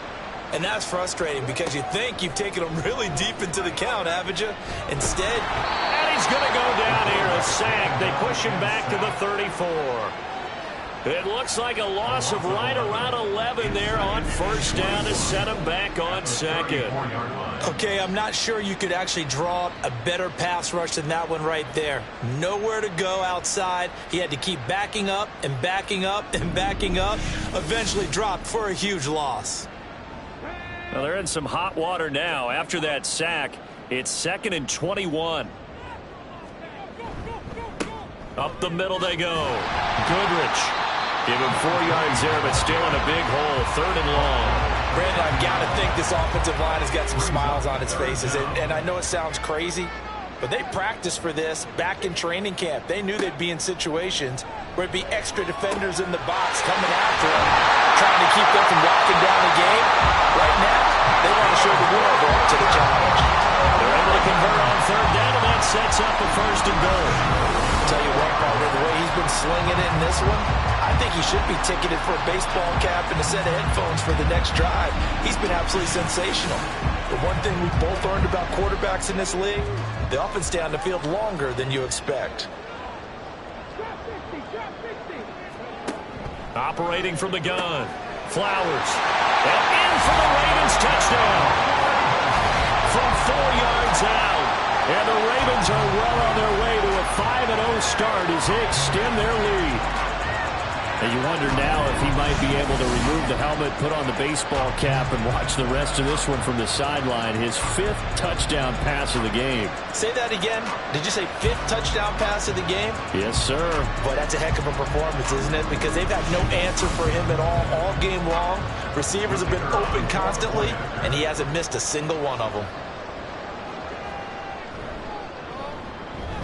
Extra point splits the uprights, and this one was over a while ago as they just add on to that big lead. This taken in at the goal line. And no alley to be found. The coverage was solid, and he's dropped at the 18. And Detroit getting set to go now. Their mini 2-game win streak appears it might be going by the wayside unless they can pull a rabbit out of their hat. Walker. And that is incomplete. He couldn't hold on through the contact. Brings up 2nd down. Brings up 2nd and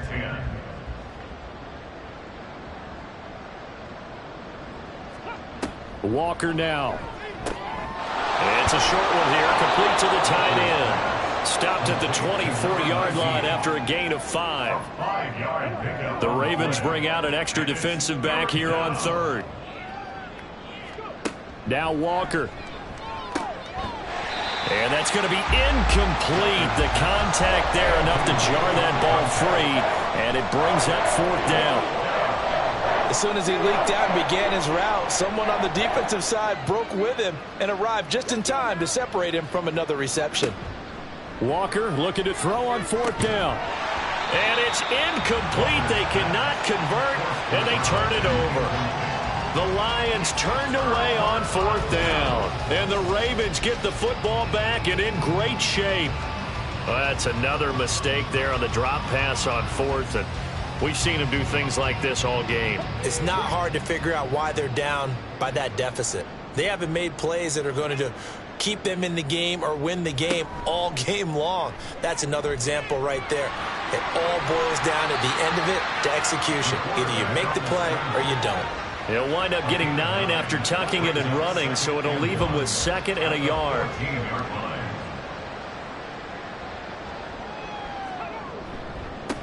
Now a handoff up the middle.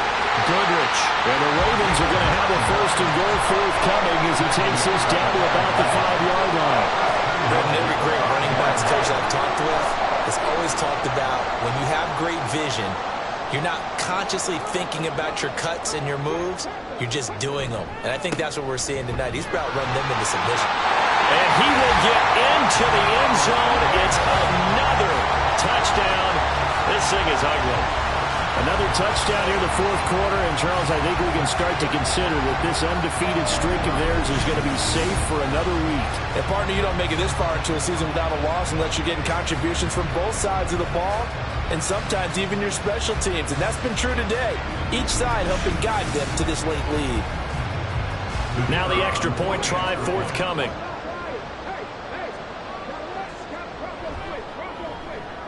And this one was over a while ago as they just add on to their big lead.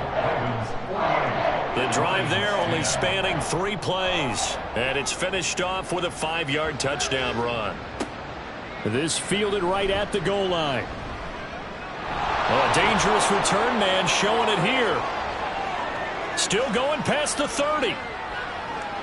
And he'll bring it back all the way. Touchdown, Lions. Still down very big on the scoreboard, but a little feather in their cap here.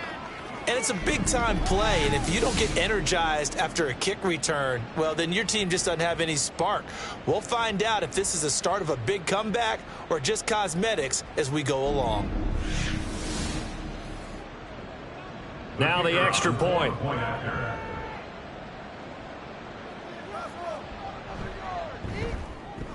And they make the score a little bit more respectable here in our final quarter of play. And no doubt one of the most, if not the most exciting play we'll see in this game. The kick return all the way to the end zone for 6 points. So let's try this again. After the kick return, TD, here's yet another kickoff. And we will not see an attempt to match that return touchdown, as this will be a touchback and bring it out to the 25. And now Baltimore gets set to take the field. Been a very strong performance for them, really, on both sides of the football. The turnover on downs, the most recent example, and now, obviously, they're in a great spot here. If you're over on the bench right now, you're shaking hands with your teammate, you're hugging him, giving him a little dap. Been a big, big performance for them. Now you just don't get careless. Take care of the ball on the way out. Here's a 2nd and 2 now from the 33.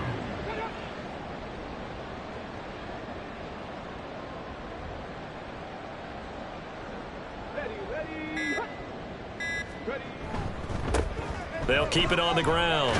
Goodrich. And he will get enough for a first down, and that will lead us to the 2-minute warning.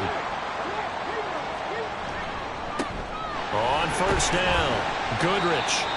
5 yards is the tally on first down. That brings up 2nd and 5. That's it. That's what you want. Straight ahead, positive gain. Just keep that clock ticking.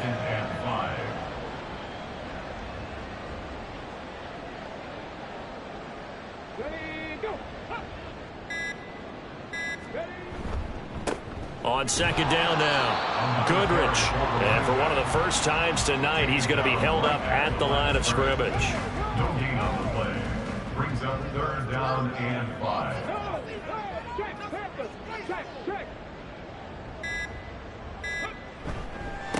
On third down, Goodrich. And he'll take this one up close to about the 45. Just a yard on the run there, and that's going to bring us to a fourth down. I know the speed is the hallmark of today's NFL game, but the key to good rushing defense is still having your linebackers set the edge. The Ravens send their punter out now as he'll kick it away for the second time.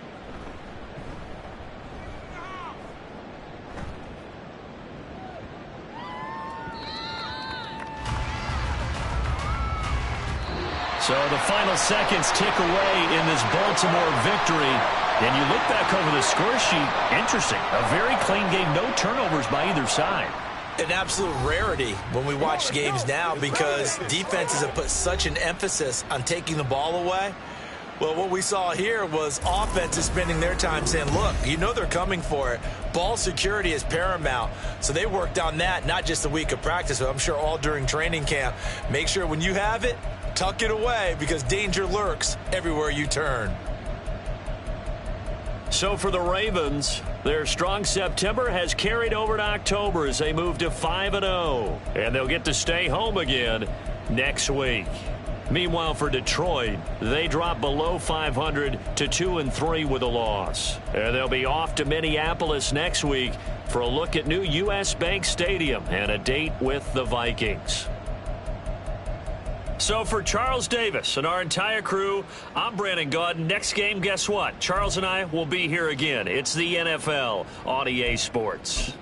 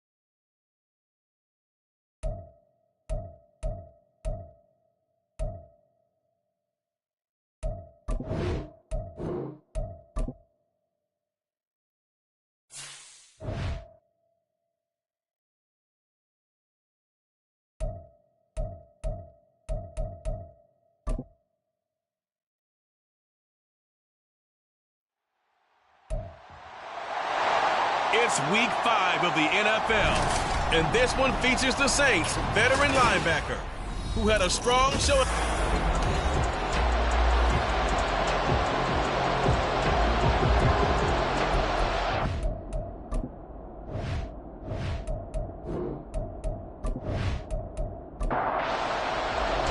Seems like we were just starting training camp, but here we are in October, and off we go on EA Sports. Taking it about the 1.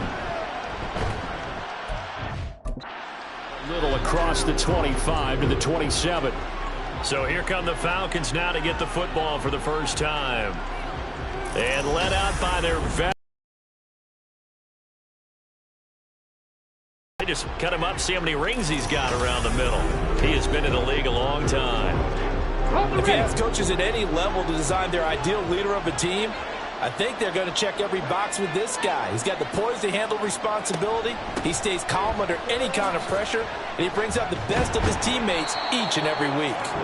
And he'll power his way forward for about 4 yards there on the first down carry. The numbers for him from a week ago: 17 carries, 115 yards, and a touchdown. And now that he's playing a Thursday night game, short week, you know he spent a lot of time in the trainer's room in the cold tub trying to get his legs back for this game. And they'll stop him after a gain of a couple to the 33. And you look at the Saints defense. They come into this one ranked number 17. And even though that's not the greatest ranking in the world, his first throw of the game going to be intercepted. And they have possession, and they have it at the 38-yard line. So far this season, this defense has had their issues against the pass, so that's a great sign for them to get the early pick. Yeah, confidence builder for them, and an absolute shock for the quarterback because he went into it. He saw the numbers we saw. He watched them on tape. I think he came into this one thinking this is going to be a big day, and it very well could be. But early in this one, advantage defense.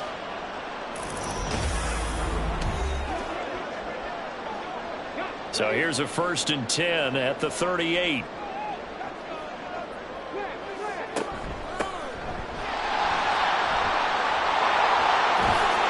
And a nice little start as he's able to get this up to the 28. These are his numbers from last week's contest. 25 carries, 116 yards. Well, obviously he didn't have a great deal of time between games, having to turn around on a short week and get ready for Thursday night football. But he said in pregame he was feeling pretty good and felt more recovered from last week's contest than he would have expected. Didn't seem to think this short week was going to affect him much as he chases a big performance here in prime time.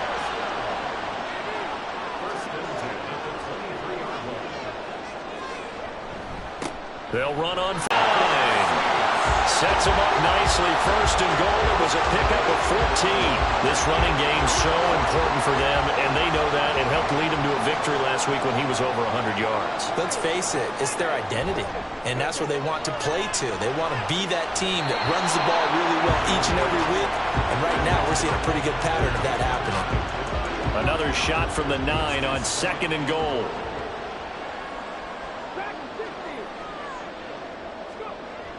Now back to throw. That is caught at the 7-yard line. They get only a yard there. Now it's 3rd and goal.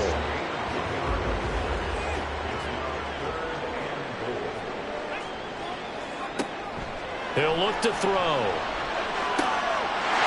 And he's got it. It's caught in the end zone. Touchdown, New Orleans. A great play there. His 5th touchdown now on the year.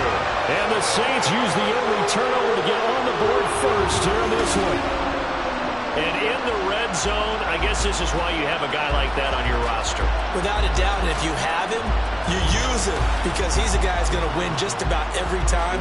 I don't care what the coverage is. The call is to go for 1 and kick the extra point. And it's good as the Saints have a 7-0 lead. So the drive there took 6 plays, and it ends with a touchdown for New Orleans. And here comes a return from just beyond the goal line. And tackled at the 21-yard line, so a net negative there of 4 yards. So for the second time in this one, we get set to see the Falcons offense. They threw an interception the first time they had the football, wound up leading to a touchdown the other way. How do you approach drive number 2? Going back to your game plan coming in, everyone has matchups that they like better than others, where they think they have an advantage. Dial up some of those plays. Try and go to those spots and get your offense moving. A really nice gain of 25 yards. Well, maybe that'll help him settle back into a groove after the interception on the first drive here, picking up the first to start drive number 2. And it is just starting over, isn't it? Sometimes it's just how you have to do it. You have to erase things from your mind. Don't worry about what happened before, because over the course of the game, the good players... And he's taken down here by the Saints. It looks like a 12-yard loss there on the first down sack.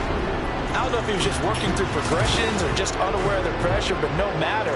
Excellent work by the defense to get him to the ground before he could escape the pocket.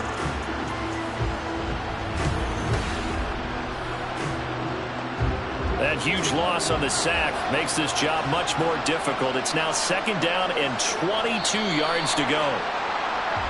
And now some motion before the snap. And this will be our first penalty of the night's proceedings. Not easy being a rookie left tackle in this league, and there they got him for the penalty. Not easy at all. Think about what you're dealing with every game you play. Ostensibly, the best pass rusher is over you on every snap. I'd be a little jumpy myself. A second down pass play there, but it's incomplete. When you look at the Saints defense, they come into this one ranked number 17, so just starting the bottom half of the league against the pass. When they lack a pass defense, they do make up for it in run defense. They're a top 10 unit against the people trying to move the ball on the ground. This is a passing league, so there's a conundrum for them. How do they get better defending the pass? The Falcons send out their punter as he's on to punt for the first time tonight. And the win last week punted 4 times as this one's away. That'll go as a punt of 34 yards that time. And the Saints will take over with a first down and 10. New Orleans Saints, they get ready to set up shop for their second drive. They come off a victory over the weekend, but now the quick turnaround here for this Thursday night game. How does that affect how teams like this approach these short turnarounds? Well, wins and losses always factor into how you're getting ready for the next game. But equally as important when you have the short turnaround, what is your injury situation? Are you losing key guys? And if so, how well have the backups prepared for this? Because you don't have much time to get them ready. They have to be ready before this week in order to play well in this game. So now 2nd and 10 after the incompletion on first down. Up the middle they go. Lincoln, and able to push forward for right around 3 yards down to the 42. And they'll need to get to the 35 if they want to keep this drive going on third down. Here's a play fake as they set up to throw. All right, rifles one, and that's going to be intercepted. And the Falcons are going to get the football here as he gets this up to the 38-yard line. So this is something we didn't see at all from this offense in the victory last week. That's a turnover. They didn't have any, but giving the ball away here in the opening quarter. I love the surprise in your voice because it's exactly what you stated. Didn't see it last week, but it was a key to their win. And it'll be a key to this game as well, protecting the football. Didn't get it done there. The Falcons offense set to go. And it's been a rocky start for them thus far. They had the turnover and then the punt on those first 2 drives. So there is optimism because they've improved, right? Turnover, you just noted it. Punt's better than the turnover. The punt is better on the second one. Now they're hoping to turn into first downs and hopefully points. And he'll fight forward on the straight-ahead running for just a couple of yards. Second down. This is 2nd and 8. Play action. Stroud now. Looking for Murphy, and he finds him complete. And he is out of bounds inside the 35. 27 yards there, a first down.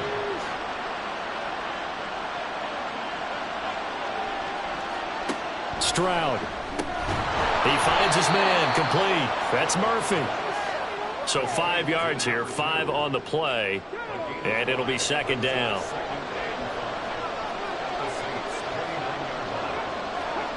Stroud to throw it. He's got it complete to Perkins.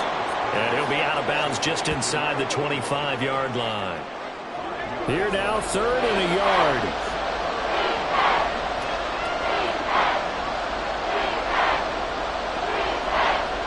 The throwing again is Stroud.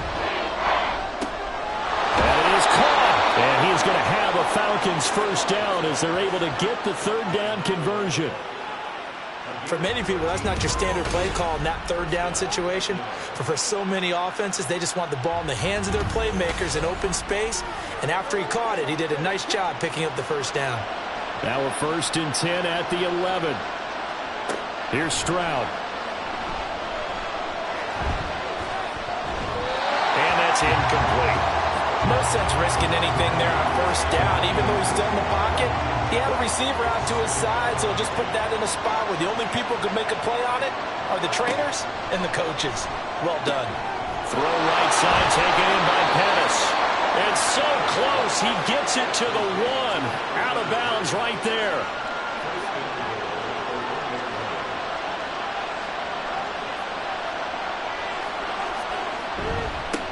They'll try and run for it on 1st and goal. And no signal yet. I don't think he got in. He didn't. They'll mark him at the 1. Another shot from the 1 on 2nd and goal. Stroud sets up the play action. Under pressure, down he goes. Sacked at the 10. Multiple players getting home there for an 8-yard loss. When you're this close to the goal line, you got to expect pressure from the defense, so the ball's got to come out fast. Got to get out of his hands quicker.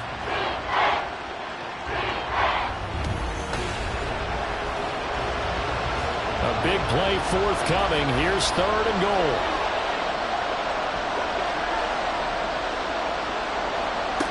Back to throw. Here's Stroud. And that will be caught. But out of bounds. Out of bounds. Ruled incomplete here. Let's give this defense some credit now. They let the guys get downfield. But when push came to shove, they stood their ground. And now they'll likely force a field goal attempt. And his kick is good. And they are on the board, but still trailing. It's 7-3. So, Charles, they get to them with their first turnover of the game and then make it hurt a little bit extra with a field goal. And anytime you give the ball up, what's the first thing a coach tells his defense? Don't let them score off of this. You've got to put out the fire. In fact, in 2021, that's what one NFL coach termed his defense. The firemen. Go out there, guys, and don't let them put some points on the board. The Saints offense on the field ready to get their drive started. And they are trying to create some separation within the division. And look, CD, I know that this is still the first half of the season, but this is a big matchup no matter where it falls because these are the top 2 teams right now in that division. And if you can build a bit of a cushion as you head towards the second part of the season, that allows you to survive the expected injuries, potential upset losses, all of those things, and still be in good shape. On 2nd down, Lincoln. And he'll scratch out a yard up to the 30, and that's all. Well, this defense for the Falcons, they had certainly had their struggles to start the season, but they put it all together in getting that first victory a week ago. Yeah, and what stood out to me on tape, the way they were flying to the football. So that tells me that they've got all their assignments down, and they're playing with extreme confidence. Give him 10 that time, escaping the danger, running with it, and picking up a first down.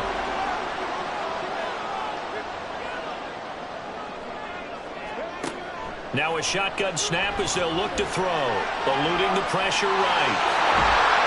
And taking it across midfield and just shy of the 40.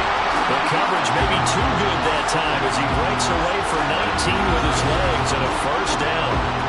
Partner, there's a downside to everything, and the danger of man coverage is if you're locking down your target, you often turn your back to the quarterback and you don't see him.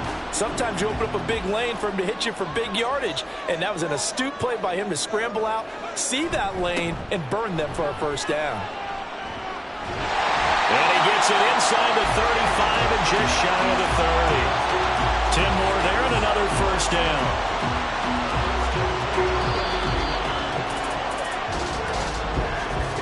After 7-3 the score on EA Sports. Ready for the second quarter from New Orleans. It's the Saints in possession. Line of scrimmage, the 31 now on 1st and 10. As they've got it as we resume action. To the 27-yard line. The Saints at 3-1 here through their first 4 games. And they were winners their last time out, so they'll be looking to make it 2 in a row. And so much about football, partner, comes down to mindset. Being in the right frame of mind, and the best way to get in that good frame of mind, winning. So they come in feeling good. They get the home crowd behind them. I think they're going to be tough to beat in this one. On 1st down, Lincoln. And they'll get to him just inside the 15. Even after the strong run we just saw, they're able to corral him quickly defensively. 2nd down and 3.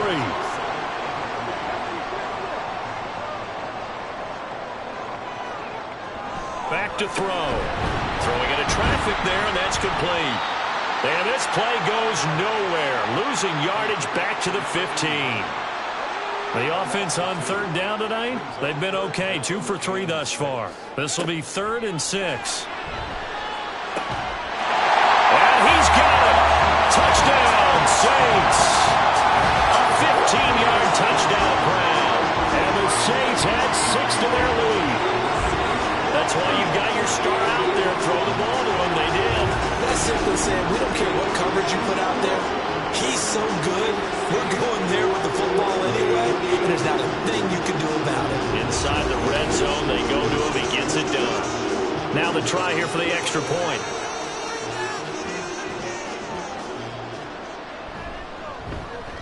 And this one's right through to make it a 14-3 ball game. So that one a pretty time-consuming 10-play drive. And it all culminates in a Saints touchdown. Fielded just outside the goal line. And he's up past the 20 to the 22-yard line. Here comes the Atlanta offense now ready to take over here. Their deficit is 11, 14-3, and needing to get something going here as they come up on 1st and 10. Stroud looking to throw. And this complete to Henry over the middle. So the completion good for 6 yards, and that'll make it 2nd down. They'd love to just strike back with a touchdown right here, and if it's a long play, so be it. But the main goal, get a couple of 1st downs, run some plays, run some clock, allow their defense to get a chance to catch their breath, settle down, and relax a little bit after they just gave up the score. And he'll be tackled right on the chalk of the 45. 17 yards and a 1st down for Atlanta. And that's a more than acceptable read right there because it's zone coverage, so timing is everything. This time he waits for his man to come open, puts it right on him, and they pick up a 1st down.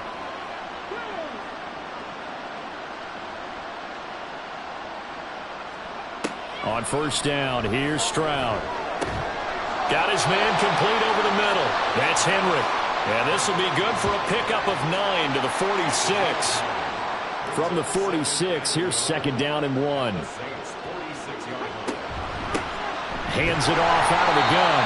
And he still has yet to get on track in this first half as they're going to stop him behind the line. He'll lose a yard on the play, so now they need 3 yards on 3rd down. Coming up here looking for 3 yards to pick up the first. Now here's Stroud on 3rd down. Able to find the open man. That's complete. And this is going to be another 1st down as the tackle's made at the Saints 36.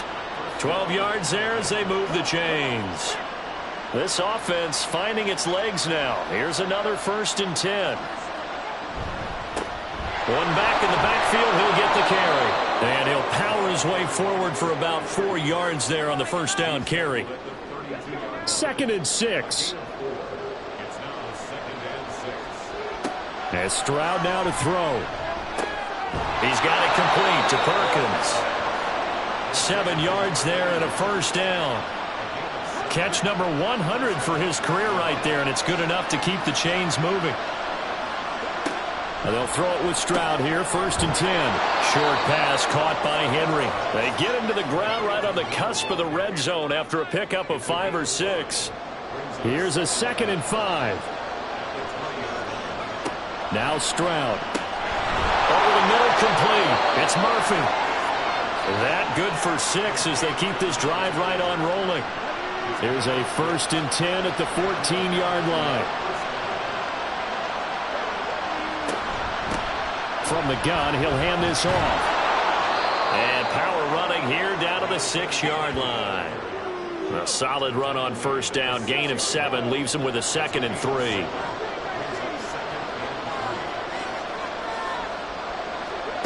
Throwing now is Stroud. And this is caught for a Falcon touchdown from 6 yards away. And the Falcons are back within a score. Sometimes those tight ends are a mismatch. They found the mismatch there.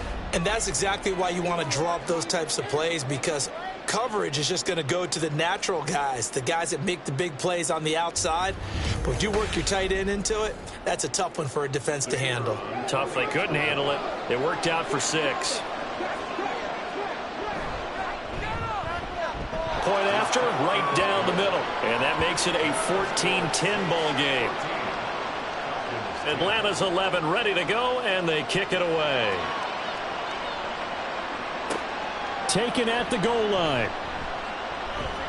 And he returns this to the 22.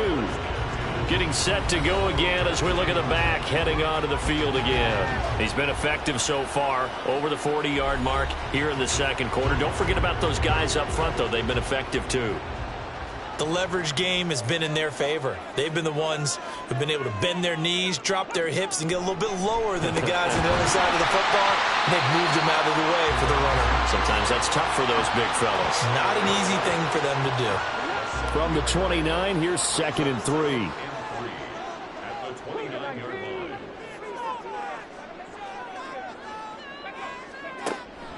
They'll look to throw. Over the middle, it's complete. His first catch, good for 8 and a 1st down.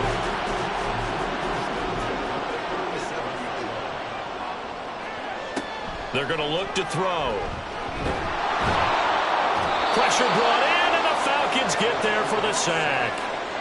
Multiple players combined for their team's first sack of the game.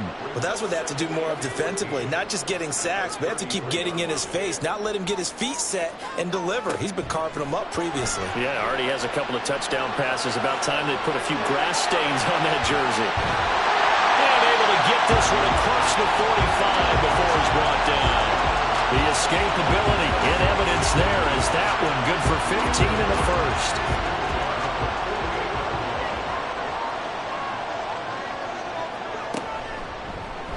Off the option, he'll try and run with it. And he's over midfield and into Falcon territory. Give him 4 yards there on the 1st down keeper. From the 48-yard line, here's the 2nd down and 6. Out of the gun, they'll look to throw. And he's got his man on the out route. And that's going to be good for another 1st down as the tackle's made at the Falcons' 32-yard line. That one good for 16, and the drive will continue. If you're going to blitz, likely going to leave you in man coverage with this guy, and that is less than ideal. It is, because just about any offense that has an elite receiver, if you blitz and have him in man coverage, you're going to him, even if he has an elite defender on him, because he usually knows where the ball is before the defender does. Back to throw now on 1st down. Looking left sideline, it's complete. Touchdown, Saints.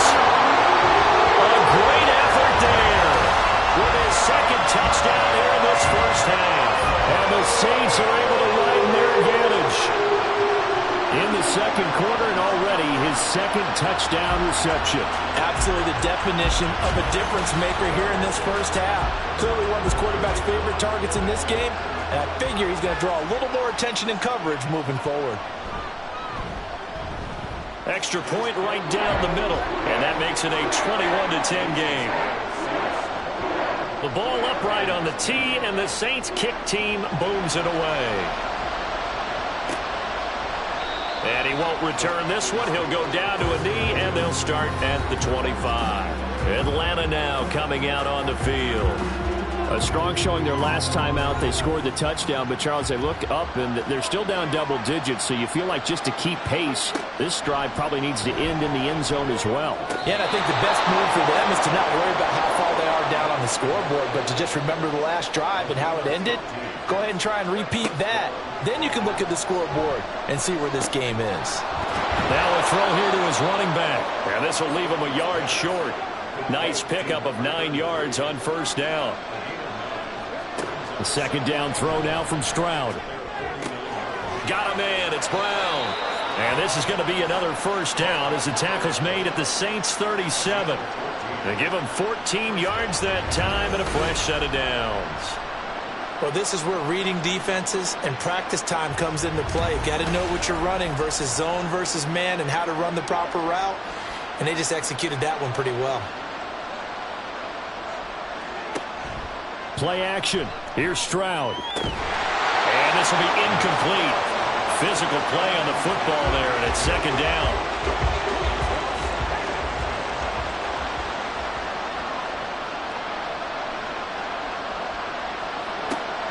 Again, he'll drop to throw. Looking for Murphy, and he finds him complete. And he is out of bounds inside the 30. Personal foul, unnecessary roughness, defense. A little too much extracurricular there. When you have a game with a lot of contact, tensions are going to run pretty high. You're going to be emotional, but you have to harness it somehow, and he didn't on that play. After the penalty, a fresh set of downs. It's 1st and 10. Stroud. And that's going to be incomplete. Too tough to hold on to that one. It's second down.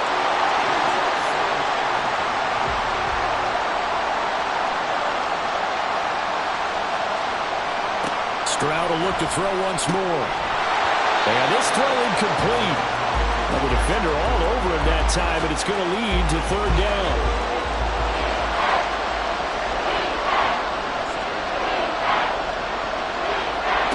Stroud to throw it. Work in the middle of the field, and he's got a man complete.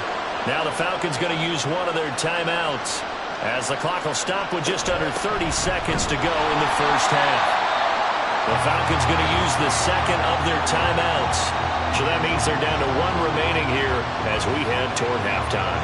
They'll motion out one of the tight ends. And he will take it in for a Falcon touchdown. A great play there. His third rushing touchdown on the year. And the Falcons get a late score here in the final minute of the first half. I think everyone in the league talks about finishing, don't they? Doesn't matter whether it's a quarter, a half, a game, a series, whatever. But they're finishing the first half in fine style, putting that one in the end zone. They did, and they didn't leave much time on the clock either. Well done. Extra point splits the uprights, and it's now 21-17. The kickoff team on the field now as they will send this one away. From a yard or two deep, here comes a return. And he'll be dropped at the 21-yard line, so bringing it out of the end zone proves not a good decision, loses him about 4 yards. And the Saints going to go on offense one final time in this first half. And with time quickly fading here in the second quarter, not sure how aggressively, offensively they want to play this. I think we'll find out just how much they trust their guys in this situation if they decide to take a shot. And he'll work this back to right around the line of scrimmage and surrender there. So it's halftime here in New Orleans with the Saints out in front. As we send you on over to Orlando for Jonathan Coachman in our EA Sports Halftime Report. Take it away, Coach. Okay, Brandon, thanks very much. We'll get back to you and CD in a minute. First, it's time to take a look at what we've got coming your way this weekend in the NFL. Some great games coming up on Sunday, highlighted by a 1 o'clock matchup in Miami. A good test for the Dolphins as they'll face off against the Tampa Bay Buccaneers. The late afternoon games hold some intrigue as well. A good one being up at MetLife Stadium, where it'll be the Jets taking on the Buffalo Bills. Lastly, let's check on one final game for you. And you can see they are scoreless as they play the second quarter.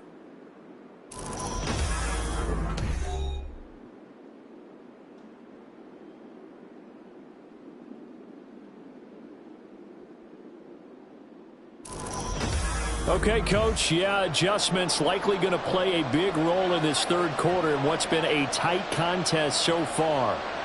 It's been a shootout so far. We'll see which defense can make the adjustments as we get back underway in the second half. And no run back here as the third quarter will commence with a touchback. The Saints going to take over on offense to begin this third quarter. But Charles, for them, pretty good first half on the ground. They had some success running the ball in quarters 1 and 2, and they've got the lead now, a chance to expand upon that lead here with their first drive in the third quarter. Yeah, and believe it or not, you and I have noticed that this great game of football has shifted towards pass first, run second. So for me, it's really nice to see some of these teams keeping the ground game as a big component of their offense, and it's working pretty well for them now. And let's face it, they can continue to do damage with it. And in addition, it sets up the pass game really well for them, too. And a 5-yard gain gets them to the 42. If you're a coach, you'll absolutely take that run every time on first down because it really sets you up to go in a number of directions here on second. 2nd and 5. And this throw a bit late as he couldn't reach back for it. Not sure what happened out there, but it looked like the timing was a little off on that throw. Well, you know I'm a defender, so what am I going to say? Great defense. Darn right. They did something to disrupt that timing. And the Falcons get there. The Falcons get the sack. Down he goes. Call it a loss of 4 there on the sack. And speaking of the number 4, it brings up 4th down now. Here comes the Saints punter now as he's on here to punt it away. And a fair catch called for and made just outside the 15-yard line. A 41-yard punt there with no return. And the Falcons will be taking over 1st and 10. About set to begin their next drive, the Falcons offense at the line. And the points, they have come fast and furious in this quarter. You really don't want to be on the defensive side of the ball right now, do you? Because you're either thinking, my replacement may get an opportunity. Your head better be on a swivel. Totally. Or maybe I just need to get out of the game for a while because I just can't slow these guys down. They've got to figure out a way to disrupt these offenses. And typically, one guy makes a big play, and that can help change things. They'll be looking for disruption on both sides right now. And he'll be corralled right around the 34. 12 yards is the pickup. Good for a first down for the Falcons. Here's Stroud. Through the middle of the field. And finally taken down at the 44-yard line. A good pickup there, a 22. Well, coaches always talk about finding balance on offense. I don't think you get much more balance than this. Big-time run, big-time pass. A 1-2 combination. Looked pretty good. How about that? Let's see if they can continue to take that kind of a punch, though. So in Saints territory now. Here's 1st and 10 at the 44-yard line. Looking to throw. Stroud got his man complete over the middle. That's Murphy. And he's corralled, but not before getting it inside the 35. From the 34 now, here's 1st and 10.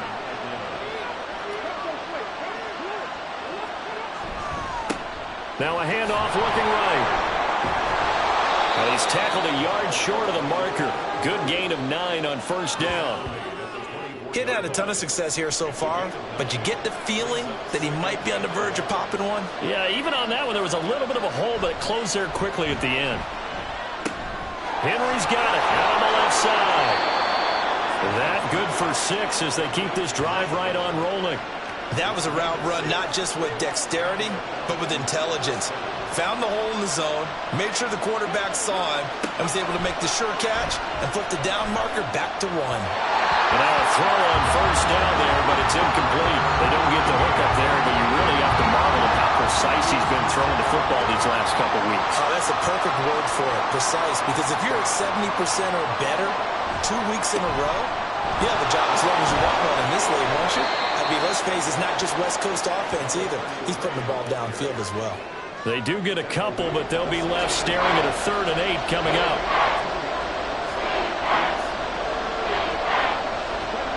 Back to throw. Here's Stroud. And that nearly intercepted. Well, for a guy known for his hands defensively, that's a ball he probably thinks he should have come up with. And instead, it's 4th down.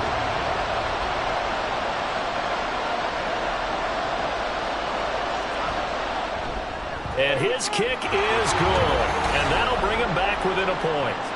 So the 3 points there, and CD, that helps him inch a bit closer. Yeah, partner, when you're losing, any points you see go on the board in your favor, you're happy to take them. And he won't return this one. He'll go down to a knee, and they'll start at the 25. The New Orleans offense set to take over. No points last time out. They were forced to punt, if you remember, but no time to dwell on that. They've still got the lead here and a chance to add to that here. 1st and 10 as this new drive starts. Well, he gave one defender the slip, but others waiting in the wings and dropping him behind the line. Part of the thinking when you bring in extra tight ends, you're hoping that each of your guys gets those one-on-one blocks and creates a crease for your runner. You know what the converse is, though? You've got to win those one-on-one blocks, and when you don't, that's the result you end up with. And he's going to be brought down right there after the catch at the 34. Heavy set out there on 3rd and 1. Now a give, right side. Lincoln. They find some open field here. Down the right sideline. And all the way down to the 25-yard line. 104 yards for him on the ground now. He has been a tough man to bring down all night. Most of their damage has been done through the air. I mean, they've rung the bell 3 times with passing touchdowns. But guess what? Ground game has not been neglected. Nice little burst right there.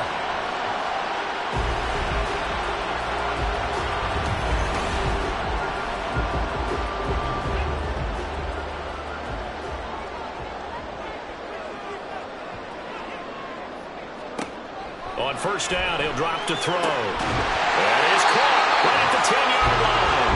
And he takes it down to the 10-yard line. Another nice gain, 16 yards there, and a 1st down again.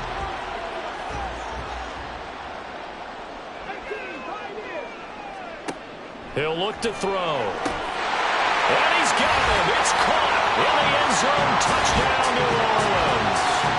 A great effort there. With his 3rd touchdown of the game, number 7 on the year. And the Saints are able to extend their lead. And this is obviously quite a performance. And most of the time when we talk about someone putting a team on their back, I think we're talking about a guy who runs the football. In this case, it's a guy out wide catching it, and he's done exactly that. Truly leading his team right now towards victory. 3 touchdown catches. He's been the headliner. Point after, right down the middle. And the lead is up to 8. That time, 75-yard drive, 5 plays. And it ends with a touchdown for New Orleans. The ball upright on the tee, and the Saints kick team booms it away. And they'll put up the stop sign there as his guys will get it at the 25. Here comes the Falcon offense now as they get set to take over here. And they had a long drive last time, but they had to settle for a field goal, and I'm sure that's how it felt to them, settling. They probably should have gotten in the end zone. Yeah, not out-and-out joy, right? Because that's what you get when you put the ball in the end zone. But there are benefits to that type of a long drive. Your defense gets a chance to take a break, adjust a little bit, maybe get themselves ready to get back out on the field and play a little bit better. So they'll take the benefit even though they wanted the 6 points. And maybe wore down the other defense. We'll see. They'll operate from the 32-yard line here, 2nd and 3. Stroud looking to throw. He's got it complete to Perkins. And he gets this up to the 34 out of bounds there. 3rd down and 1.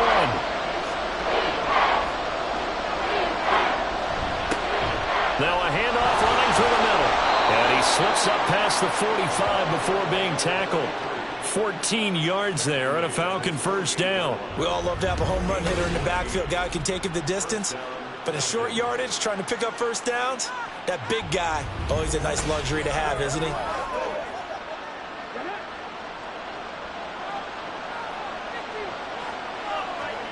First and 10, it's Stroud. And this will be caught by Brown. And he's going to get a solid gain of 9 before being brought down. 2nd and right at a yard. From the 42-yard line, here's second down and a yard.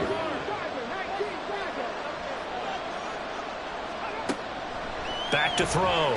Stroud, complete. It's Henry. 7 catches for him now, and this last one, a first down.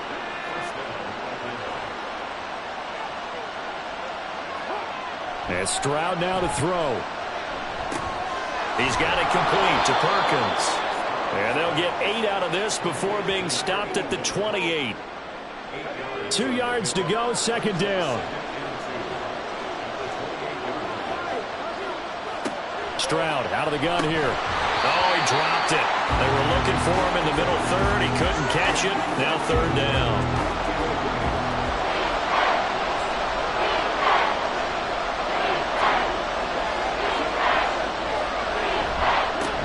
One back in the backfield. He'll get the carry. Well, this is not going to be enough. Was in search of 2 yards and only got halfway there. Well, they picked up a portion of it, but not all that they needed. Now that leads to a decision on 4th and 1. Let's see what they decide to do.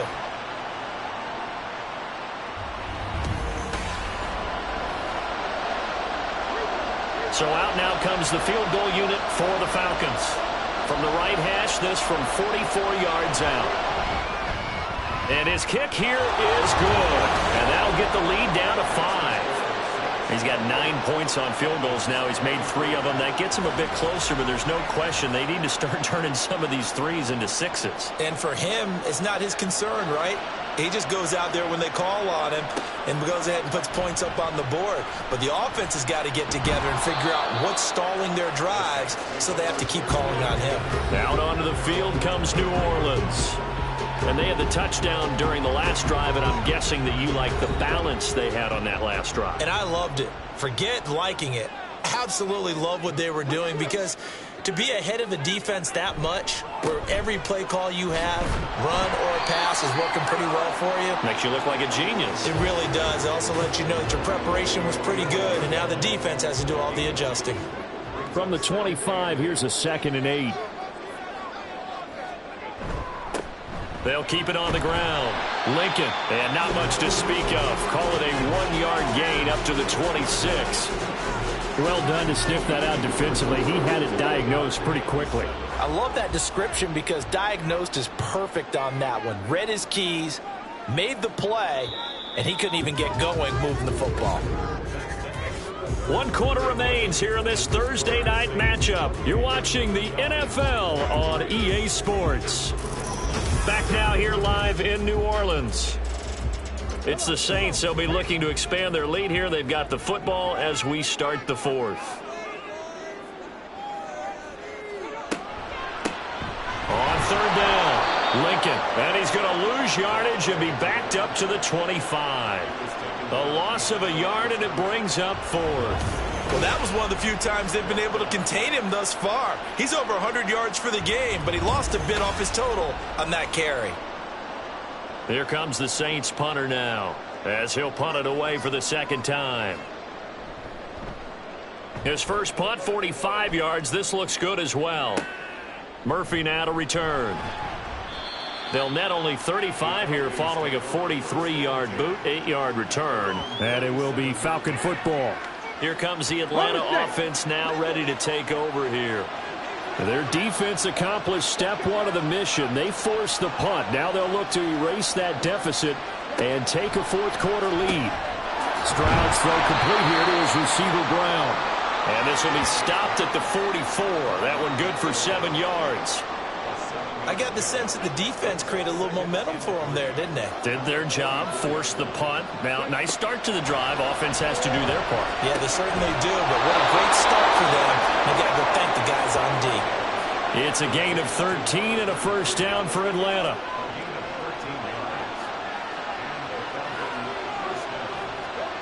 Throwing now is Stroud.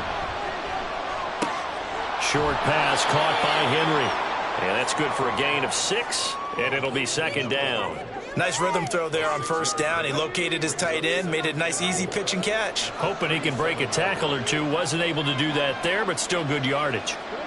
Again, it's Stroud. Right back to Henry, and Henry's got it again. Back-to-back receptions for him, and it's another first down.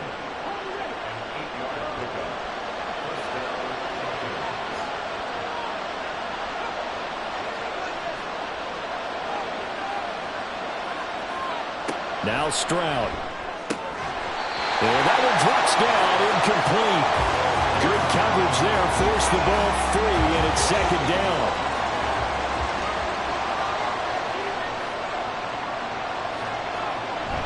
Play action. Stroud now. Oh, he's got a man wide open, complete. And he's brought down, but not before he reaches the 8-yard line. A well-executed 22-yard gain. And here we are in the fourth quarter, partner, and watch them drive for what would be a go-ahead touchdown. And you and I both know this is where you need a quarterback who can keep his cool back there. Not just for himself, but to keep the rest of the team relaxed. And that is caught. Touchdown, Falcons. From 8 yards out. And the Falcons have taken a fourth quarter lead. A nice connection there, finding his target, and that'll put 6 up on the board. Just like they drew it up in their playbook and reiterated it on the sidelines, right? Perfect route, a good throw, and the defense, they had no answer for that right there. So a big play coming for the Falcons as they'll go for 2. Stroud's going to try to throw for the conversion. And this one's caught. And their fourth quarter lead grows by a couple more. So they make the decision. They want a 3-point lead versus a 2-point lead, and they got it. Yeah, at this stage of the game, it seems like the exact right thing to do. Put a little pressure on your defense, but the biggest thing now is you're making the other team chase you. Atlanta's 11 ready to go, and they kick it away. This taken in right around the goal line.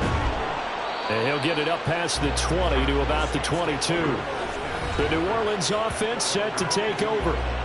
We certainly have a good one on our hands. They're trailing after that last touchdown, but now a chance for this offense to try to snag that lead right back here in the fourth quarter. They run on first down, but it only produces a gain of 2. It's second down now. Second down and 8.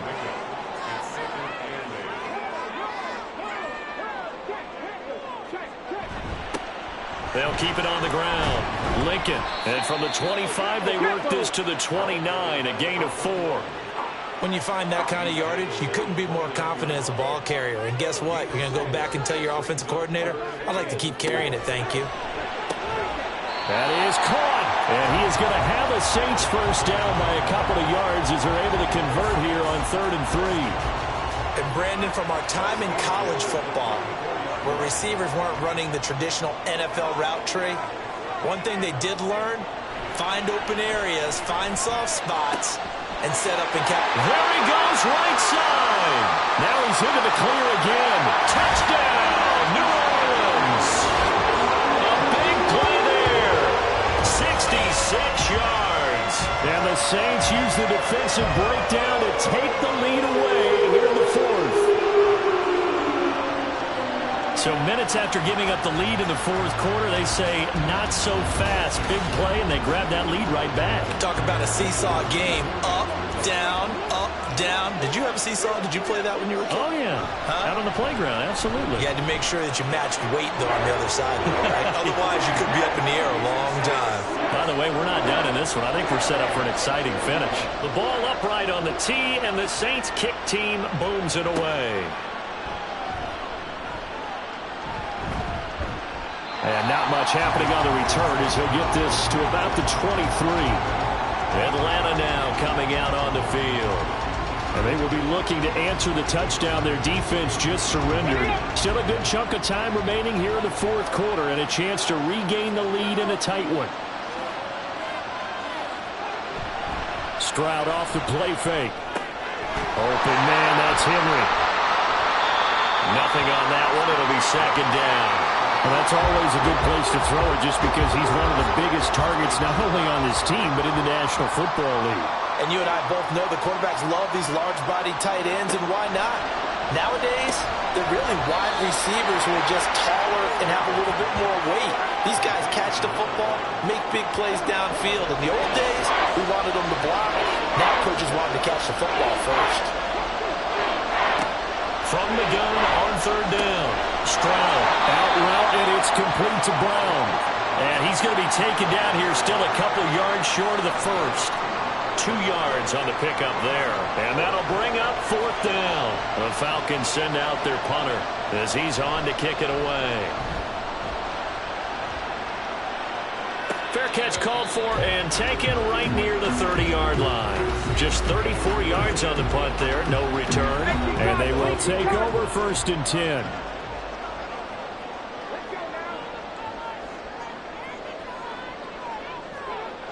They'll try and start this drive in the air.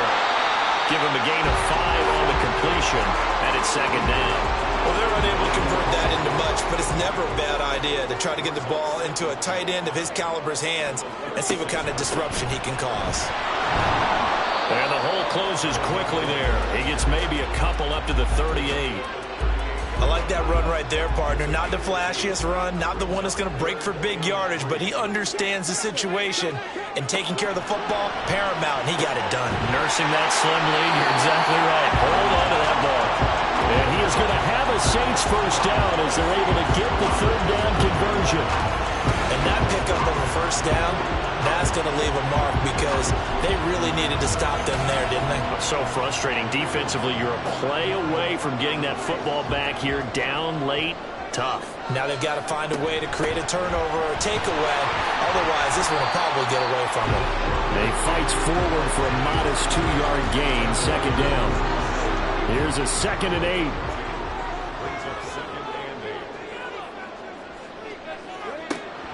Back to throw.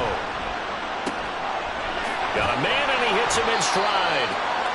They'll wind up getting 7 on the play, and it'll leave them with 3rd and a full yard to go. He'll look to throw. He's got his target. That's complete. And he is going to have a Saints first down as they're able to get the 3rd down conversion. He's been the go-to guy. They needed a big play there on 3rd down. When his way, it worked out. Doesn't matter whether they scouted it or that they think he's going to get the ball. He has a knack for finding his way open and completing the connection. Throwing on 1st down, but this one winds up to be incomplete. This could be the start of a nice stand from this defense now after getting walked backwards on this drive. Come through with another one here, and you have them staring at a 3rd and long, and that puts the defense in a position to dictate to the offense. Again, he'll drop to throw. And he's got his favorite target yet again. It's complete. 4th quarter, down to the final 2 minutes, and we've got a 1-score game. So it's Saints football as we get you reset. Now, this is a big 3rd down, and you'd have to think we'd see a timeout right away if they can't stop him here. They'll stick with the passing game as he looks to throw. Oh, no, he lost the football. It looks like one of the DBs has it. And a big turnover there as his guys will get the football back. I know when you're looking at the scoreboard clock, we're getting near the end of this game, but they bring what was really called 4-minute offense, and that's practice, being taking care of the football, taking time off the clock, not giving them a chance to come back. But bottom line is, what did I say in the beginning? Taking care of the football. That didn't happen. Didn't do it. A costly turnover. Now Stroud. And that is incomplete. Now the coverage a little too good there, and it's 2nd down.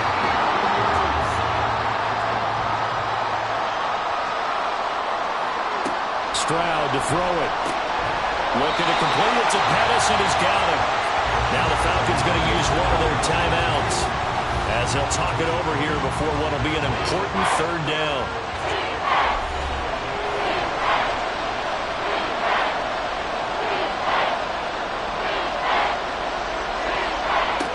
Here's Stroud. Oh, and that's going to sabotage their comeback plans. It is intercepted. And they'll be at the 18-yard line. Great field position here in the red zone. When you talk about making winning plays, that is a winning play at this stage of the game. To come up with that interception, huge. I like how you identified that, because most people think winning plays are the offense trying to get it done. In this case, nursing a lead, they found a way to make a play on that side of the ball and maybe finish things off. So from inside the 20, here's 1st and 10 at the 18.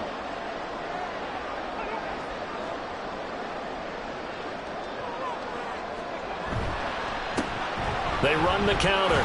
Lincoln, down he goes at the 10 with a solid pickup of 8. The Falcons going to use the second of their timeouts. He's going to get it again. Just looking to get forward and protect the ball. And he'll take it into the end zone for the Saints touchdown. A 10-yard touchdown run. And the Saints are closing in on a 4-1 start as they extend their 4th quarter lead. What a huge touchdown that was, obviously, here in the late stages of the 4th quarter as they try to put this one away. And, Brandon, when they watch the film after this week, they'll be very proud of every rep if they close this game out. Just a few snaps remaining. They can't relax just yet. Extra point right down the middle, and that pushes the lead up to 11. Well, that drive started with not a whole lot of real estate in front of them. In plus territory, excellent field position. 2 plays later, pay dirt. From a couple yards deep, he'll bring it out of the end zone. And no chance to get away as they'll get him down at about the 17-yard line. So all eyes on the Falcons. Down by 11. A little over a minute and a half remaining. How will this thing pan out? We'll watch as they come up on 1st down.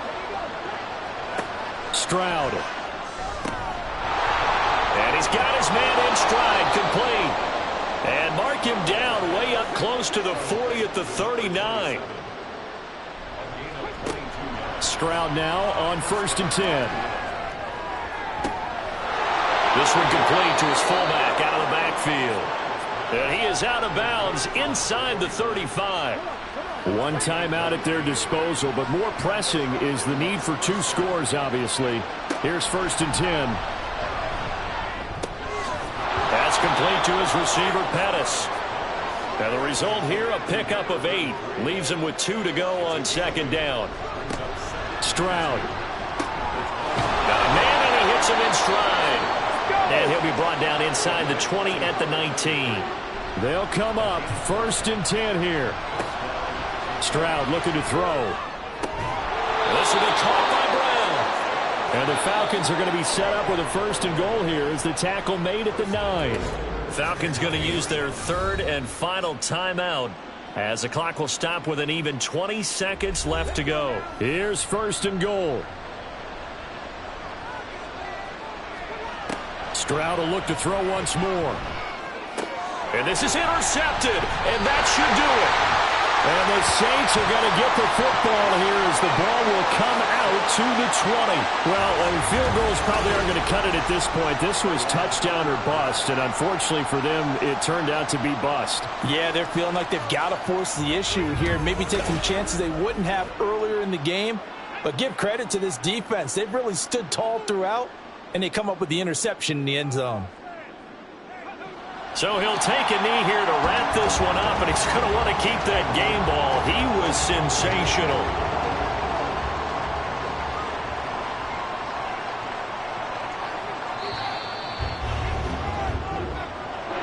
Well, partner, under the lights in primetime, this offense, they gave the nation quite a show, putting up that many points to come away with what will certainly be a memorable win for them. And, Brandon, I think it's as simple as this. Some players, some teams, they're just meant for the big stage. And when they get a chance to play in this type of atmosphere, where all eyes are on them and all the lights are shining brightly, they show up and they show out. So for New Orleans, they boost their record up to a strong 4-1. And they'll get a few extra days to get ready for next week. Meanwhile, for the Falcons, they'll fall to 1-4 with a loss. And they'll try to get back on the beam next week as they'll head to Tampa to take on the Bucs. And for Charles Davis and our entire crew, I'm Brandon Gaudin. You've been watching the NFL on EA Sports.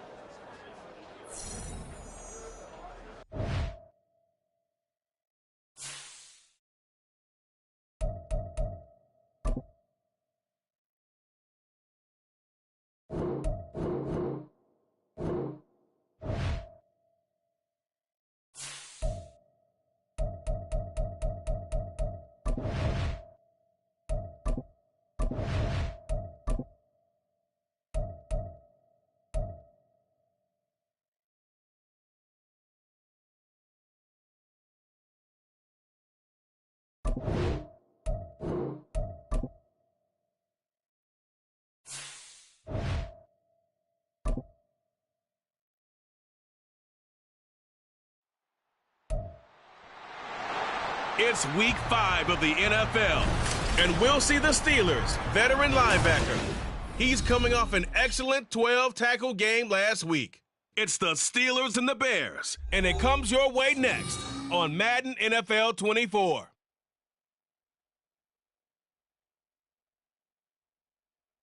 Bit of a sloppy track here at Soldier Field. Still getting some of the wraparound rain bands of a low-pressure system that's hovered over Chicago the last couple of days. Today, boy, what a matchup. Two NFL franchises with so much history, so much tradition, getting set to do battle here, as it'll be the Pittsburgh Steelers taking on the Chicago Bears. With Charles Davis, as always, I'm Brandon Gaudin. And Charles, you talk about storylines in this one. I think it begins and ends with our two quarterbacks, certainly two of the best in the business. And nowadays,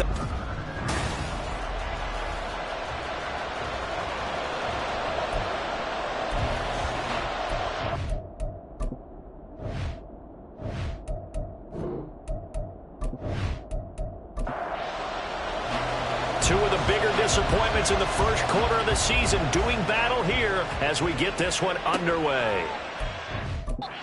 We'll elect to not bring this one out as our first drive will begin at the 25. So here are the Steelers now to take over for the first time. And leading them out there, we get a look at their 6'3" quarterback. I tell you what, when he is on schedule for that week, secondaries take notice because you've got to stay alert back there on every snap. A truly powerful arm, one is capable of challenging any level of the defense on any given play. That's why so many scouts preach arm time when preparing for the NFL draft. A quarterback with arm strength to make every throw in the book, he's an asset to have in any offense. Here's 2nd and 7 now from the 28. Brings up 2nd and 7. Off the play fake. Roberts. Oh, he'll want that one back. Incomplete. He doesn't drop too many in that department. 3rd down.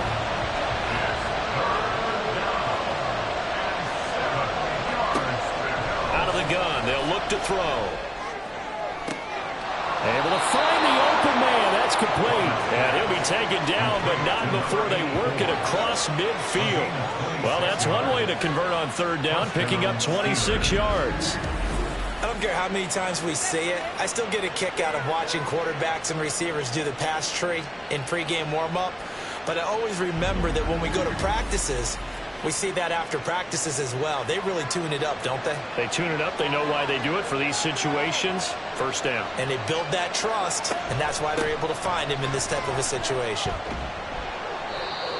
It's a 7-yard carry to set them up with a 2nd and 3. The Steelers at 1-3 here in the early part of the year. Yeah, they've lost 3 straight here.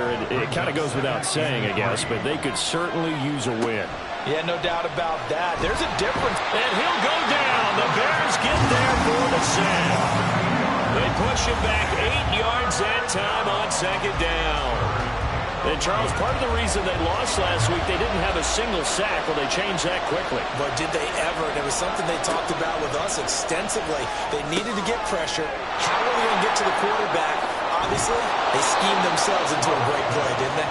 And he's going to have another first down as the tackle's made here at the Bears' 35. 12 yards that time at a Pittsburgh first.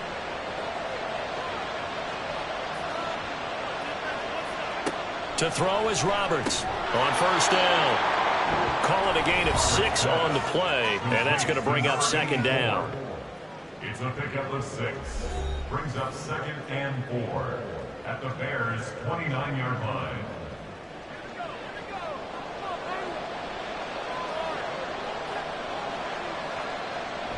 Looking to throw.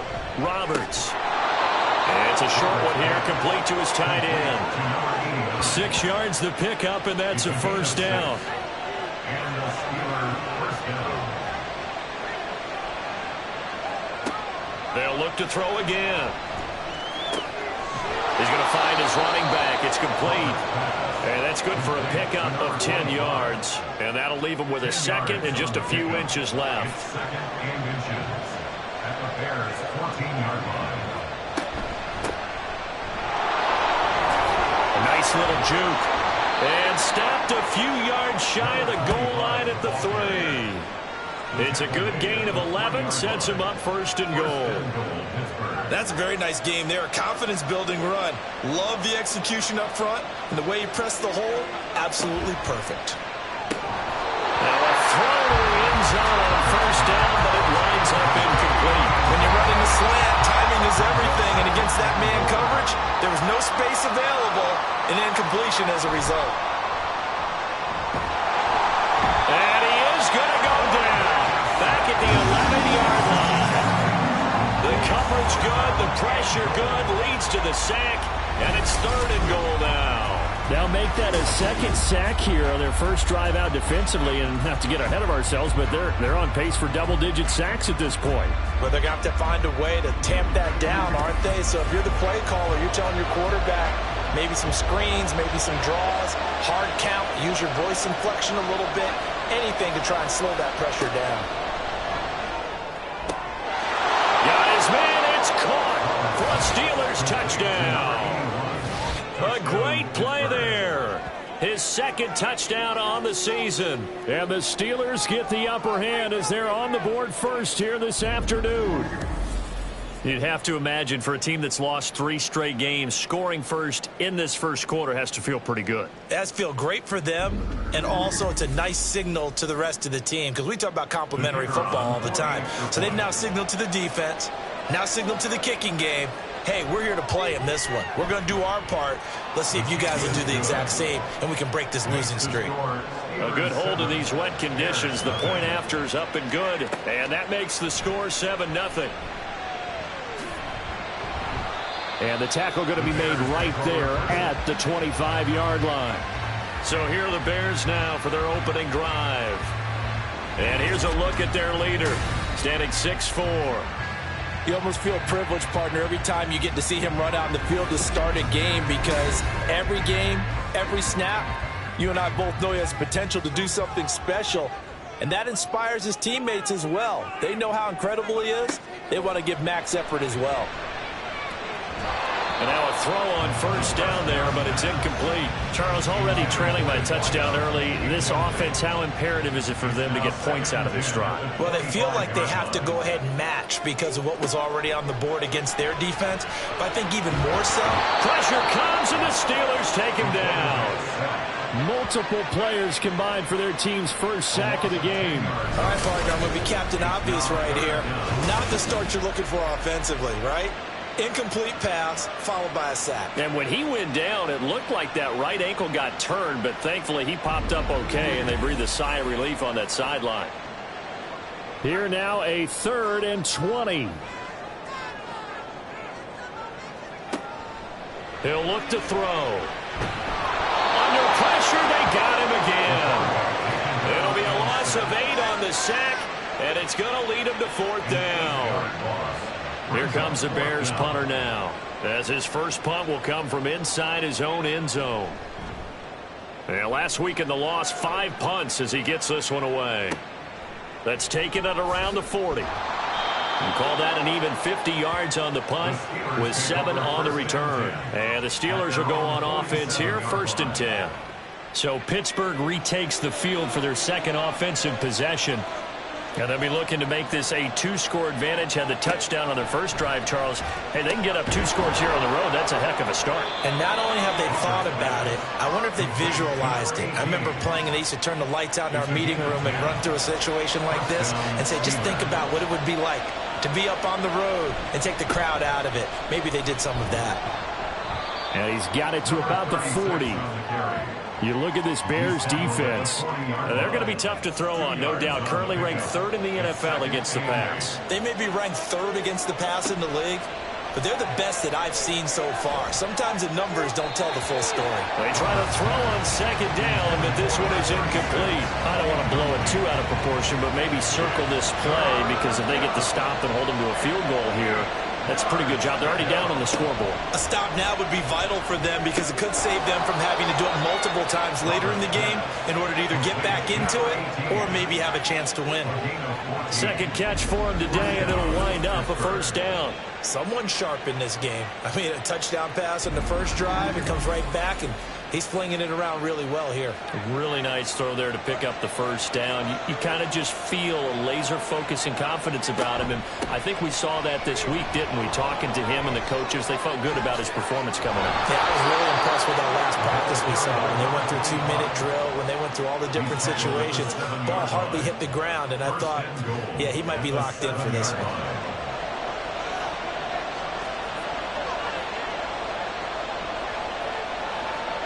Back to throw. Roberts. And a quick throw here. That's complete. And in for the Steelers. Touchdown.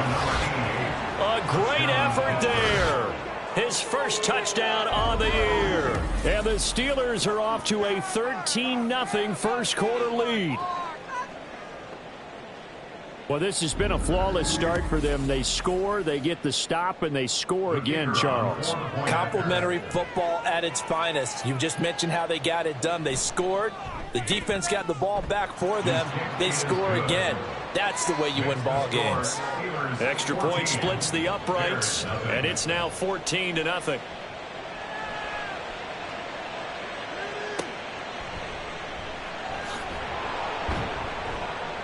And makes it across the 20 as his guys will set up shop at the 23-yard line. Chicago works their way back onto the field here for their second drive of the game. They find themselves in a good-sized hole here, and a good-sized hole early on in this game as they come up on 1st down. This one complete to Gresham. And he's taken down but able to slip across the 35. They went 3 and out on their first drive. Things already looking better here, 1st and 10.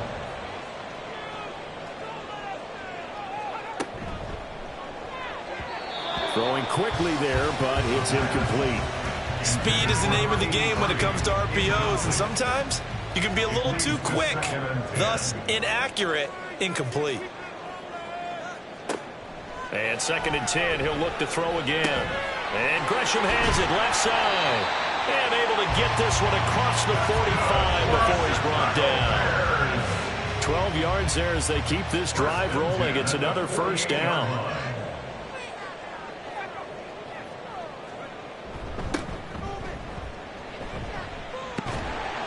And he's going to get a solid gain of 9 before being brought down. 2nd and right in the yard. The numbers for him from a week ago: 17 carries, 85 yards. They've lost a bunch of games in a row now. They've got to start thinking a little bit differently, maybe a little bit outside of the box. Find other ways to move the football. I don't know if you're going to do it through the air or maybe change up how you establish a run game. And he'll get it inside the 40 to the 39.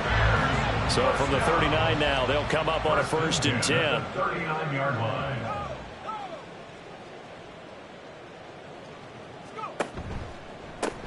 They run the counter. Clemens, and just no chance of turning the corner. He can only get back to the line of scrimmage. 2nd and 10 coming up. No gain on the play. 2nd and 10. at the Steelers' 39-yard line. They'll keep it on the ground. Clemens, and down inside the 35, he goes to the 32-yard line. They get 7 out of that, so they're left with a 3rd and 3. Brings up 3rd and 3. They'll drop to throw. Now throw out wide, going to be incomplete. Well, how about the coverage we just saw break out on 3rd down?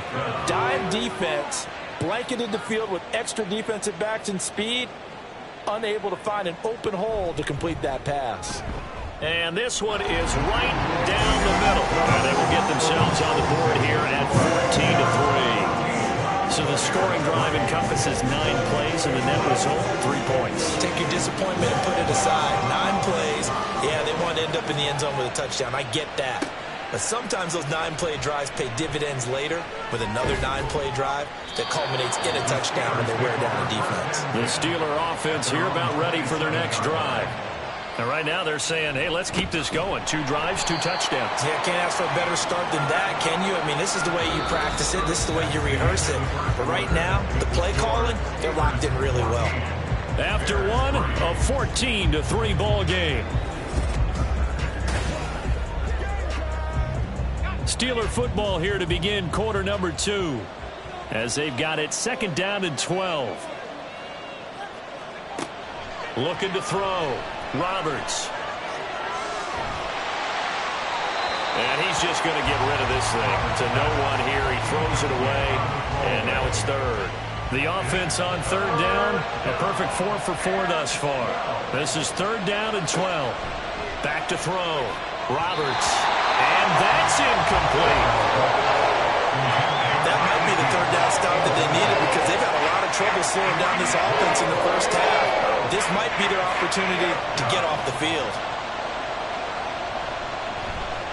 And just a single punt for him in the loss last week as he sends this one away. Let's take it inside his own 40. So a change of possession here on the punt. And the Bears take over. Here's the Chicago offense coming back out onto the field. And this not an easy situation. You're down early, in the elements, you're on the road. How do you get the mojo back? Well, one thing is to remember that as an offensive player, you have a much better idea of what you're trying to accomplish and where you're trying to go than the defender. So in this case, because you know it, you can make your cuts with a little more decisiveness, maybe a second fake, some double moves, things of that nature, to go ahead and try and put some pressure on the defense. First catch for him on the afternoon, and it results in a 1st down. The start for them near flawless. Defense gets them a 3 and out. 2 quick pass connections on offense. So that's how a team works together. Just what you described. Get them the ball, give them a little momentum, and they're capitalizing off of that. Thanks a lot, guys. So the completion good for 7 there, and it'll be 2nd down. At the 41-yard line.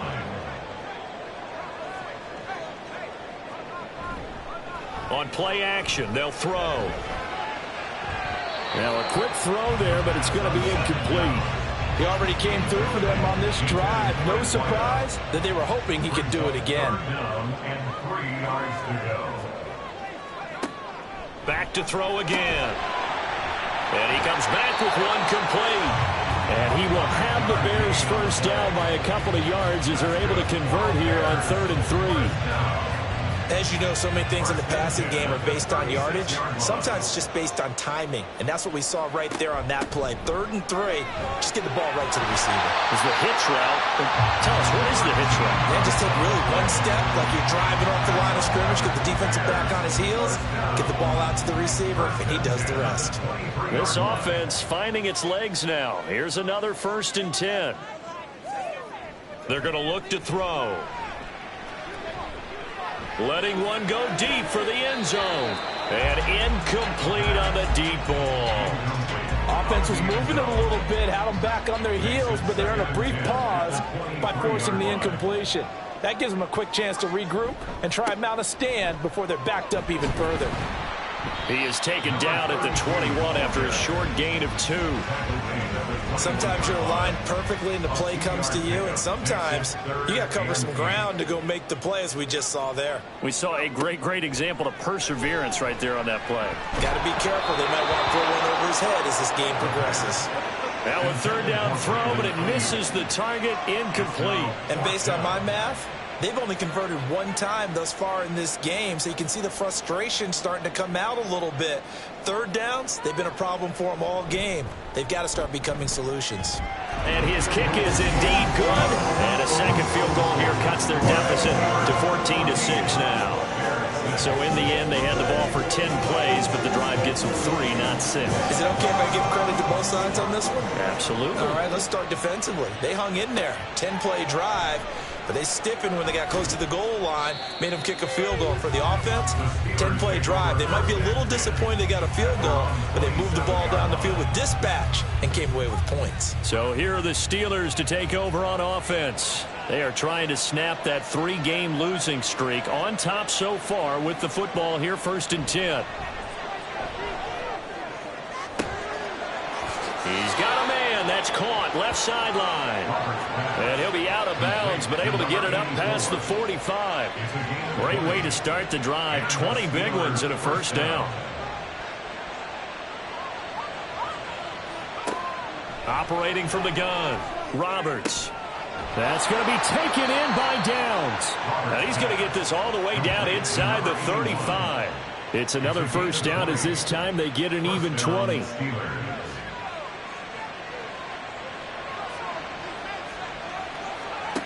Looking to throw. Roberts. It's a short one here, complete to the tight end. And just 3 yards on the catch there. He couldn't get away. And it's 2nd down.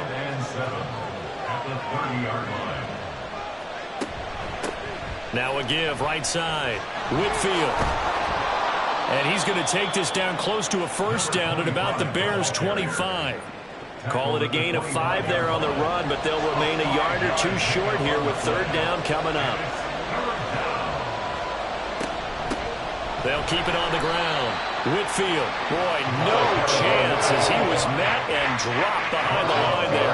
Tough sledding. They lose a yard there on 3rd. Sometimes I think these defensive tackles get a little bit of a bum rap. We just see them as big guys that eat up blockers for others to make tackles. Oftentimes they're quicker than they get credit for. And this time he used his quickness to make a play.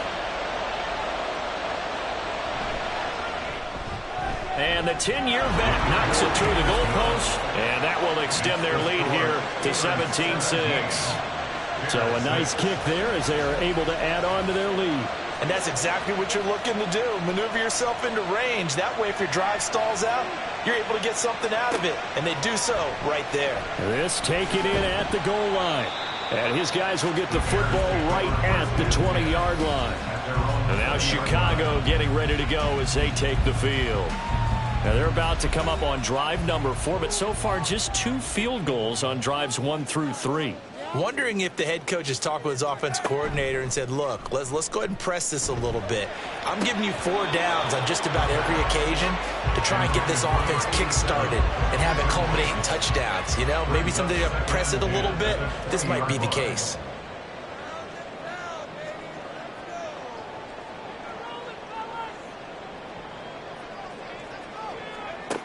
He'll try again with the arm here on 2nd down. And he's got his man in stride, complete. Stopped at the 24-yard line after a gain of 5. They'll come up facing 3rd and 5.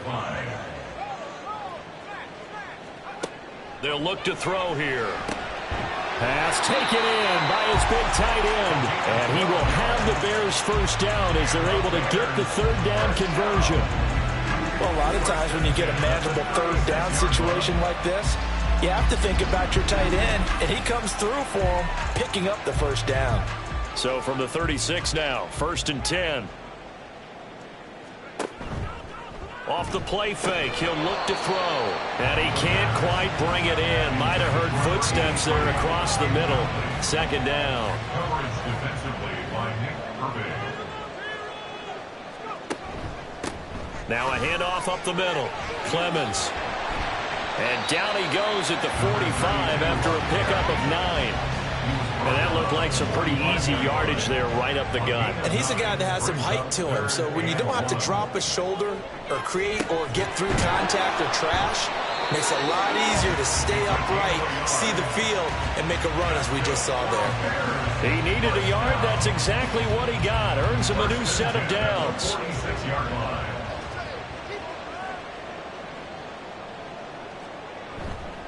The play action fake. They'll look to throw.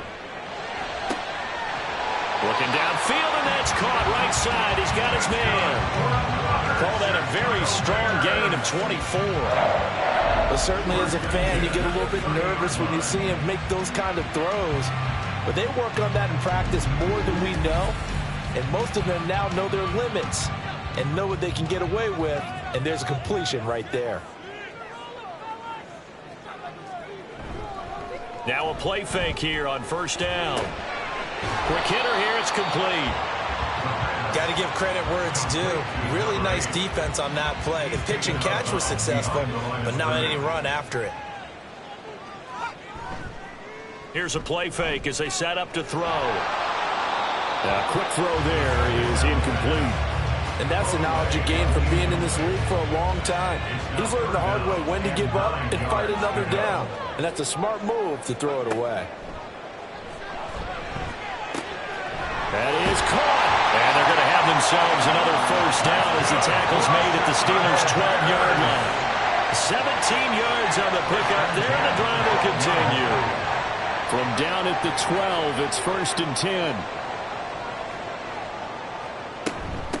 Up the middle they go. Clemens.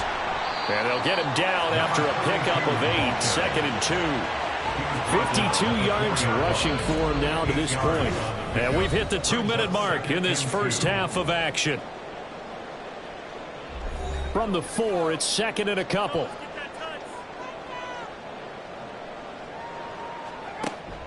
They'll set up to throw. Touchdown, Bears!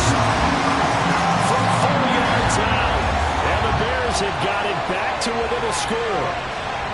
I wonder if he changed anything on his play sheet or they just executed better. Because they had 2 previous drives that ended in field goals. Before this one, they finally were able to put into the end zone. Well, whatever he did, speaking of the offensive coordinator, might be using that formula going forward. It worked there. Yeah, it worked very well. He and his field general in pretty good sync right now. They're starting to move the ball well. Point after, right down the middle. And that'll make it 17-13. Out is the kickoff unit as they run up and send this one away.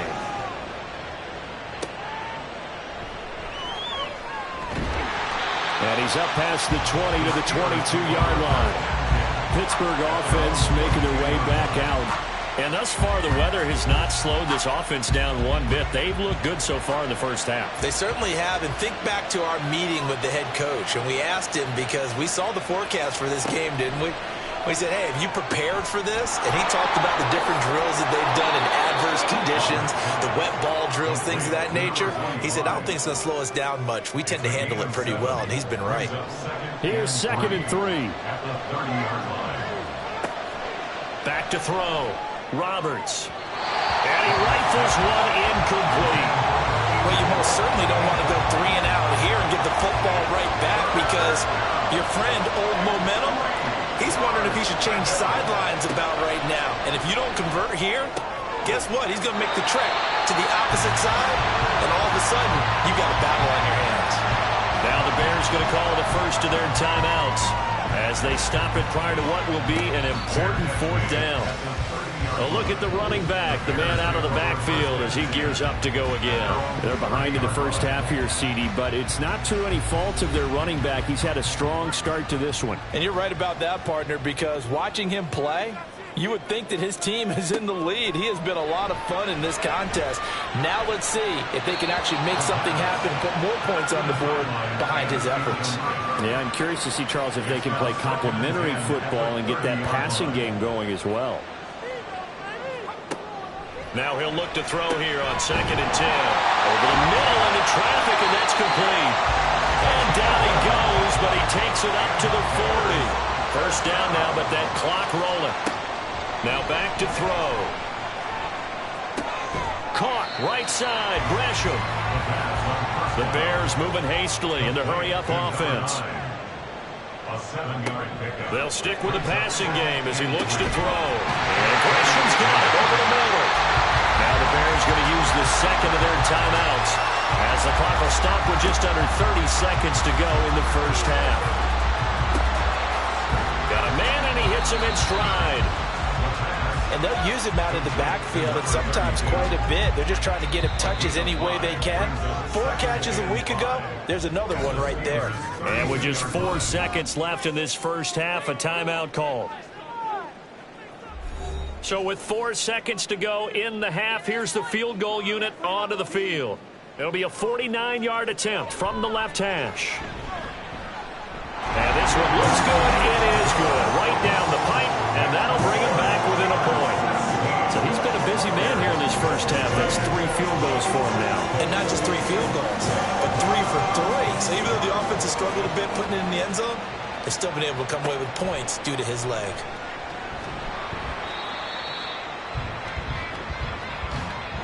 So we've reached halftime here with the visiting Steelers out in front. As we send you down to Orlando, where Jonathan Coachman has our EA Sports halftime report. Coach. All right, Brandon, we'll get back to you guys in a bit. But first, let's take a look around the NFL here on this first Sunday of October. We'll get started in the AFC, a game that all of a sudden has a whole lot of intrigue. Cleveland heading to Foxborough to take on New England. And it's the Browns who have the lead at halftime. The Browns trying to finish that one off and claim victory. From there, we move to Arrowhead Stadium in Kansas City to see what's going on with the Chiefs.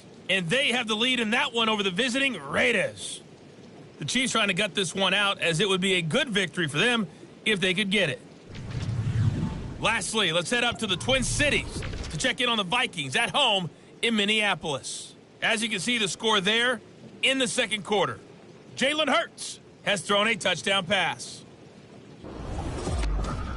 This one's been all you could hope for as an NFL fan. Just a one-point game here at halftime. This has been as much fun as you could hope for, with both these teams in it to win it.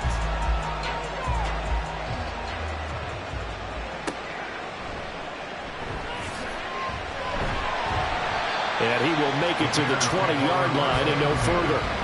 So here's the Bears offense now as they get set to start this third quarter. And Charles, some things to like about that first half, ultimately trailing here, but certainly this deficit is manageable. So curious to see what adjustments they may have made at intermission. As am I, because I think things bode well for a possible comeback, because I thought a lot of their best reps in the first half came through the passing game. They were hitting the open receivers, taking whatever the coverage gave them and making it work well for themselves. Now, they just want to pick up the pace of scoring a little bit. So I expect them to come out, continue to throw the ball effectively. Back to throw now on 2nd and 10. And he's got his man in stride, complete. 9 yards, not quite enough, and they'll be left now with 3rd and 1. Fired that one in there, able to make connection on a nice in route. With those faster passes when they're going that fast, any hesitation as a quarterback that the deflection, if you miss, might be bigger and lead to an interception? Yeah, and the deflection works both ways. Maybe a defender gets a hand in the way and it pops in the air. And sometimes you throw it so hard your receiver can't handle it, and he pops it up in the air for the defenders to grab as well. But a moot point there as they were able to connect. Man, I just love being in this stadium. So much history, tradition, so many great teams and games, and we're seeing a pretty good one right now, hotly contested in the third quarter. And he can only manage to get a couple. 2nd and 8 coming up. From the 35, here's a 2nd and 8. Brings up 2nd and 8.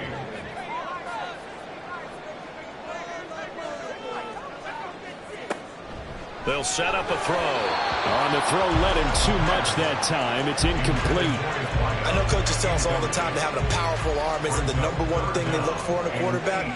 But when you're trying to throw inside routes and you need to put some heat on it, it helps have the big gun. In this case, just a little bit too much. On 3rd down, he'll drop to throw. And that will be incomplete as well. 1 first down here, and that's all, folks. Good work by this defense to hold things in check and force a punting situation. Here comes the Bears punter now, as he'll come on to kick this one away.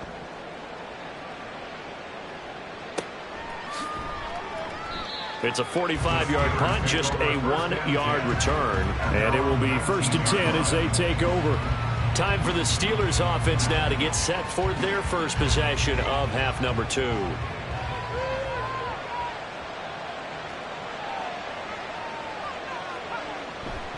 They go play action here on first down. And he will find his man on the outside. And he's going to get this one across the 30-yard line. Line of scrimmage, the 31 now on 1st and 10. Operating from the gun. Roberts firing quickly, but it's incomplete. He shook his head right when he released that throw. He knew it was going to be a little off target. Yeah, the excitement got him on that one. Wasn't able to control the fact the receiver was open, and it would have been an easy throw. And got his man complete. And he's going to be out of bounds, but not before he takes it inside the 40. An excellent pickup of 34 yards. I guess that answers the question of whether or not they're going to try to play conservative and protect this lead in the third quarter. And I think this is something we're seeing more and more of in the NFL. Teams. Plenty of shouts from this crowd as they watch the replay. They want a challenge, and they're going to get one. Did he keep those feet in bounds? That's the question they've got to decide. And I got to say, watching it in real time, it was awfully close. Yeah, it certainly looked like a heck of a catch because he didn't appear to bobble it, which could complicate things. But even with the benefit of replay, that's pretty tight. Well, here's the call. Winds up a very good call there defensively to challenge that one, as that now will wind up an incomplete pass. Oh, he tries to force it in, and it's intercepted. And he's able to get it back to right around the 27. Okay, partner, no surprise to you. I'm going to look at this from the defensive perspective. In the rain, you have to be more cautious trying to cover passing routes. Why? The offense knows where they're going with the football. The receiver knows the route he's going to run. You have to make sure you keep your footing underneath you. The Bears offense now getting ready to take over. They'll take over with great field position here, down a point as they start 1st and 10.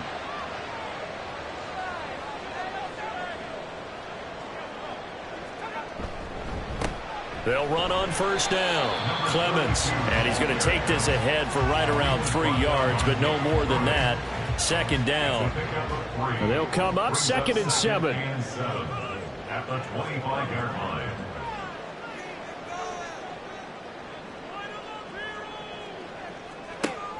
He'll look to throw. And he's got his man out of the backfield. That's complete. And he'll go out of bounds inside the 15-yard line. A gain there of 12 yards and a first down for the Bears.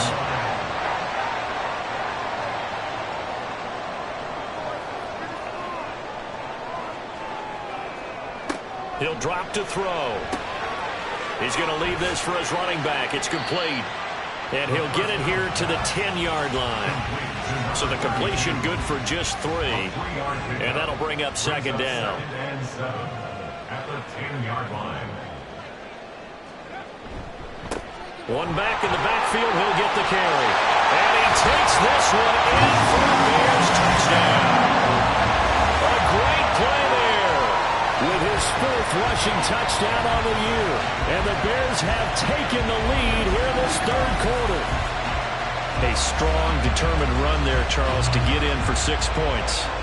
This is why it's such a team game, isn't it? And I know that sounds really generic and it sounds almost trite, but the blocks were made up front. Offensive line, collected victory at the line of scrimmage and downfield. And how about the finish to the run all the way into the end zone? That's caught. And he will get into the end zone again. And he seems to have a nose for it as he gets both the touchdown and the 2-point conversion. So they go with a pass there on the 2-point try and able to convert it, Charles. And a good job by the offense figuring out their 2-point play and using it well. It's interesting how people are using the strategy nowadays, though, isn't it? It really is. And I don't know how much that particular play factored in. But with the PAT moving back in 15-16, that kind of changed things, didn't it? It's really a part of everyone's strategy now. When I talk with coaches and when we sit with them, they always talk about they actually have 2-point periods in practice now, something they never really did before. The return man down to a knee, and this will come out to the 25-yard line. The Steeler offense set to regain possession. And we'll see if they can bounce back from that last drive, in particular, if they can bounce back at the quarterback position, Charles, after throwing their first interception of the ball game. Yeah, and some guys, you know they're going to want to try and get a big play right away and take control back. Well, this is taken in. It's complete. And he has a big gain inside the 40 before being dropped.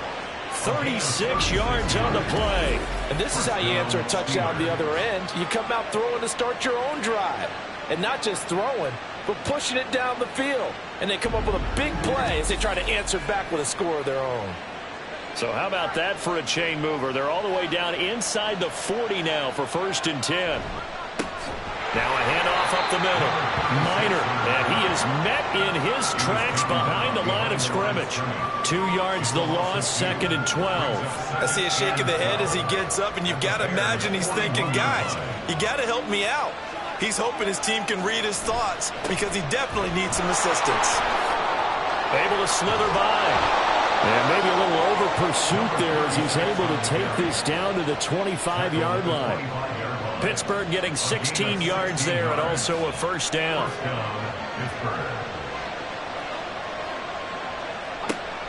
Looking to throw. Roberts. This pass left side to Downs. And they do get him down, but not before he's able to slip it inside the 5-yard line. 2 big plays in succession. Not sure this D knows what hit him, but now they got to get ready. It's 1st and goal. Back to throw. Roberts to the goal line, but it's incomplete. Line of scrimmage, again the 4-yard line. 2nd and goal. Now receiver in motion left. And here's a handoff out of the gun. And he's going to get this back to the 3-yard line and no further. It'll go as no gain on the play, and now they're looking at a 3rd and goal. Roberts now going to throw on 3rd and goal. And caught in the end zone. Touchdown, Steelers. From 3 yards out. And the Steelers are an extra point away from evening this one up. Well, that's just how they drew it up, CD. His first read was there, got it to him quickly, and into the end zone. Absolutely excellent execution by all involved. And the coordinator, got to give him credit, found the perfect play call. Quarterback let it fly as soon as the target came free. And his guy made a nice catch. Just how you draw it up in practice and then execute it in the game. Extra point right down the middle. And that will tie us at 24. Nothing separating these two sides. 24 all our score as he sends this one away. And able to get this out to the 25. Another drive coming up for this Chicago offense. And their lead has evaporated in this 3rd quarter. It's tied once more as they begin with a 1st and 10.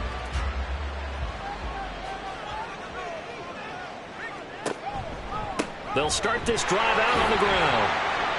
That's to about the 28. 2nd down coming up. Offense looked a little bit discouraged after that play, shaking their heads a bit, looking at each other. I think they thought they'd get a lot more out of that call. Sometimes you do get the running lane you want. And other times, the defensive front, they just break up the play before it can get going. A yard in the wrong direction makes 3rd down tougher. 3rd down and 9. Well, it looked like the defense, they were ready for that one. Really left him almost no room to work after catching the ball. He could throw every move in the book at him. They were there, and they tackle him for a loss.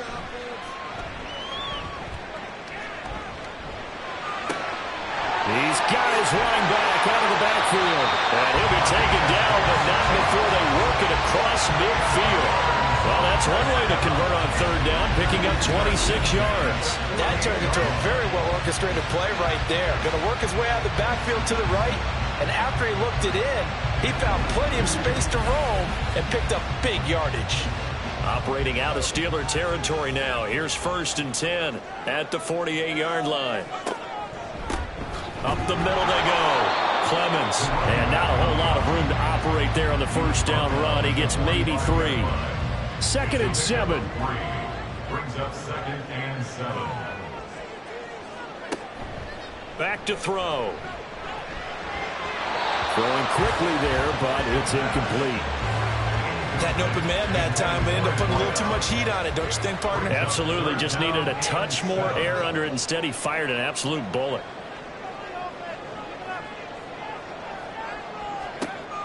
They'll look to throw.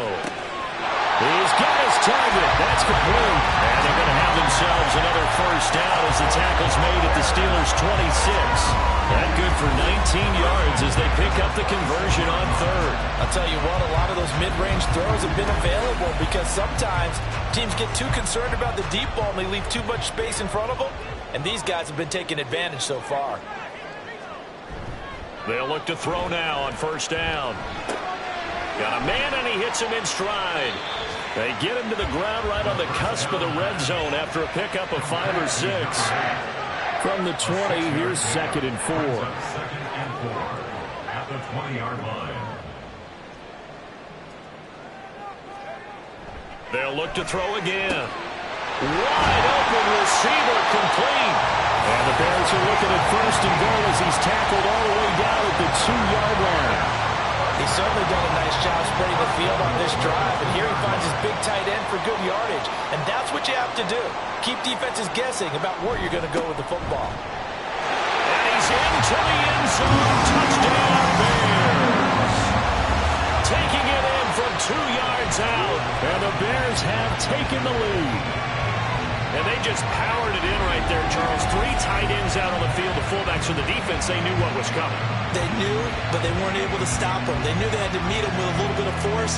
But on that play, the big guys up front won the day. No going for 2. They'll kick the point after.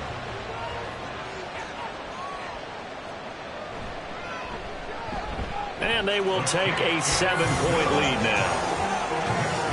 So a nice drive put together there. They go 75 yards in 9 plays. And it's culminated by a 2-yard touchdown run.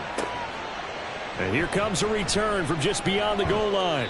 And he returns this to the 22. And Pittsburgh getting set to take the field. A lot of time for this unit to game plan on the sideline after that drive that they watched the other side just score. But remember, last time they were out, they scored as well. We'll see if they can seize that momentum right back. And they have had a lot of time to cool off from reaching the end zone the last time. So have they been able to keep themselves mentally sharp and into this game even though they haven't been on the field? And you and I both know, one big play, though, gets them right back up to that level. And 2nd and 10, he'll look to throw again. And this time he's got the hook up. It's complete. He has a first down, and that catch will also put him over 100 yards receiving now on the afternoon.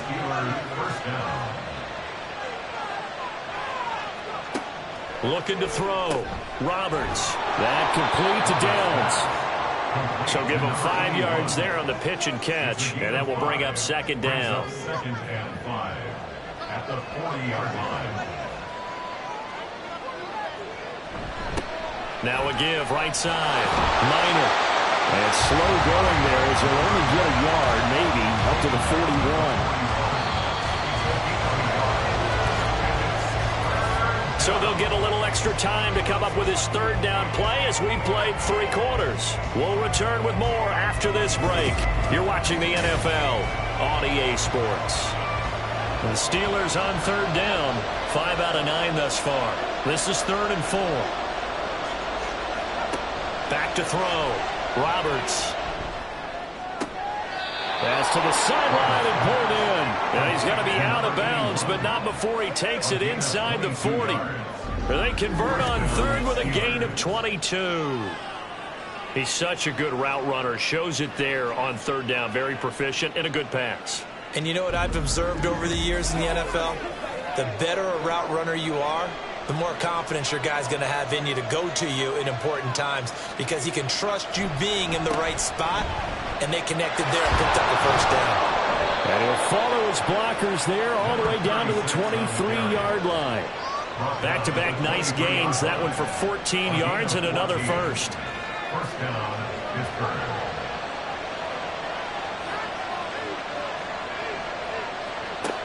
Operating from the gun, Roberts. And it's caught. And he's brought down after a very nice gain. 23 yards, the final tally. Tell you what, he's been able to put the ball in some tight spots all game long. That throw, no different. Yeah, a lot of people would call it a gutsy type of a throw. I think he looks at it as, I can do it, so it's not that big of a deal to me. I'm going to keep firing. Now a throw to the end zone on first down, but it winds up incomplete. Just nowhere to go with the football. He was supposed to put that one into Lake Michigan. I think his receivers have to do a better job of working free because he didn't have anywhere to go at all. Got his man, it's caught for a Steelers touchdown. A great effort there. His second touchdown of the afternoon. And the Steelers are an extra point away from tying this game here in the fourth. I know Paul Revere talked about by land or by sea, right? You know, one by land, two by sea. He didn't mention air because right now we're seeing a big-time performance, aren't we? That's 2 touchdowns so far in this game. Where'd you pull that one from? And, you know, every now and then I actually listened in history class.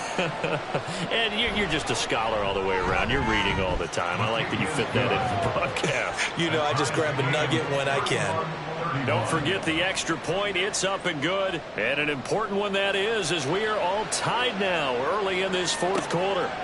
And no thought to bring this one out. He'll just go down to a knee, and he'll take over at the 25. The Bears offense out there set and ready to go. They no longer have the lead after that last touchdown, all tied up in the fourth quarter. And a chance for this offense to mount a potential game-winning drive right here. They'll come out throwing here on first down. So left side, it's complete. And they'll get it up just short of the 45 at the 44. First play of the drive, a success, 19 yards. I'll tell you, far from ideal conditions to play in, but neither offense has had much trouble. Plenty of points to go around. First and 10. A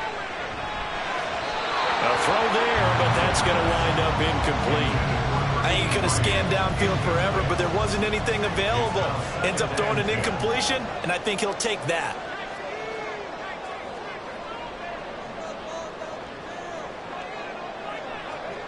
He'll try again with the arm here on second down.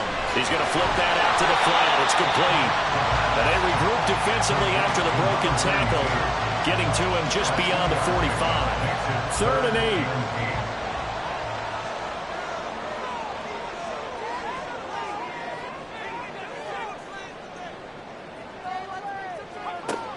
Again, he'll drop to throw. And this is going to be incomplete. The frustration evident there because he couldn't find anyone on 3rd down, and he left no doubt that he was throwing that one away. Here comes the Bears punter now as he's on here to punt it away. Averaging 50 yards a boot so far as this one's away. Yeah, he was looking for the checkup bounce, didn't get it. That scoots all the way into the end zone now for a touchback. And now out come the Steelers. Excellent job by their defense to force the punt and provide them with this opportunity, all tied in the fourth quarter. Roberts throwing to start the drive. And this taken in by Downs. And he's got it past the 30 before he's hit and dropped. Face mask. Defense. So it was already a gain on the completion, but tack on some more with that penalty. Absolutely, and no matter what angle you're making the tackle from, you can't grab the face mask, and that's just putting your defense on its heels just a little bit more. And now it's 1st and 10, a big mistake, especially when you factor in the personal foul yardage. Off play action. Roberts. A quick throw, but incomplete. Oh, man, for him to be that wide open and drop it. Sometimes you have just too much time on your hands, right? You end up thinking way too much, and your hands get shaky. And yes, he's a tight end, but that's a catch he should have made. And he's got it across midfield and into Bear territory. A field goal from this spot likely out of the question. They've got to get closer here on 3rd down. Now a shotgun snap as they'll look to throw. That's going to be taken in by Downs. And he is out of bounds, but not before he's inside the 30. A gain of 22. And partner, in a tie game in the fourth quarter, you and I both know in the NFL, that's when you lean on your stars. And he came through with a nice catch right there. And now hold everything here as the challenge flag is out. And we're going to get a review of that last play. Did he keep those feet in bounds? That's the question they've got to decide. And I got to say, watching it in real time, it was awfully close. Yeah, it certainly looked like a heck of a catch because he didn't appear to bobble it, which could complicate things. But even with the benefit of replay, that's pretty tight. Now, here's the call. On fourth down, the punt team is on as this is sent away. And he couldn't get it to check up. That kicks all the way into the end zone for a touchback. The Chicago offense set to get started. The last series for him, a little disappointing, forced to punt. And now they'll try to do better here and come away with some points as they begin this drive, 1st and 10. They'll start out here with the option left. And he'll get this up to the 34-yard line. First down yardage on the first play of the drive, 14 yards. Well, partner, for a few years there, we thought this read option play was going to take over the whole NFL. It seemed like everyone was using it. But it has been scaled back considerably in the last few seasons, mainly because people are worried about their quarterbacks getting hit. But when you call it at the right time and you use it properly, you see the type of gains you can get. A nice chunk of yardage there by the quarterback. From the 42 now, here's 2nd and 2. Now a handoff up the middle. Clemens. And running room scarce here. He's going to be stopped in his tracks at the line of scrimmage. 2 yards still to go. 3rd down now. 3rd and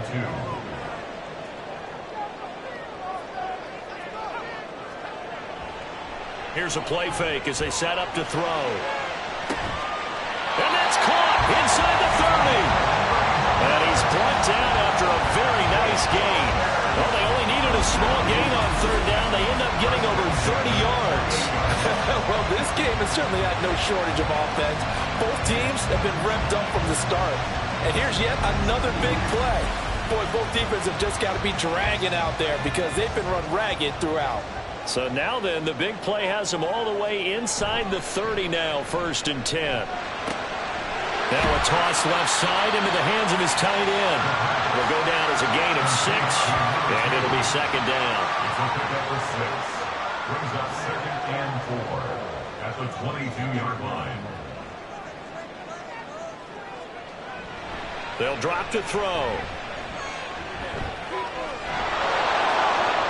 And that is incomplete. Well, as we all know, possessions are crucial in a tie game. And let's face it, I really didn't need to tell you that. You already knew it. So when he sees he's got nothing good going, an excellent decision to just send that one to the sideline. Meanwhile, on 3rd down, they take a shot at the end zone, but it's incomplete. So many times we've seen him try to escape the pocket and do something with his legs, but in this case, the pressure was too intense and he made the wise choice to just get rid of the football and make sure no one was going to get it. And his kick is right there. It's good, and they have taken the lead here in the 4th quarter. So the drive here ends with a field goal. It does give them the lead, but this one's still certainly a long ways from over. It definitely puts a lot of pressure on your defense to hold the lead, right? They're happy to have it and happy to be out there trying to do so. But I know as a former player, in the back of their mind, they're thinking, why don't you score the touchdown and seal this thing? And he's up across the 25 and down at the 28. And the Steelers set to take the field. And now they find themselves trailing following the field goal. Still a good amount of time in this 4th quarter, but this drive very well could determine the outcome of this ballgame. And now a throw on 1st down there, but it's incomplete. 2nd and 10.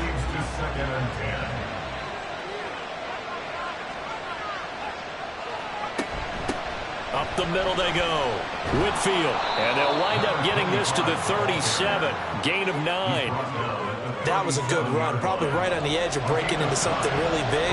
So the defensive guys right now are talking about, okay, what can we do to slow him down before he truly gets started? And he will have a Steelers first down as they're able to convert by plenty there on 3rd and 1. This has to go down as one of the simpler routes in the playbook, but oh so effective. Nice completion there. Keeps the sticks moving. Now Roberts on 1st and 10. Now he'll dump it underneath to his running back, complete.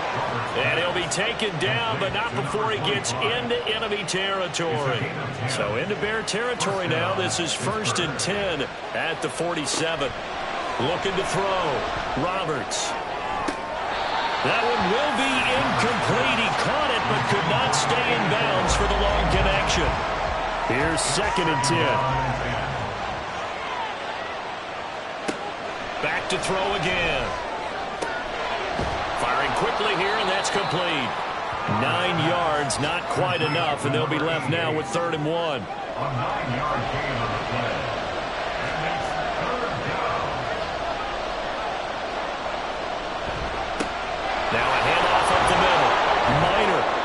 And he's brought down, but following a pretty juke move that gives him the first down.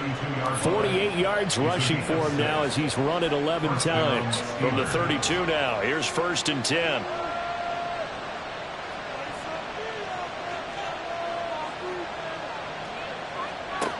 Back to throw. Roberts. And he's got his man in stride, complete. And he'll get this one down to about the 20-yard line. A gain of 12. And the Steelers first down. 3 points separating these two sides with 2 minutes left to go in the 4th.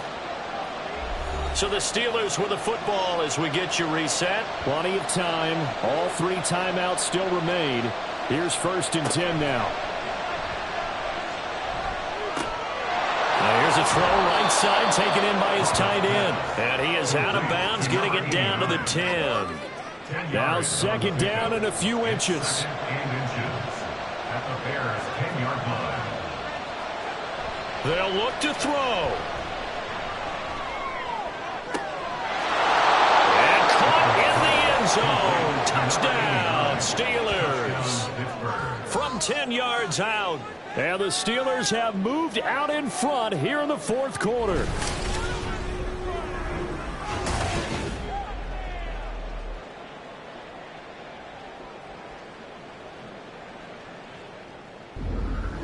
And touchdown, and congratulations, and 0 relaxation ahead of them, right?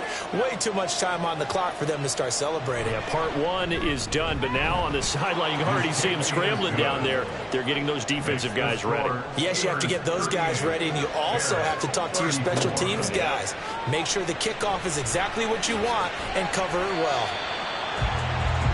So now the Bears down by 4, a minute 46 to go. And they're in danger of a 3rd straight loss as they come up on 1st and 10. Back to throw. Oh, he's got a man wide open, complete. And up to the 35 before they're able to knock him down.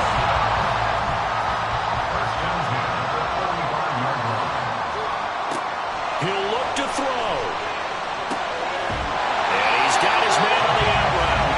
He's going to get out of bounds with the first down, so that's going to double their pleasure for sure. They get the first and save a timeout.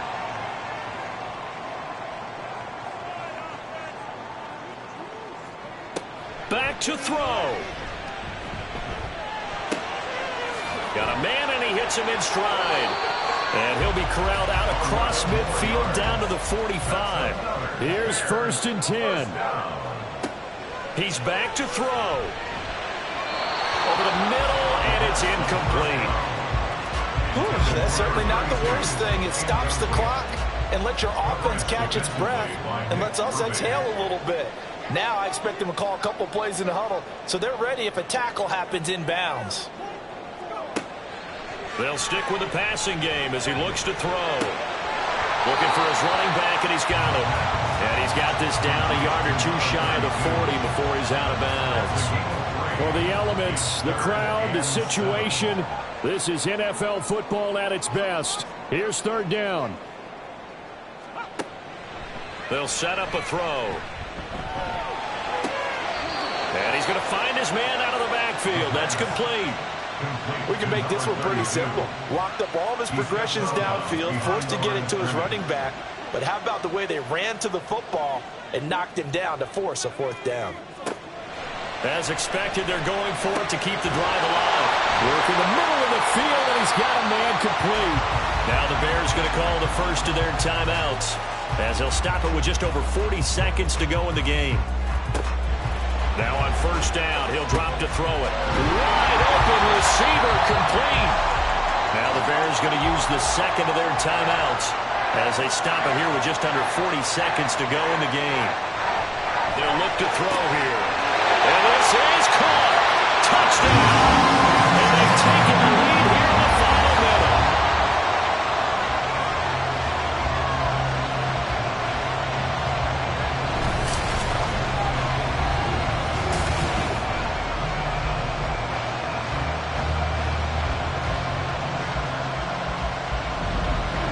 What a game this has been, and what a drive that was, Charles, to take the lead here late in the fourth quarter. And, partner, that's a job well done by everyone, from the players to the guys calling the plays. And if I may introduce just one downside to the mix, might be a little bit too much time left. Enough on the clock for a final last-ditch effort to try and steal this win away.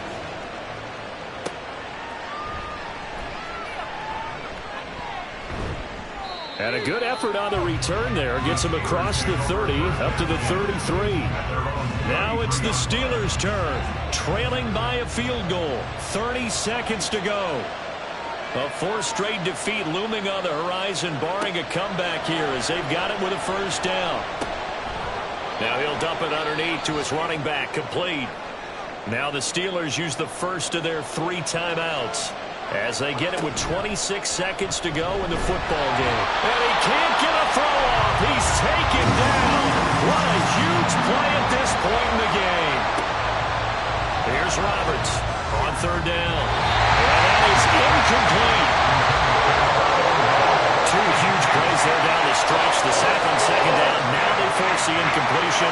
That's going to lead to a do-or-die fourth down. And they look like they've got the confidence right now that no matter what gets thrown against them, but whatever play gets run, they have the ability to shut it down. They're just brimming with it right now. Now on fourth down here, that pass knocked away and incomplete.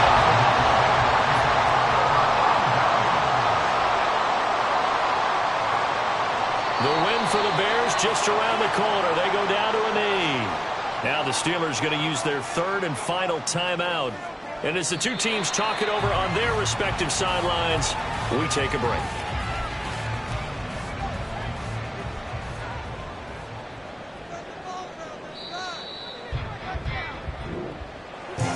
What a ball game this was. What an atmosphere this was. And the home team getting the late touchdown, getting the victory, and now everybody in this building can file away with smiles on their faces. And what do real estate people tell us all the time? It's location, location, location. So being at home, that can be a big deal because, remember, they were down to their final chance to retake the lead. That home field advantage, I think it helped fuel all of what happened for them down the stretch. A huge win. So for the Bears, they move a step closer to 500 as their record improves to 2-3. And they will hit the road next week for a date with the Green Bay Packers. Meanwhile, for Pittsburgh, they'll fall to 1-4 with a loss. And they'll be on the road next week for a matchup with the Baltimore Ravens. And for Charles Davis and our entire crew here at EA Sports, I'm Brandon Gaudin saying so long, everybody.